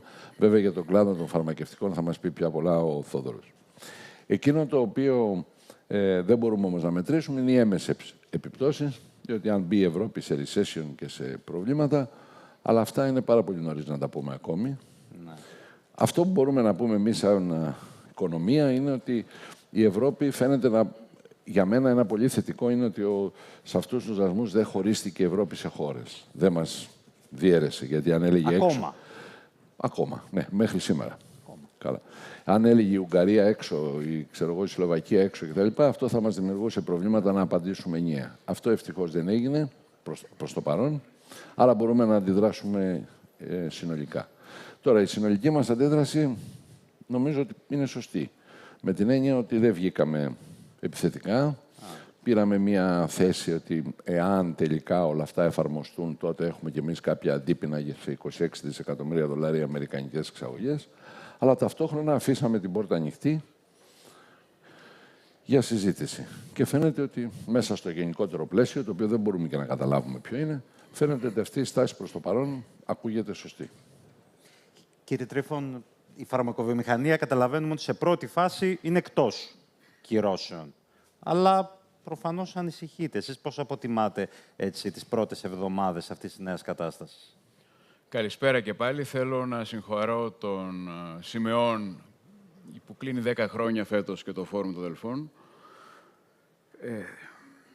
Καταρχάς, είναι πάρα πολύ νωρίς για να δούμε τις επιπτώσεις των ενεργειών των Ηνωμένων Πολιτειών. Δεύτερον, η φαρμακοβιομηχανία όντως προς το παρόν έχει εξαιρεθεί και θεωρώ ότι είναι κάτι το οποίο και να μπουν κάποιοι δασμοί προσωρινώς δεν θα αντέξουν πάρα πολύ, γιατί το φάρμακο είναι ένα ελαστικό είδος. Οπότε είναι κάτι το οποίο θα το σκεφτεί πάρα πολύ κάποιος πριν βάλει δασμούς. Έχω να πω όμως το εξής. Είναι πάρα πολύ θετικό ότι όλη αυτή η ιστορία έχει ξυπνήσει σε εισαγωγικά την Ευρώπη. Την Τρίτη εγώ είμαι πρόεδρος στην Πανελλήνιας Φαρμακοβιομηχανίας και ως εκ τούτου συμμετέχω και στο θεσμικό όργανο το ευρωπαϊκό το δικό μας και είχαμε μια διαδικτυακή συζήτηση με την Φόντερ Λάιεν την Τρίτη, όπου τέθηκαν θέματα και για πρώτη φορά παραδέχθηκε ότι ναι, έχουμε μείνει πίσω, ναι, υπάρχουν πάρα πολλές οικονομικές επιπτώσεις εταιρείες από τη γρήγορη μετάβαση, περιβαλλοντική μετάβαση, ότι δεν ήμασταν ανταγωνιστικοί στα κίνητρα σε σχέση με άλλες χώρες, ΗΠΑ και Ασία. Άρα, εγώ κρατάω από όλη αυτή την κρίση το θετικό γεγονός ότι αυτή τη στιγμή συζητείται πολύ πιο έντονα από ό,τι στο παρελθόν στην Ευρώπη το γεγονός ότι πρέπει κάποια πράγματα να γίνουν. Και στο δικό μας τομέα είχαμε και μια θετική επιταχύνθηκε από αυτή την ιστορία με τις Ηνωμένες Πολιτείες. Ψηφίστηκε το Critical Medicines Act, το οποίο ουσιαστικά, ξεκινώντας από το γεγονός ότι θέλουμε να έχουμε μια εφοδιαστική αλυσίδα που θα καλύπτει ανταγωνιστικά τους Ευρωπαίους ασφαλισμένους και ασθενείς, μπαίνουν στο τραπέζι κάποια κίνητρα τα οποία μας κάνουν λίγο πιο ανταγωνιστικούς σε σχέση με Ασία και άλλες τέτοιες χώρες. Αυτό τώρα γίνεται? Αυτό τώρα γίνεται. Έρχεται μετά το defense, μπαίνει και αυτό στο τραπέζι και βλέπω ότι προχωράει λίγο πιο γρήγορα. Τα τελικά αποτελέσματα και τις επιπτώσεις θα τις δούμε. Άρα, ως προς αυτό το κομμάτι, μέσα στην αβεβαιότητα υπάρχει μια θετική εξέλιξη. Τώρα, εάν έρθει ύφεση στην Ευρώπη και στην Ελλάδα, προφανώς θα πιεστούν οι κοινωνικές δαπάνες. Άρα θα επηρεαστεί και η φαρμακοβιομηχανία ως προς τα έσοδα. Αυτό είναι κάτι όμως το οποίο έτσι κι αλλιώς το βλέπουμε συνεχώς. Εξελίσσονται πολλά δεδομένα, θα δούμε. Ναι, απλώς επειδή είστε σε έναν κλάδο που επενδύεται συνεχώς και εσείς και οι συνάδελφοί σας του κλάδου εδώ στην Ελλάδα, υπάρχει ενδεχόμενο αναστολής? Όχι, σε αυτή τη φάση δεν υπάρχει ενδεχόμενο αναστολής, διότι θεωρώ ότι τα κίνητρα τα οποία υπήρξαν μέχρι το 27 που έχουμε πάρει και εθνικούς και πόρους του ΡΑΡΕΦ συνεχίζουν και υπάρχουν. Δεύτερον, για μας είναι μονόδρομος, στα πλαίσια της ενίσχυσης ανταγωνιστικότητας, να συνεχίσουμε να επενδύουμε. Άρα, όπως είναι το περιβάλλον σήμερα, δεν διαφαίνεται μείωση των επενδύσεων. Αντίστοιχα, θεωρώ ότι με το γεγονός ότι θα είμαστε λίγο πιο ανταγωνιστικοί σε σχέση με Ασία, που είναι μεγάλος ανταγωνισμός για μας στην Ασία, μπορεί να προσελκύσει και περισσότερες επενδύσεις στο ελληνικό έδαφος από ευρωπαϊκές ή αμερικάνικες εταιρείες, οι οποίες θα επενδύουν αλλιώς στην Ασία. Βλέπετε, υπάρχει ένα τέτοιο... Ανοίγει ένα παράθυρο, έτσι κι αλλιώς είναι μεγάλη συζήτηση αυτό. Η Ελλάδα είχε προϋποθέσεις και γίνονται επενδύσεις από ξένους ομίλους και φαντ και ξένες εταιρείες στο ελληνικό έδαφος. Για πάρα πολλούς λόγους, ακόμα που έχει σχέση και με quality assurance, με άλλα τέτοια θέματα, ανοίγει ένα παράθυρο που, αν η Ευρώπη δράσει πιο γρήγορα, μπορεί να μεγαλώσει αυτό το παράθυρο ευκαιρίας. Μάλιστα. Κύριε Πρόεδρε, εμείς βρισκόμασταν και είχαμε ένα ταμείο ανάκαμψης, το οποίο έχει το εξής πιεστικό πράγμα. Λήγει τον Αύγουστο του 2026. Εμείς έχουμε το 55% υλοποίηση. Πάρει τα χρήματα που πρέπει να πάρουμε. Προλαβαίνουμε? Υπάρχει ένα ερώτημα. Αν προλαβαίνουμε, και δεύτερον, αν δεν δοθεί παράταση να προλαβαίνουμε, και το δεύτερο, τι κάνουμε μετά, όταν θα λήξει. Έχουμε βασιστεί πάνω σε αυτό. Καταρχήν, πρέπει να διευκρινίσουμε κάτι, γιατί νομίζω ότι υπάρχει μια σύγχυση. Το Ταμείο Ανάκαμψης τον καλοκαίρι του 2026 λύγει ως προς τη συμβασιοποίηση των έργων. Δεν σταματούν οι επενδύσεις. Οι επενδύσεις που θα πραγματοποιηθούν κυρίως και το 27 και το 28. Άρα, από πλευράς επίπεδου επενδύσεων θα συνεχίσουν και τα επόμενα 2-3 χρόνια μέχρι να ολοκληρωθούν αυτές που έχουν συμβασιοποιηθεί μέχρι το 26. Το δεύτερο είναι ότι έχει ξεκινήσει ήδη στην Ευρώπη η συζήτηση για τους νέους πόρους του Ταμείου Σύγκλησης. Αυτό που όλοι προσδοκούμε είναι ότι τα χρήματα δεν θα είναι τόσο πολλά όσα τα προηγούμενα χρόνια, διότι έχει μπει η προτεραιότητα του ReArm, το να φτιάξουμε αμυντική βιομηχανία. Άρα σίγουρα θα αφαιρεθούν πόροι από τα Ταμεία Σύγκλησης για να πάνε εκεί. Απ' την άλλη πλευρά όμως, η Ελλάδα έχει καλό ποσοστό από τα λεφτά που παίρνει από τα Ταμεία Σύγκλησης, άρα λογικά θα περιμένει κανείς ότι και μετά το 2026 θα υπάρχουν κάποια αντίστοιχα έσπα, σχετικά βέβαια μειωμένα σε σχέση με το παρελθόν, αλλά δεν θα είναι στο 0. Επίσης, πέραν αυτού, νομίζω ότι επειδή εμείς και με τα έσπα και με τα Ταμεία Ανάκαμψης, ναι, μεν έχουμε πετύχει υψηλούς ρυθμούς στις επενδύσεις μας, αλλά έχουμε δύο προβλήματα. Το ένα είναι ότι δεν έχουμε καταφέρει να πιάσουμε ούτε καν το μέσο όρο της Ευρώπης, παρόλο ότι είχαμε αυτά τα δύο εργαλεία τα τελευταία χρόνια. Και δεύτερον, πρόβλημα το οποίο έχουμε είναι ότι βλέπουμε ότι δυστυχώς το 2024 οι συνολικές μας επενδύσεις ήταν λιγότερες από το 2023, που σημαίνει ότι δεν συνεχίζουμε μια αυξητική πορεία, το οποίο είναι ιδιαίτερα στενάχωρο. Αυτό το οποίο πρέπει νομίζω να ασχοληθούμε μετά το 2026 είναι πρέπει να δημιουργήσουμε τα κίνητρα, εθνικά κίνητρα πια, τα οποία να είναι πιο προσαρμοσμένα στην ελληνική πραγματικότητα και να πείσουμε τις ελληνικές επιχειρήσεις πρώτα να επενδύσουμε περισσότερα στην Ελλάδα. Αυτό μπορεί να γίνει και επίσης πρέπει να δημιουργήσουμε μηχανισμούς, κατά τη γνώμη μου, οι οποίοι να είναι πιο απλοί. Οι διαδικασίες, όχι του Ταμείου Ανάκαμψης, οι διαδικασίες του Ταμείου Ανάκαμψης, κατά την άποψή μου, ήταν αρκετά ικανοποιητικές και ως προς τους χρόνους έγκρισης. Το κράτος πήρε μια πρωτοβουλία εκεί, η οποία βγήκε, κατά τη γνώμη μου, να μην κρίνει όλα τα επενδυτικά σχέδια μόνοι του κτλ., αλλά να τα δώσει στις τράπεζες, να τα δώσει στους ελεγκτικολογιστικές εταιρείες. Ενέπλεξε αυτά και έτσι μπόρεσε και λειτουργήσε πολύ πιο γρήγορα. Πρέπει λοιπόν πρώτον να μην ξαναγυρίσουμε στην κρίση των επενδυτικών σχεδίων από το κράτος, το ίδιο, πάλι Υπουργείο Ανάπτυξης, πάλι υπηρεσίες, πάλι 2 χρόνια αναμονή.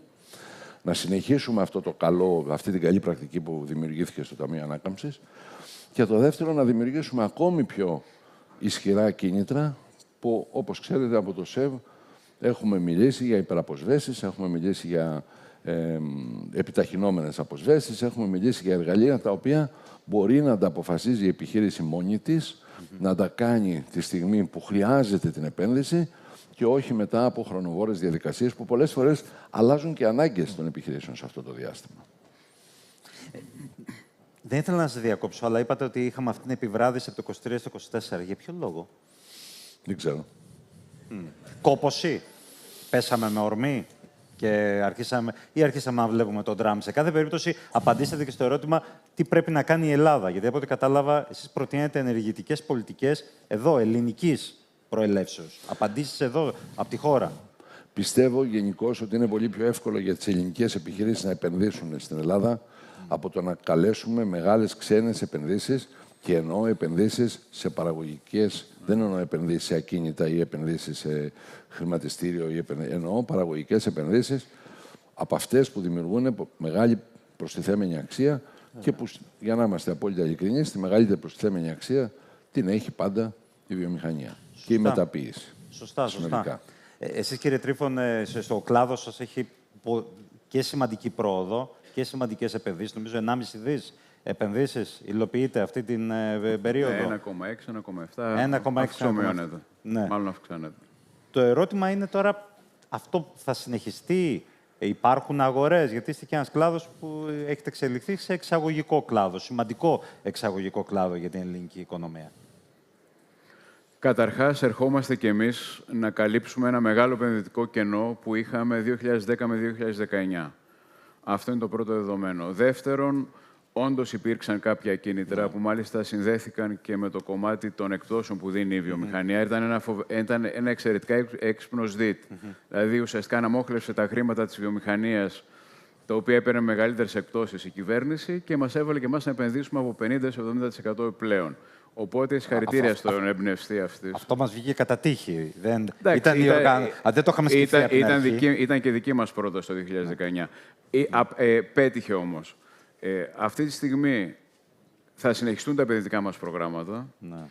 Είναι ξεκάθαρο ότι η φαρμακευτική βιομηχανία είναι ουσιαστικά ένας κλάδος ο οποίος έχει μια σταθερή και δυνατή παράδοση και παραγωγική βάση. Δηλαδή το 12% των εργοστασίων της Ευρώπης στα γενώσιμα φάρμακα είναι, και στα προσθέμενες αξίες είναι στην Ελλάδα. Το μοντέλο φυσικά της ανάπτυξης του κλάδου μας νομίζω έχει σχέση με το μοντέλο ανάπτυξης οποιαδήποτε βιομηχανίας. Δηλαδή, προφανώς πρέπει να υπάρχει ένα συνολικό επενδυτικό κλίμα τέτοιο με κίνητρα. Πρέπει να πάμε σε μεγέθυνση των εταιριών. Είμαστε λίγες μεγάλες μονάδες στην Ελλάδα και αυτό είναι κάτι το οποίο είναι πρόβλημα πλέον. Πρέπει σίγουρα να επενδύσουμε πιο πολύ σε έρευνα, σε καινοτομία, άρα σε προϊόντα τα οποία θα έχουν εξαγωγικό προσανατολισμό και πρέπει να κάνουμε και συνέργειες με ξένες εταιρείες αντίστοιχες ευρωπαϊκές. Αυτό είναι το μοντέλο που εμείς ακολουθούμε. Τα τελευταία χρόνια, εκτός από τις επενδύσεις των ελληνικών βιομηχανιών, έχουμε 45 εργοστάσια, ήταν 36, γίνανε άλλες 9 παραγωγικές μονάδες και έχουμε άλλες 5 σε εξέλιξη. Έχουμε φέρει 2 ξένες παραγωγικές μονάδες και με δική μας ακόμα συμβολή, τους πήγαμε στο Υπουργείο Ανάπτυξης να επενδύσουν στην Ελλάδα και συζητάμε με πολλές ξένες εταιρείες να επενδύσουν στο κομμάτι έρευνας και καινοτομίας. Όχι μόνο κλινικές μελέτες, έρευνας και καινοτομίας στο κομμάτι αυτό. Δημιουργείται λοιπόν ένα οικοσύστημα.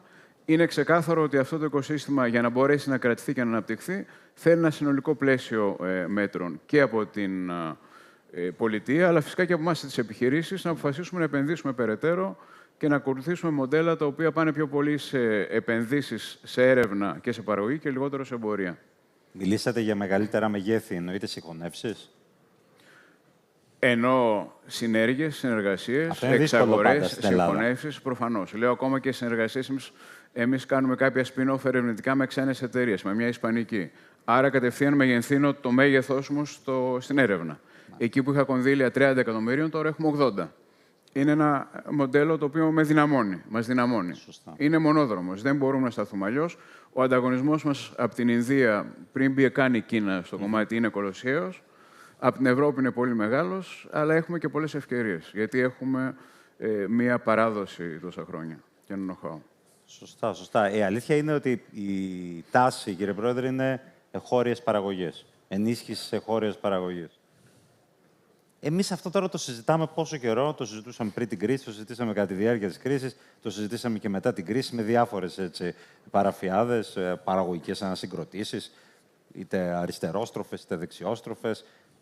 Αυτό τώρα που είναι ανάγκη, γιατί από ό,τι κατάλαβα κλείνουν σύνορα, οι χώρες χρειάζονται και οι σχηματισμοί, αυτάρκεια. Εμείς τι μπορούμε να έχουμε? Τι είδους παραγωγή, με ποια κίνητρα και με ποιο τρόπο και πόσο γρήγορα βέβαια? Καταρχήν έχει αλλάξει το περιβάλλον. Μέχρι πριν από ένα χρόνο ακόμη είχαμε μια Ευρωπαϊκή Επιτροπή η οποία καταλάβαινε μόνο ένα πράγμα. Πράσινη μετάβαση, πράσινη μετάβαση, πράσινη μετάβαση. Στείλαμε εκατομμύρια θέσεις εργασίας από την Ευρώπη και από τη βιομηχανία σε τρίτες χώρες λόγω της πράσινης μετάβασης. Κλείναμε τα δικά μας εργοστάσια, στέλναμε σε διπλανές χώρες. Όταν η Ευρώπη αυτή τη στιγμή είναι υπεύθυνη μόνο για το 6% των παγκοσμίων ρήπων, εμείς προσπαθούσαμε μόνοι μας να κάνουμε το 6, 4, 3 και συγχρόνως τις ίδιες παραγωγές τις στέλναμε σε ακόμη πιο ρηπογόνες μονάδες, διότι πολλές από τις τρίτες χώρες δεν έχουν και το επίπεδο πρασινίσματος, ας το πούμε έτσι, δηλαδή φίλτρα, πράγματα στα φουγάρα τους, στο επίπεδο που βρίσκονται στην Ευρώπη. Και συγχρόνως δεν βάζαμε κάποιο αντισταθμιστικό δασμό, κάτι για το κόστος που φορτώναμε στο διοξείδιο του άνθρακος στην ευρωπαϊκή παραγωγή κατά την εισαγωγή αυτών των προϊόντων από τις τρίτες χώρες. Ήταν μια αυτοκτονική πολιτική, μια πολιτική που προβολούσαμε συνεχώς τον εαυτό μας. Νομίζω ότι αυτό ευτυχώς, χάρη και στον κύριο Τραμπ, για να βλέπουμε και τα θετικά, κάθε κατάσταση στη ζωή έχει και θετικά πάντα μέσα, Χάρη και στον κύριο Τραμπ, αλλάζει αυτή τη στιγμή. Αρχίζουμε να ασχολούμεθα περισσότερο με την ανταγωνιστικότητά μας, με την παραγωγικότητά μας, με τις επενδύσεις μας μέσα στην Ευρώπη. Ναι. Άρα, λοιπόν, νομίζω ότι αυτό είναι το πλαίσιο μέσα στο οποίο θα κινηθούμε. Είναι τελείως διαφορετικό από αυτό που κινηθήκαμε στο παρελθόν. Ότι χρειαζόμαστε περισσότερη παραγωγή στην Ελλάδα είναι αλήθεια. Ότι χρειαζόμαστε περισσότερη παραγωγή στην Ευρώπη είναι επίσης αλήθεια. Το πρόβλημα είναι ότι έχουμε μείνει πίσω στην έρευνα, στην Ευρώπη συνολικά και στην Ελλάδα. Στην Ελλάδα, εμείς σε έρευνα είμαστε στο 0,75% του ΑΕΠ, όταν το μέσο της Ευρώπης είναι 1,6%. Έχουμε μείνει λοιπόν πίσω σε έρευνα. Έχουμε όμως μερικές ευκαιρίες αυτή τη στιγμή μπροστά μας. Και η μεγαλύτερη ευκαιρία, κατά τη γνώμη μου, τη δημιουργεί η τεχνητή νοημοσύνη. Η τεχνητή νοημοσύνη είναι λίγο, στο δικό μου μυαλό μοιάζει, με τα κινητά τηλέφωνα σε σχέση με τα σταθερά. Θυμάστε ότι την εποχή των σταθερών τηλεφώνων και του ΟΤΕ, το να βάλεις ένα τηλέφωνο στο σπίτι σου, επί 500 χρόνια παιδευόμασταν να το λύσουμε και θέλαμε 2 χρόνια να βάλουμε ένα τηλέφωνο στο σπίτι μας, αν δεν είχαμε μέσον. Ήρθε η κινητή τηλεφωνία και αυτό το άφησε πίσω πια. Νομίζω λοιπόν ότι κάπως έτσι μπορούμε να κινηθούμε. Η τεχνητή νοημοσύνη στις χώρες οι οποίες δεν εννοώ να είμαστε παραγωγή τεχνητή νοημοσύνης, εννοώ να είμαστε χρήστες τεχνητής νοημοσύνης. Μπορεί να ξεπεράσει διάφορα θέματα και να μην χρειάζεται να λύσουμε προβλήματα του παρελθόντος, γιατί θα περάσουμε σε μια καινούργια εποχή. Αν οι ελληνικές επιχειρήσεις λοιπόν υιοθετήσουμε την τεχνητή νοημοσύνη γρήγορα και ή δυνατόν πιο γρήγορα από τους άλλους, εάν φροντίσουμε την παραγωγικότητά μας περισσότερο. Και επειδή είμαι και πρόεδρος του ΣΕΒ και κάθετος να λέω την παραγωγικότητα, γράφουν στις εφημερίδες ότι εννοώ ότι δεν δουλεύουν οι Έλληνες εργαζόμενοι. Έτσι, δεν εννοώ αυτό. Εννοώ να επενδύσουμε για την παραγωγικότητα. Για την παραγωγικότητα δεν φταίνουν οι εργαζόμενοι, φταίνουν οι επιχειρήσεις. Αυτό όλο μπορεί να μας δώσει μια καινούργια ευκαιρία να κλείσουμε λιγάκι το χάσμα που έχουμε αυτή τη στιγμή και να πάμε να συγκλίνουμε τουλάχιστον με το μέσο. Για μένα ο πρώτος στόχος είναι να συγκλίνουμε με το μέσο όρο της Ευρώπης. Γιατί τώρα είμαστε συνεχώς σε όλα τα θέματα στις 3, 4, 5 τελευταίες θέσεις. Ας βάλουμε ένα στόχο να πιάσουμε το μέσο όρο της Ευρώπης και νομίζω ότι θα έχουμε κάνει μεγάλο άλμα. Ευχαριστώ κύριε Πρόεδρε. Κύριε Τρίφωνη, η αλήθεια είναι εσείς είστε σε έναν κλάδο που έχει έτσι, καλά σημάδια. Μας είπατε νωρίτερα ότι και έρευνα επενδύεται. Με το μοντέλο το συγκεκριμένο, που αν θέλετε μπορεί να μας το εξηγήσετε και να μας εξηγήσετε αν αυτό το μοντέλο ανάπτυξης ελληνικής φαρμακοβιομηχανίας θα συνεχίσει ή αν θα πρέπει να βρεθεί ένα άλλο μοντέλο ανάπτυξης ενδεχομένως.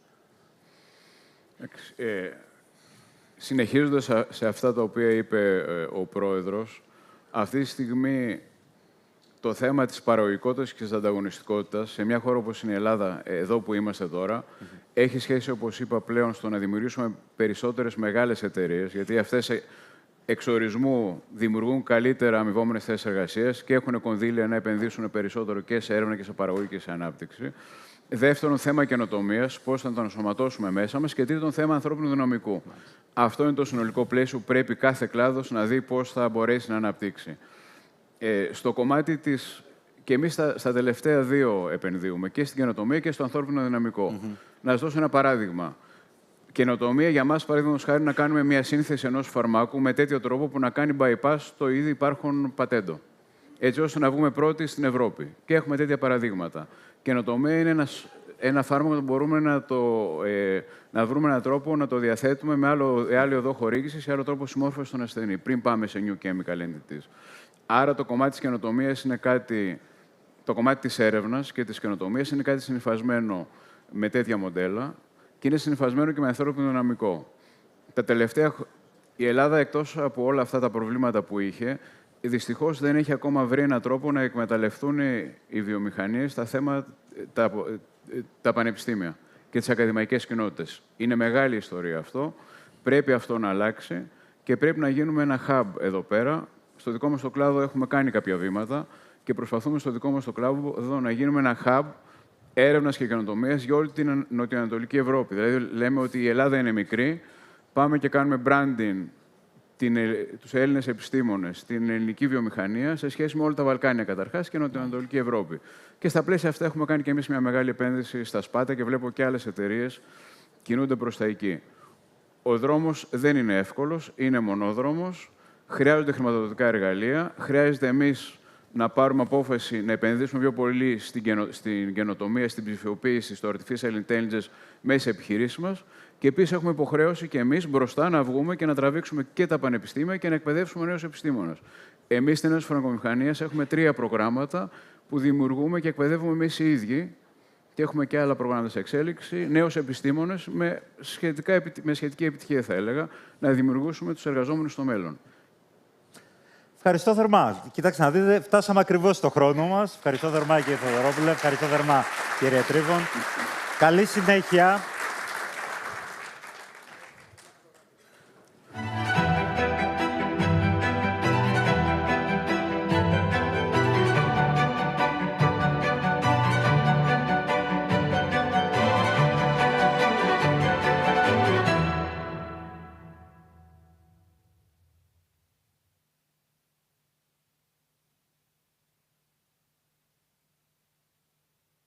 The next session starts momentarily.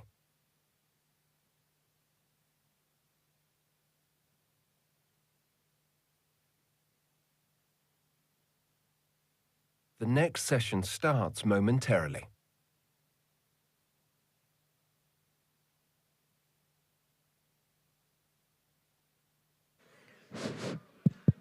Παρακαλώ να συντομεύετε για να ξεκινήσει αμέσως η επόμενη συζήτηση. Ευχαριστώ.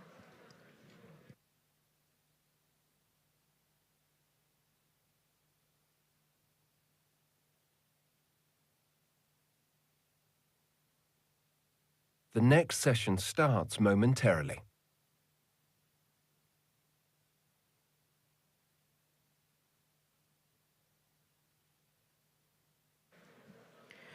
Παρακαλώ να συντομεύετε για να ξεκινήσει αμέσως η επόμενη συζήτηση. Ευχαριστώ.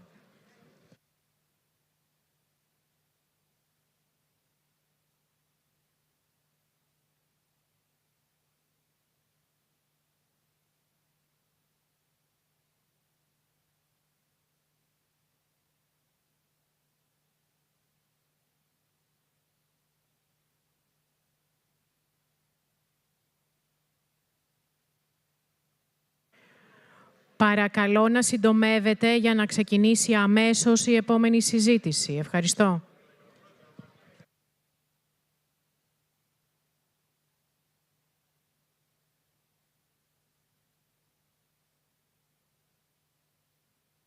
The next session starts momentarily.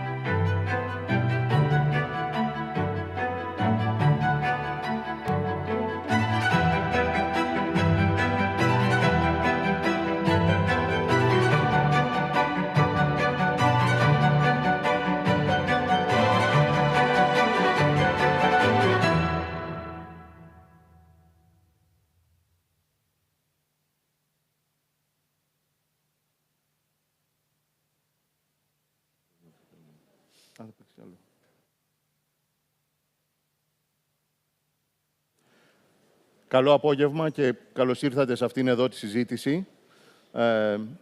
Συμφωνήσαμε με τους κυρίους να την τρέξουμε κάπως γρήγορα, καλύπτοντας μία βεντάλια θεμάτων και να ξεκινήσουμε με αυτό το οποίο συμβαίνει σήμερα. Αυτό το οποίο συμβαίνει είναι ότι από την εμπορική πολιτική των ΗΠΑ και άλλων χωρών επηρεάζονται οι χρηματαγορές, επηρεάζονται ενδεχόμενα εμπορικές ροές σε βάθος χρόνου. Μπορώ να σκεφτώ σχετικά εύκολα πώς αυτό μπορεί να επηρεάσει τη μεταποίηση, πώς μπορεί να επηρεάσει τις μεταφορές και τον τουρισμό. Λιγότερο εύκολα πόσο μπορεί να επηρεάσει το εμπόριο, λιανικό και χοντρικό άμεσα. Κύριε Παντελιάδη, τι είναι αυτό το οποίο σκέφτεστε πριν κοιμηθείτε αυτές τις μέρες? Τι θα ξημερώσει την επόμενη. Πράγματι, άμεσα δεν βλέπουμε κάποια επίπτωση, ούτε έχει υπάρξει κάποιο κλίμα πανικού στην Ευρώπη. Ο καταναλωτής είναι τελείως ψύχρεμος και στην Ελλάδα. Αυτό που μας ανησυχεί προφανώς είναι οι πιθανές έμεσες επιπτώσεις Αν το πράγμα πάει στα άκρα, αν έχουμε έναν πόλεμο δασμών, προφανώς αυτό θα οδηγήσει σε μια αύξηση τιμών. Και στην αύξηση τιμών ποιος φταίει πρώτος? Πάντα τα σούπερ μάρκετ. Άρα αυτό γενικά είναι ένας κίνδυνος, αλλά και σε μια μείωση τελικά της αγοραστικής δύναμης των πολιτών. Άρα θα δημιουργήσει ένα συνολικότερο πρόβλημα. Να την αναμένουμε την αύξηση τιμών. Αυτό όλοι ελπίζουμε ότι τελικά θα βρεθεί μια λύση. Και βρισκόμαστε αυτή τη στιγμή προ πυροτεχνημάτων, προ απειλών, αλλά τελικά ελπίζουμε ότι θα καταφέρει και η Ευρώπη να καταλήξει σε κάποιο είδους συμφωνία, οπότε να μην μπλέξουμε στον πόλεμο των δασμών, άρα να μην καταλήξουμε σε αυτά τα απευκταία σενάρια. Πάντως, τα σούπερ μάρκετ κατά κύριο λόγο πολλούν τρόφιμα. Και στα τρόφιμα υπάρχει και μια μεσοπρόθεσμη τάση αύξησης κόστους. Ευτυχώς θεωρούμε ότι το μεγάλο κύμα του πληθωρισμού είναι παρελθόν. Εδώ και αρκετούς μήνες βιώνουμε μια σταθερότητα τιμών στα είδη των σούπερ μάρκετ και ιδιαίτερα στα τρόφιμα.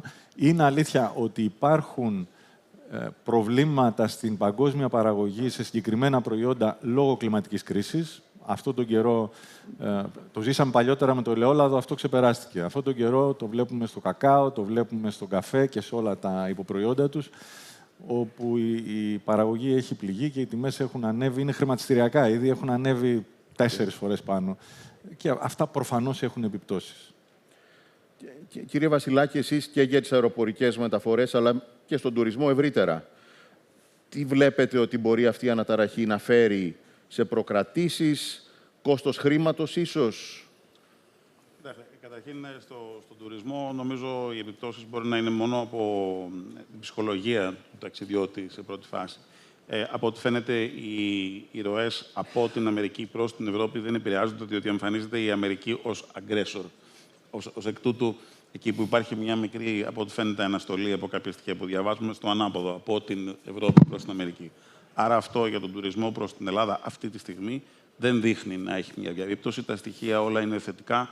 Το μόνο πράγμα που λίγο κράτησε τον τουρισμό στην Ελλάδα στην ανάπτυξή του τους τελευταίους 2 μήνες ήταν η ιστορία της Σαντορίνης, ότι όσο κράτησε. Άρα προς το παρόν τα μηνύματα είναι θετικά. Φυσικά, αν η κρίση μονιμοποιηθεί και αποκτήσει χαρακτηριστικά αντιπαλότητας πιο ισχυρής, αυτό δεν ξέρουμε τι μπορεί να φέρει, ο κίνδυνος είναι σοβαρός. Στο κομμάτι τώρα των δασμών για αεροσκάφη, είναι αυτοκτονικό τόσο για τις ΗΠΑ όσο και για την Ευρώπη. Έχουν τους 2 παραγωγούς παγκοσμίως, αλλά και η Boeing και η Airbus παίρνουν components από όλο τον κόσμο. Για να φτιαχτεί ένα αεροπλάνο μαζεύονται υλικά ανταλλακτικά από 50-60 χώρες για το καθένα. Ως εκ τούτου, εάν επιβληθούν τελικά δασμοί, απλώς θα κρυβίνουν και τα 2, χωρίς να υπάρχει κανένα ανταγωνιστικό κέρδος ούτε του ενός ούτε του άλλου. Έτσι δεν μπορώ να φανταστώ ότι τελικά θα γίνει κάτι τέτοιο, χωρίς να αποκλείεται. Στα αυτοκίνητα, που είναι η άλλη μας δουλειά, εκεί είναι ένα μεγάλο μέλος του δυνητικού εμπορικού πολέμου μεταξύ Αμερικής, Ευρώπης, Κίνας κτλ.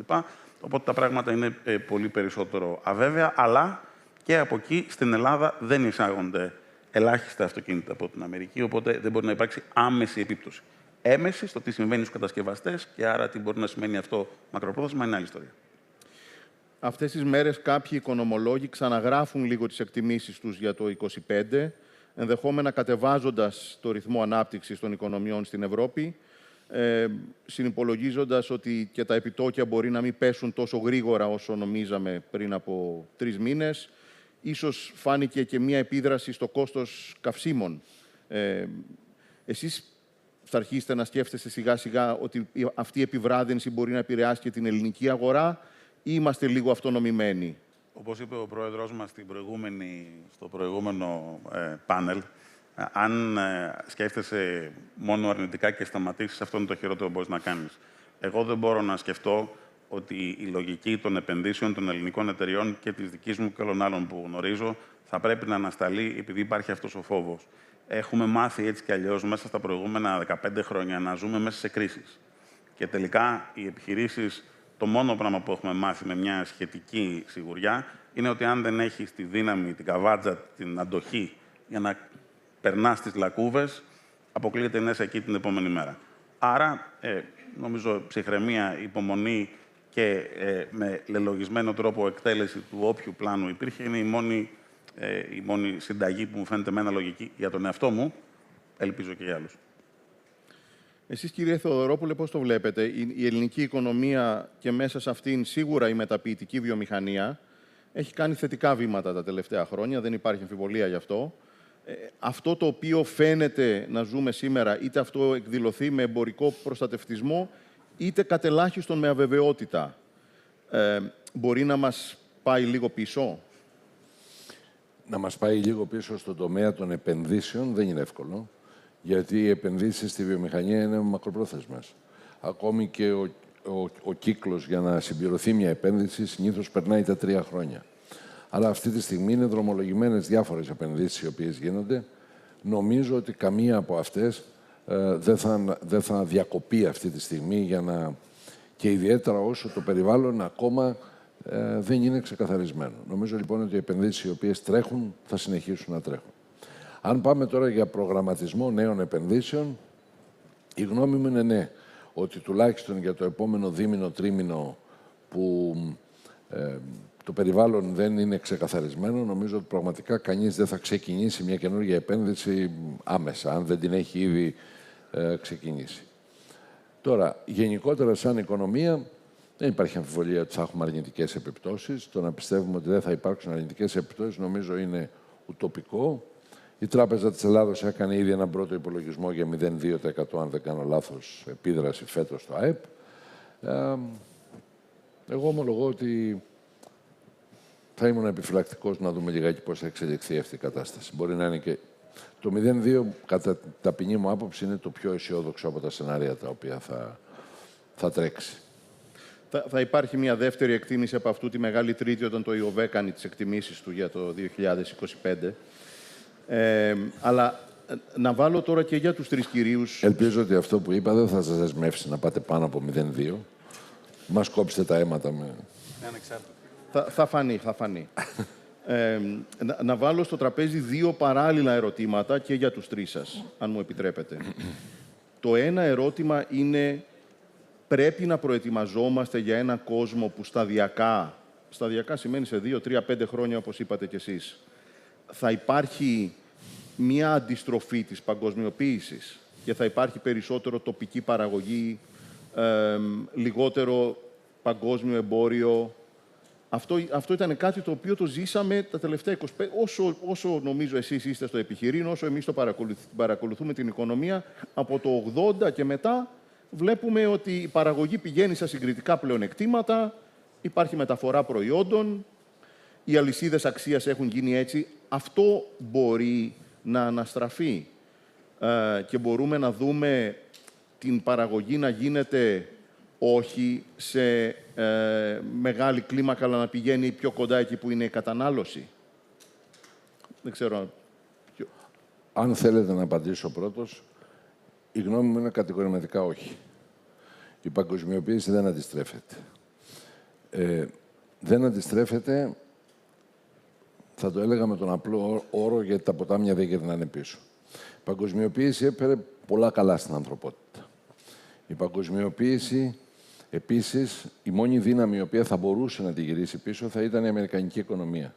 Και η αμερικανική οικονομία και οι μεγάλες αμερικανικές πολυεθνικές επιχειρήσεις ήταν αυτοί που κέρδισαν κυρίως από την ενοποίηση των αγορών και των...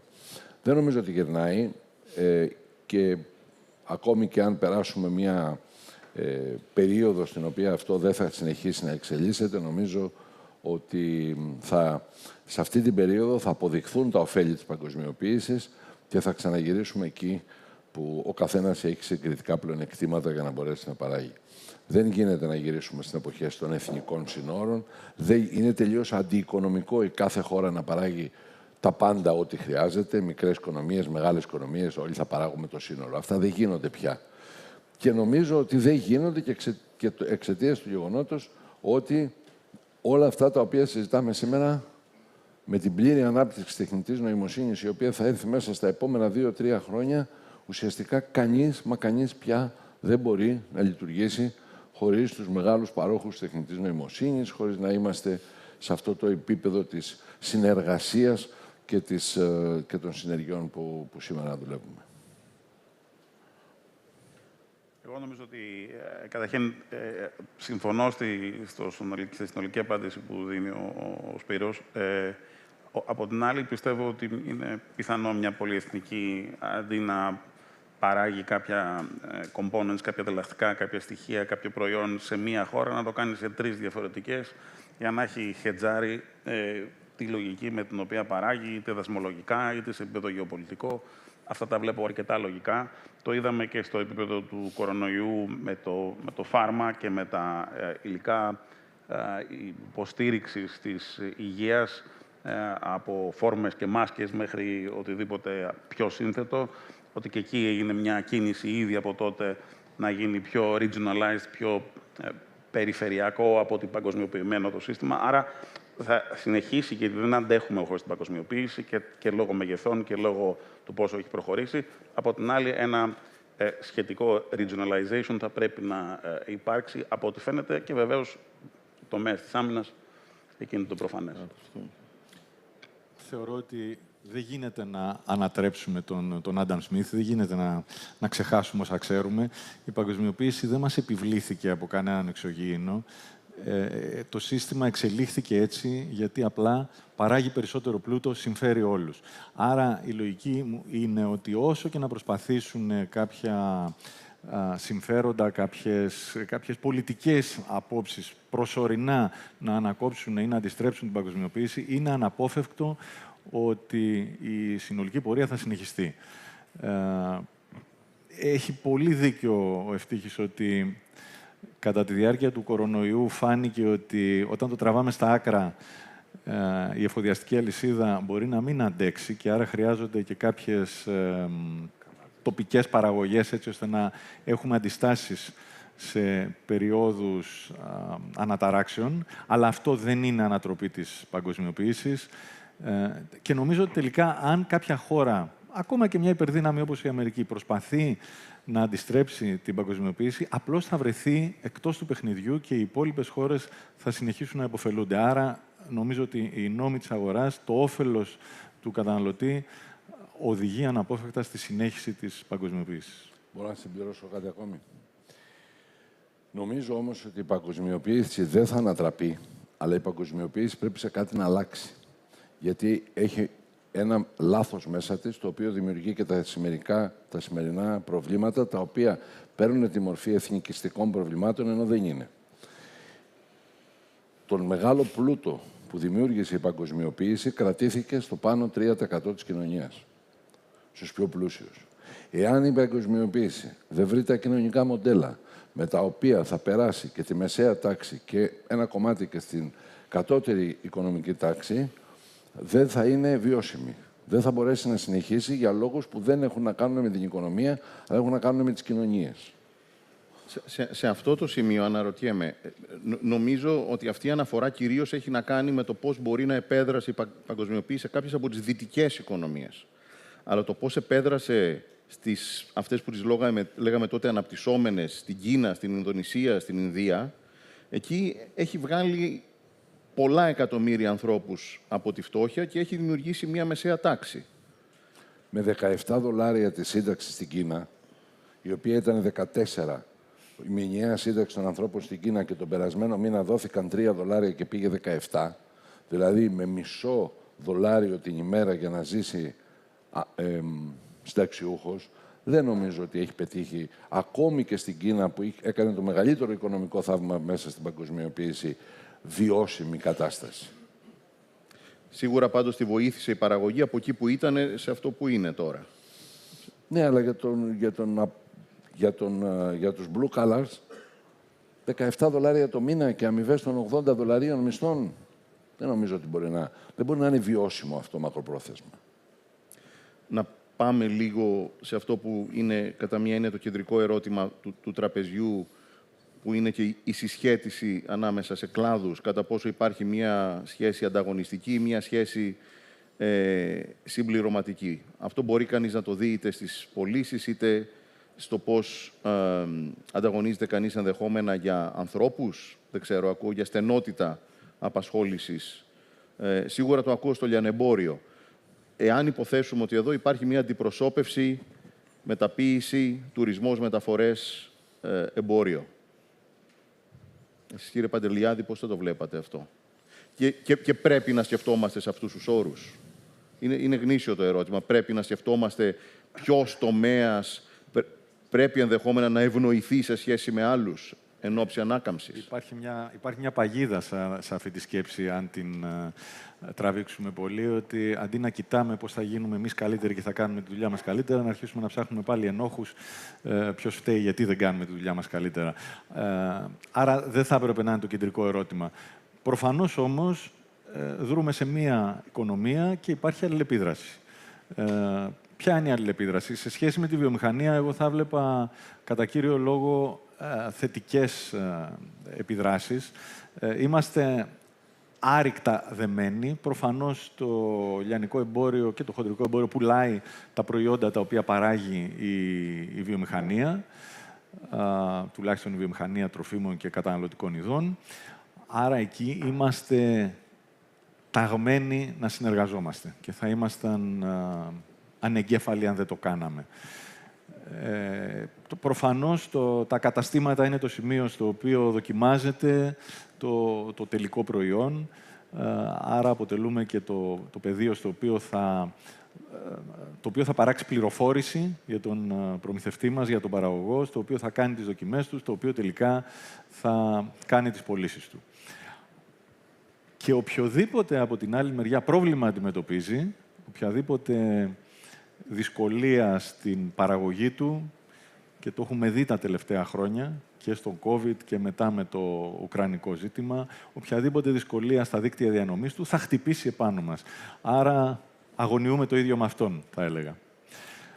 Με τον τουρισμό θα έλεγα ότι υπάρχει περισσότερη αλληλεπίδραση. Ας ξεκινήσω από το θετικό. Καταρχάς, είναι ξεκάθαρο ότι φέρνει κόσμο στην Ελλάδα.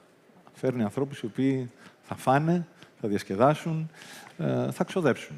Άρα αυτό δεν λέω τίποτα καινούριο, είναι προς όφελος όλης της οικονομίας, είναι και προς πολύ όφελος χοντρικά, του... 35 εκατομμύρια το έτος σε μια χώρα των 10,5.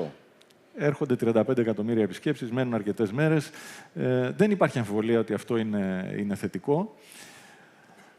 Και όσο καταφέρνει να ανεβάσει το επίπεδο των ανθρώπων που φέρνει και να φέρνει εισοδηματικά καλύτερους τουρίστες, είναι προς όφελος όλων.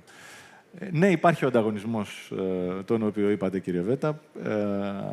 Προφανώς βρισκόμαστε σε μια αγορά εργασίας η οποία παραδόξως όχι απλώς έχει ξεπεράσει το πρόβλημα της πραγματικής ανεργίας, αλλά δεν έχει ανθρώπους αρκετούς να καλύψουν τις κενές θέσεις. Και επειδή μια μικρή τουριστική μονάδα, ένα εστιατόριο, ένα ξενοδοχείο, πρέπει να δουλέψει. Αν δεν βρει τον κόσμο του, δεν θα ανοίξει. Δεν υπάρχει ξενοδοχείο χωρίς ρεσεψιονίστ, χωρίς άνθρωπο να σερβίρει το πρωινό. Πρέπει να τον βρει. Θα κάνει ό,τι μπορεί για να τον βρει, θα πληρώσει ό,τι χρειάζεται για να τον βρει. Τον χρειάζεται μόνο για λίγους μήνες, 4, 5, 6, 7 μήνες. Αυτό προφανώς δημιουργεί μια αναταραχή στην αγορά εργασίας και δυσκολεύει αρκετούς άλλους κλάδους και το λιανικό εμπόριο. Είναι μέσα στο παιχνίδι της αγοράς. Και συνολικά εγώ θα έλεγα ότι αυτή η εποχικότητα που αναγκαστικά έχει ο τουρισμός στη χώρα μας και που δεν έχουμε καταφέρει να την μειώσουμε, δεν πρόκειται να την εξαλείψουμε ποτέ, για το καλοκαίρι μας έρχονται, αλλά πρέπει να το μεγαλώσουμε λίγο αυτό το καλοκαίρι. Οι κλιματικές συνθήκες βοηθούν τώρα.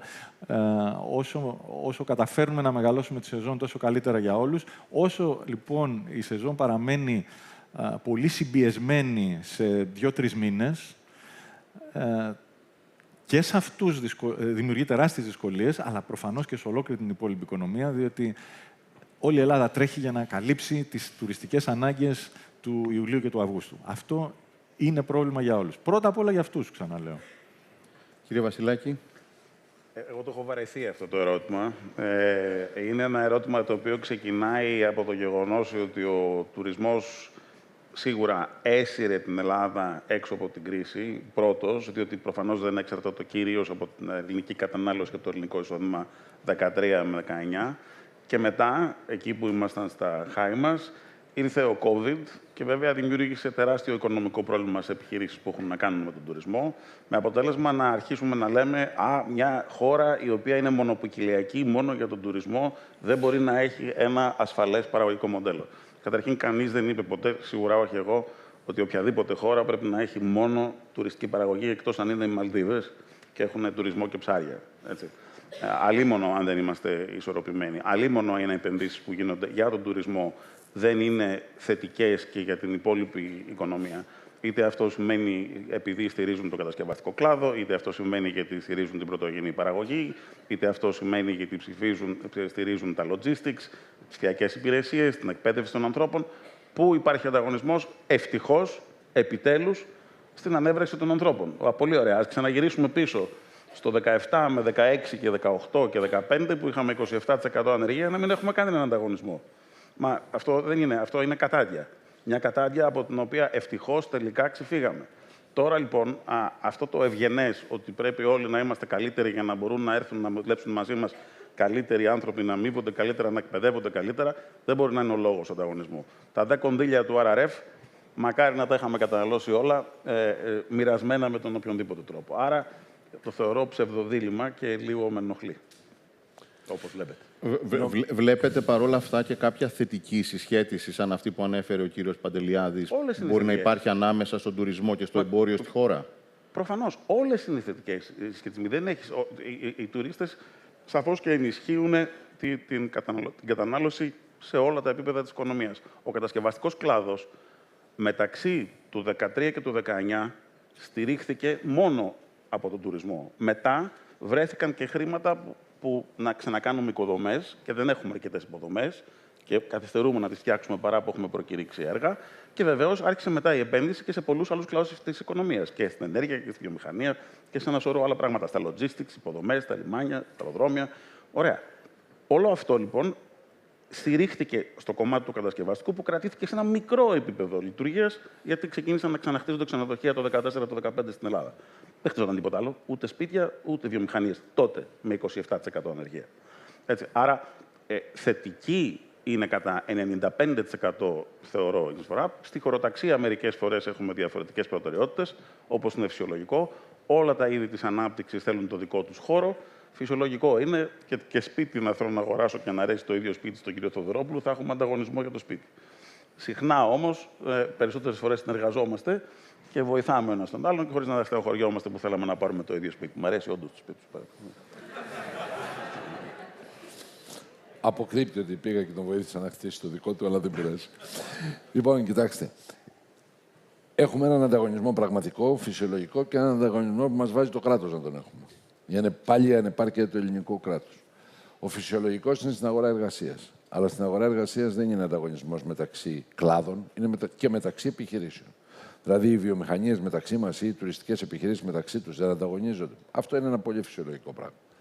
Το πρόβλημα είναι στη χωροταξία όμως, στην οποία χωροταξία δυστυχώς δεν θα έπρεπε να έχουμε ανταγωνισμό, εάν είχαμε ένα καλύτερο σχεδιασμό και αν ξέραμε τι είναι, σε ποιες περιοχές μπορείς να κάνεις στην Ελλάδα τουρισμό, σε ποιες μπορείς να κάνεις παραγωγή και σε ποιες μπορείς να έχεις για οικιστικά projects. Δυστυχώς, άλλη μια φορά η ανεπάρκεια, στην πούμε έτσι, του ελληνικού δημοσίου δεκαετιών μας έχει φέρει αυτή τη στιγμή σε έναν ανταγωνισμό και πολύ συχνά δημιουργούνται προβλήματα. Γίνεται μια προσπάθεια αυτή τη στιγμή για εθνικά χωροταξικά σχέδια, τα οποία πολύ φοβούμε ότι θα μας βάλουν σε ακόμη μεγαλύτερο ανταγωνισμό. Περιλαμβάνουν μέσα προβλέψεις οι οποίες πιστεύω ότι δεν θα είναι εύκολο να τις δεχτούμε καμία από τις τρεις πλευρές, αλλά επειδή είμαι φύση αισιόδοξος άνθρωπος, ελπίζω ότι θα βρεθεί και εκεί μια λύση. Πάντως αυτή τη στιγμή φαίνεται στα χωροταξικά θέματα να πηγαίνουμε για μια σωρία προβλημάτων η οποία αναμένεται να δημιουργηθεί. Το μόνο βέβαια για τη χωροταξία είναι αυτό που είπε και ο πρόεδρος στην αρχή, ότι θέλει σαφείς κανόνες, οι οποίοι προφανώς πολλά χρόνια δεν υπάρχει δυσκολία να δημιουργηθούν, να υποστηριχθούν, να μείνουν και να έχουν και νομική ασφάλεια. Αυτά, όπου και να τα πει ο οποιοσδήποτε, θα καταλήξει στο ίδιο. Δεν υπάρχει ακόμα και στις ακτές της χώρας ή σε οποιοδήποτε σημείο μπορεί να θεωρηθεί ότι είναι πιο ιδιαίτερο. Υπάρχει τόσο μεγάλη έκταση και δυνατότητες, ακόμα και εκεί που μπορεί να ανταγωνίζεται ο τουρισμός, παραδείγματος χάρη με την αιωλική ενέργεια, γιατί υπάρχει μια δυσκολία στο που θα μπουν, παραδείγματος χάρη, γεννήτριες, μάλλον ανεμογεννήτριες σε σχέση με τουριστικές περιοχές. Είναι τόσο μεγάλη η έκταση των ακτών μας, που τελικά πρέπει να είναι εφικτό να μπορεί να προσδιοριστεί κάτι τέτοιο. Άρα, πραγματικά, εγώ πιστεύω και έχω δει ότι η αλληλεπίδραση είναι θετική κατά 90%, ο ανταγωνισμός είναι μικρός και στη χώρα λείπουν και άλλοι κλάδοι που να μπορούν να στηρίξουν πιο ισορροπημένα την ανάπτυξη. Οπότε ο κάθε ένας πρέπει να χαίρεται για τον άλλο όταν μεγαλώνει. Μια που αναφέρατε το θέμα, το χωροταξικό. Άρα λέτε ότι κατά μία έννοια δεν είναι τόσο βαρύ, γιατί υπάρχει τόσο βαριά η επίδραση, γιατί πρακτικά υπάρχει χώρος.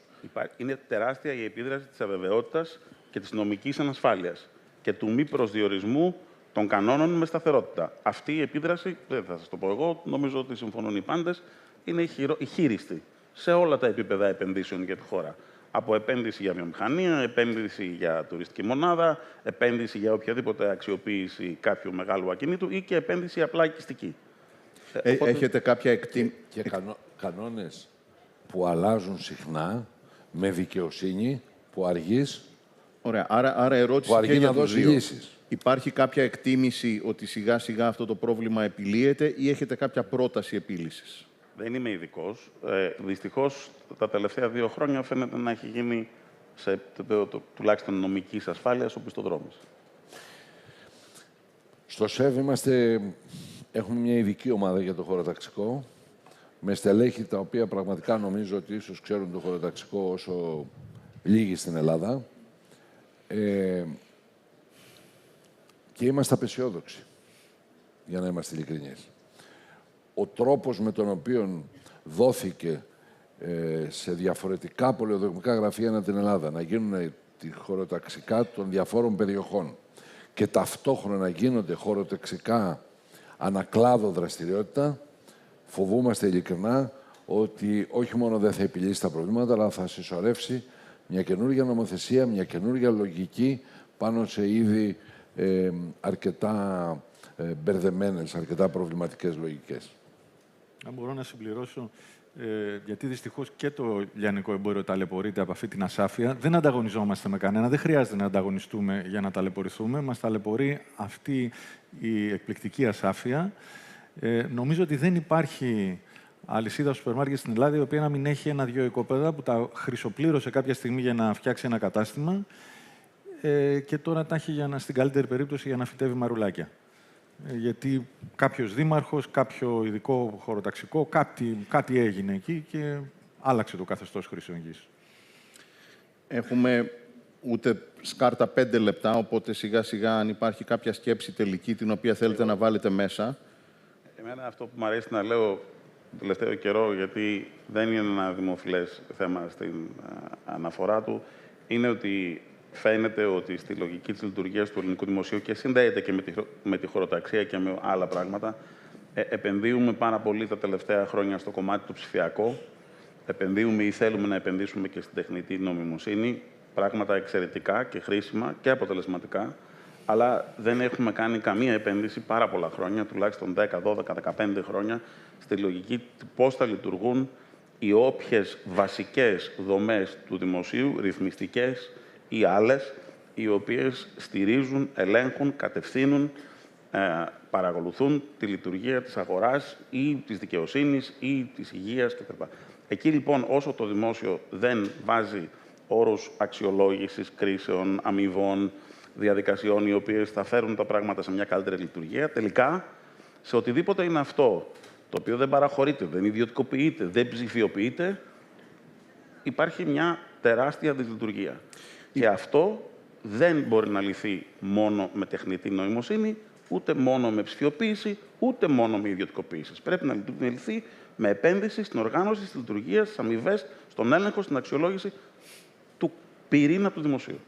Μπορεί να κάνω λάθος, αλλά ένα μεγάλο κομμάτι των πόρων του Ταμείου Ανάκαμψης είχαν προϋποθέσεις ακριβώς στο σημείο στο οποίο αναφέρατε. Δηλαδή, αλλαγές οι οποίες θα διευκολύνουν το πώς το δημόσιο στηρίζει, δεν θέλω να πω στηρίζει, μεταχειρίζεται την επιχειρηματικότητα. Ακούω να μου λέτε ότι δεν είμαστε ακόμη στο επιθυμητό και χρειάζεται ένα νέο κύμα. Ας ελπίσουμε ότι επειδή λύγει μόνο η συμβασιοποίηση, όπως είπε προηγουμένως ο πρόεδρος το 2026, μέχρι τη λήξη και της ανάλωσης των κονδυλίων θα το έχουμε δει. Τι να σας πω. Κύριε Παντελιάδη, εσείς ώστε να κλείσει ο κύριος Θεοδωρόπουλος. Εγώ νομίζω ότι... Ποιος είναι ο τίτλος, για να κλείσουμε έτσι λίγο όπως αρχίσαμε, αν είμαστε ανταγωνιστές ή αν είμαστε συμπληρωματικοί. Αυτό που πρέπει να αλλάξουμε σε όλη την Ευρώπη, υπόθηκε και σαν άλλα πάνελ, αλλά ιδιαίτερα στη χώρα μας, είναι να σκεφτόμαστε τι μας φταίει, πόσο κακό μας κάνει κάποιος ανταγωνισμός και να κοιτάξουμε πόσο ωφελούμαστε από τη συνολική ανάπτυξη της οικονομίας. Και η ανάπτυξη της οικονομίας έρχεται μέσα από τις επιχειρήσεις. Σε μια χώρα όπου η πρώτη ευχή στο μυαλό όλων είναι πώς θα ψοφήσει εκείνη η κατσίκα του άτιμου του γείτονα, πρέπει να αλλάξουμε τρόπο σκέψης. Και πρέπει να συνειδητοποιούμε ότι όσο καλύτερα πάει η βιομηχανία, ο τουρισμός, η αεροπορική εταιρεία, οποιοσδήποτε σε αυτή τη χώρα, τόσο περισσότερος πλούτος παράγεται και αυτό είναι προς όφελος όλων και αυτό είναι που πάει όχι μόνο την οικονομία, τελικά και την κοινωνία μπροστά. Αυτό είναι μια τεράστια αλλαγή νοοτροπίας, περιλαμβάνει την παιδεία μας, περιλαμβάνει τις κυβερνήσεις μας, οι οποίες πρέπει να σταματήσουν να ψάχνουν ενόχους στον επιχειρηματικό τομέα. Δεν είναι εύκολη, γιατί έχουμε εμποτιστεί με πολύ καχυποψία, αλλά πιστεύω ότι είναι απαραίτητο για να πάμε μπροστά να συνειδητοποιήσουμε ότι η επιχειρηματικότητα και οι πετυχημένες επιχειρήσεις ωφελούν συνολικά όλους μας. Κύριε Θεοδωρόπουλο, σας έχω ακούσει τελευταία αρκετές φορές να υποστηρίζετε ότι υπό όρους μπορούμε να είμαστε αρκετά αισιόδοξοι για την ελληνική οικονομία. Θα θέλατε να μου το περιγράψετε λίγο? Εγώ είμαι αισιόδοξος ανεβόρων, γιατί έτσι γεννήθηκα. Κοιτάξτε, υπάρχουν δύο εικόνες. Ο καθένας, αν είναι αισιόδοξος ή απαισιόδοξος, διαλέγει όποια θέλει. Σίγουρα προχωράμε και προχωράμε μπροστά. Το πρόβλημα είναι ότι δεν προχωράμε με την ταχύτητα που θα θέλαμε και δυστυχώς δεν προχωράμε ούτε με καλή ταχύτητα σε σχέση με τους ανταγωνιστές μας. Ο καθένας λοιπόν μπορεί να διαλέξει την εικόνα προχωράμε μπροστά και να είναι αισιόδοξος ή να βάλει και τους άλλους δύο παράγοντες δίπλα και να μην νιώθει αισιόδοξος. Η γνώμη μου είναι ότι πολλά πράγματα βελτιώνονται, πολλά πράγματα διορθώνονται στην πατρίδα μας και δεν το λέω εξαιτίας του ότι μπήκε ο κ. Παπαθανάσης και θέλω να του κάνω το καλό. Προχωράμε σε θετικές κατευθύνσεις. Χρειαζόμαστε όμως ενίσχυση της ταχύτητας με την οποία κινούμαστε. Άρα, νομίζω ότι θα την πετύχουμε. Πρέπει όμως και ο επιχειρηματικός κόσμος, για να είμαστε ειλικρινείς, έχουμε ευθύνες σε αυτό το θέμα. Έχουμε ευθύνη να προχωρήσουμε, να επενδύσουμε, να βελτιώσουμε, να εκπαιδεύσουμε και πρέπει να όλοι μαζί, νομίζω, μαζί με την βελτίωση που γίνεται του κράτους, εμένα μου δίνουν μια αισιοδοξία ότι θα πάμε καλά στο μέλλον. Μαζί με την ευθύνη, κάποιοι που κάνουν και οικονομικές αναλύσεις λένε ότι υπάρχει ένας πολύ σαφές παράθυρο ευκαιρίας που έχει η χώρα μας, είναι σταθερή. Έχει ανακάμψει και ο τομέας εργασίας και η πλευρά των επενδύσεων, αλλά αυτό το παράθυρο δεν θα είναι άπειρο. Και νομίζω ότι εκεί είναι κοινή ευθύνη όσων χαράσουν η οικονομική πολιτική και των επιχειρήσεων να προσπαθήσουν να το εκμεταλλευτούν. Νομίζω ότι έχουμε από 3 δευτερόλεπτα ο καθένας, αλλά να τα δανείσουμε στους επόμενους. Ευχαριστούμε.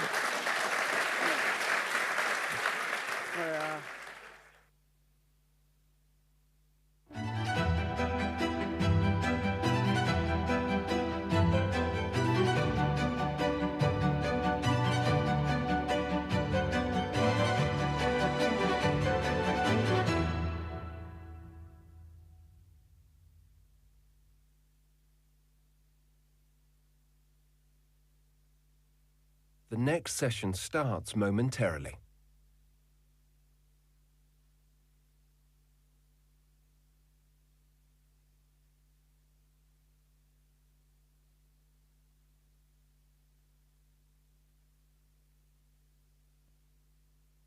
The next session starts momentarily.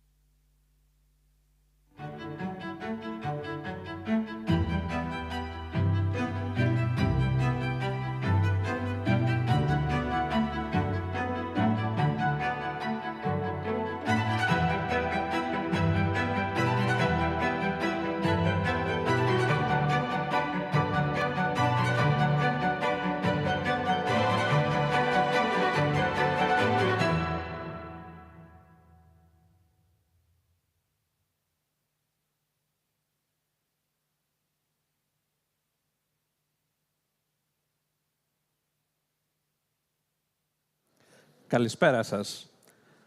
Καταρχάς, να δώσουμε συγχαρητήρια στον κύριο Τσομόκο για τα 10 χρόνια επιτυχούς παρουσίας του Delphi Forum.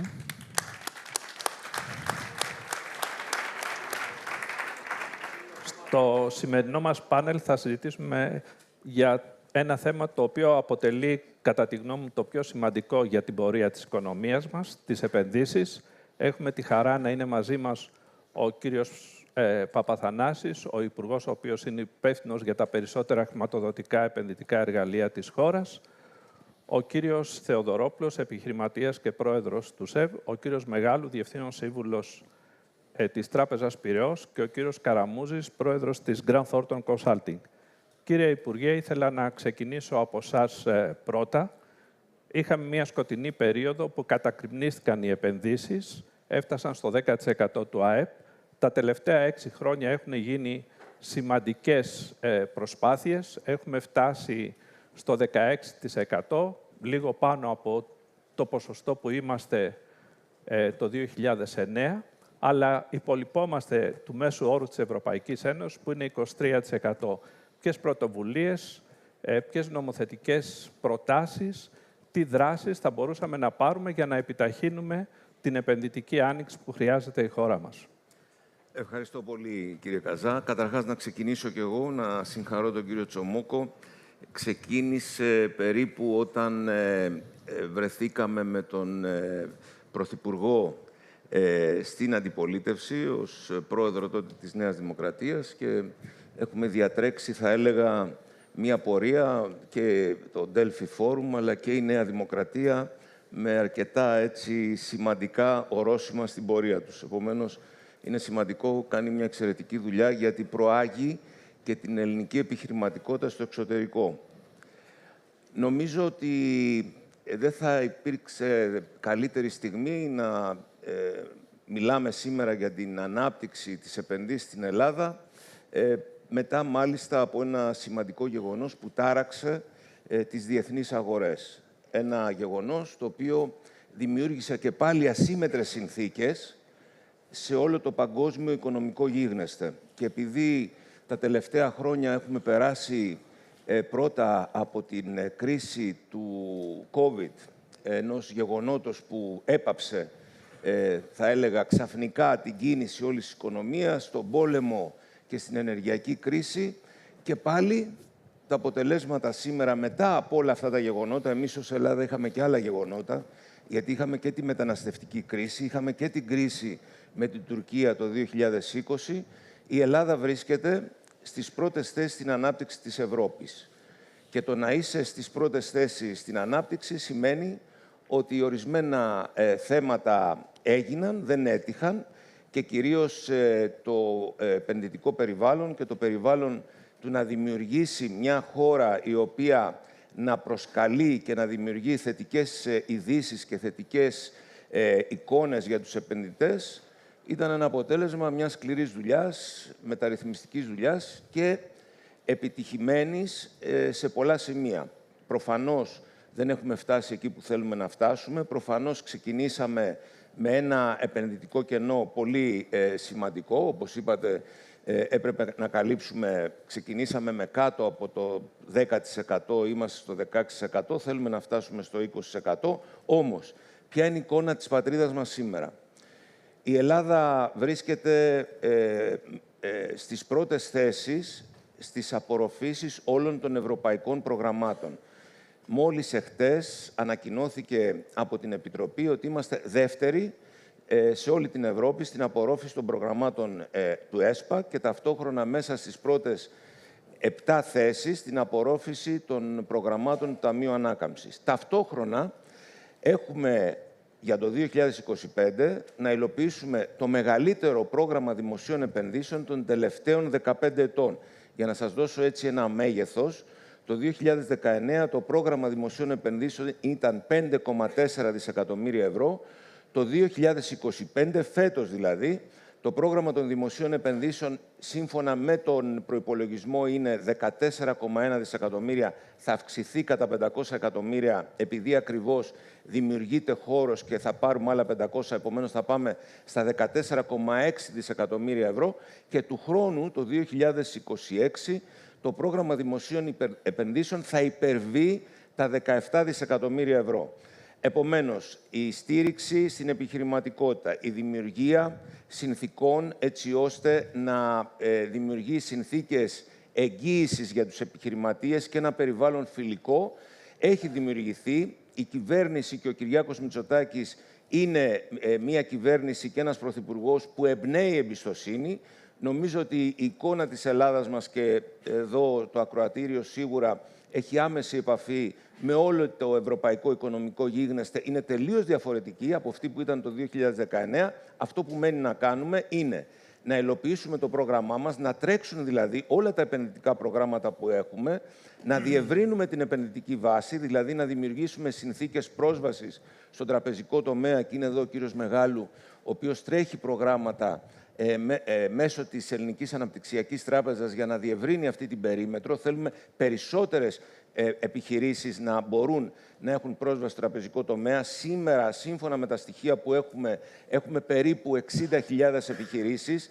Παραλάβαμε πολύ λιγότερες σε ένα, θα έλεγα, αριθμό 300.000. Δεν φτάνουν. Θέλουμε να διευρύνουμε ακόμα περισσότερο τη βάση και βεβαίως να δημιουργήσουμε και τις συνθήκες της εγγύησης που απαιτούν επενδυτικές δραστηριότητες όπως του κυρίου Θεοδωρόπουλου, του κυρίου Καραμούζη, έτσι ώστε να επιταχύνουν. Γνωρίζω πολύ καλά ότι έχουμε δρόμο μπροστά μας. Η μεταρρυθμιστική πολιτική δεν σταματά και στη νέα συζήτηση που κάνουμε, εμείς ως χώρα είμαστε ανοιχτοί στις μεταρρυθμίσεις, κάτι το οποίο το φοβούνται άλλες χώρες. Κύριε Θεοδωρόπουλε, να έρθω σε εσάς. Ο κύριος Βασιλάκης επεσήμανε στο προηγούμενο πάνελ ότι εκτός από τον τουρισμό χρειάζονται να γίνουν επενδύσεις και σε πολλούς άλλους κλάδους. Ποιοι κλάδοι, κατά τη γνώμη σας, έχουν μεγαλύτερη ελκυστικότητα για παραγωγικές επενδύσεις? Σε ποιους εκτιμούμε ότι έχουμε συγκριτικά πλέον εκτίματα? Και επενδύσεις τεχνολογίας μπορούν να αποτελέσουν εκμή του δώρατος? Κοιτάξτε, η ερώτηση που έχουμε συγκριτικό πλεονέκτημα είναι μια ερώτηση η οποία σηκώνει πολλή συζήτηση. Εγώ δεν πιστεύω στα συγκριτικά πλεονεκτήματα των χωρών. Πιστεύω στα συγκριτικά πλεονεκτήματα των επιχειρήσεων και του management.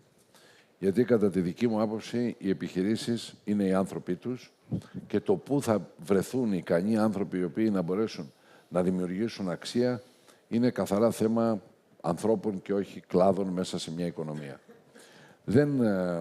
Δεν πιστεύω ότι... Άλλωστε, η κεντρική προώθηση πολιτικών για να βοηθήσουν κλάδος μάλλον θυμίζει περισσότερο τις εποχές της αημνής του Κομεκών, που αποφασίζανε ότι η Βουλγαρία θα βγάζει τα κομπιούτερ, η Ρουμανία θα βγάζει κάτι άλλο, η Ουγγαρία τα λεωφορεία κτλ. Όπου υπάρχουν άνθρωποι με δύναμη, με δυνατότητες, να μην πω τώρα παραδείγματα γιατί θα αδικήσω κάποιους, έχουμε κλάδους που δεν φανταζόμασταν ποτέ ότι η Ελλάδα θα μπορούσε να πρωταγωνιστεί και όμως χάρη σε πολύ ικανούς επιχειρηματίες και επιχειρήσεις πάει καλά. Τώρα, στο δεύτερο θέμα της τεχνολογίας, είναι γεγονός ότι σήμερα στην Ελλάδα υπάρχει ένα οικοσύστημα νεοφυών επιχειρήσεων το οποίο πάει καλά, το οποίο πάει αρκετά καλά.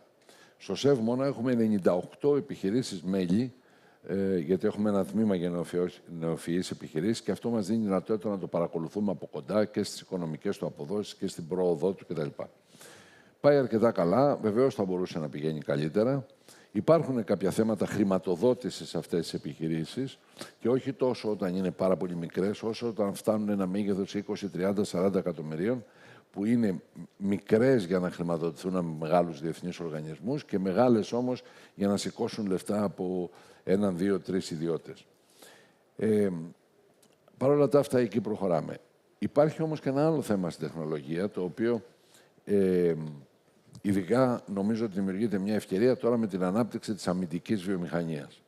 Η αμυντική βιομηχανία, την οποία η χώρα μας δεν είναι στο μηδέν, παρόλο ότι η γενική αντίληψη είναι ότι δεν υπάρχει αμυντική βιομηχανία στην Ελλάδα, είναι μια λανθασμένη αντίληψη. Υπάρχουν αρκετές επιχειρήσεις. Σε μια σύσκεψη που αποφασίσαμε να κάνουμε στο ΣΕΒ και να καλέσουμε τις εταιρείες οι οποίες ασχολούνται με αμυντική βιομηχανία, ήρθαν πάνω από 50 επιχειρήσεις, μεταξύ των οποίων κάποιες και με πολύ σημαντικούς τζίρους και με πολύ σημαντικά μεγέθη. Εκεί λοιπόν πρέπει να υπάρξει μια συνεργασία τεχνολογίας μεταξύ των ελληνικών και ευρωπαϊκών επιχειρήσεων και νομίζω ότι θα είναι ένας τομέας ο οποίος θα δώσει τη δυνατότητα πραγματικά να προσθέσουμε σημαντική αξία, με δεδομένο βέβαια ότι υπάρχουν και όλα αυτά τα κονδύλια για το rearm τώρα στην Ευρώπη, τα οποία πρέπει και η Ελλάδα δυναμικά. Μην ξεχνάμε ότι έχουμε ναυπηγεία, έχουμε την ελληνική αεροπορική βιομηχανία, η οποία είναι αναξιοποιητή και για την οποία πρέπει να αξιοποιηθεί. Είναι ένας κυμόμενος γίγαντας, ο οποίος τώρα σε αυτή την εποχή νομίζω ότι μπορεί να φέρει πραγματικά μεγάλη προστιθέμενη αξία στην Ελλάδα, αλλά και πολλοί άλλοι όμιλοι, όπως του κ. Μητυλινέου που φτιάχνει το hub τώρα στο Βόλο και έχει φτιάξει και όλα. Δεν ξέρω πόσοι ξέρουμε ότι το hub του κ. Μητυλινέου στο Βόλο, εκτός από τα ελληνικά Λέοπαρντ, έχει φτιάξει περίπου άλλα 1000 Λέοπαρντ για άλλες χώρες στον κόσμο.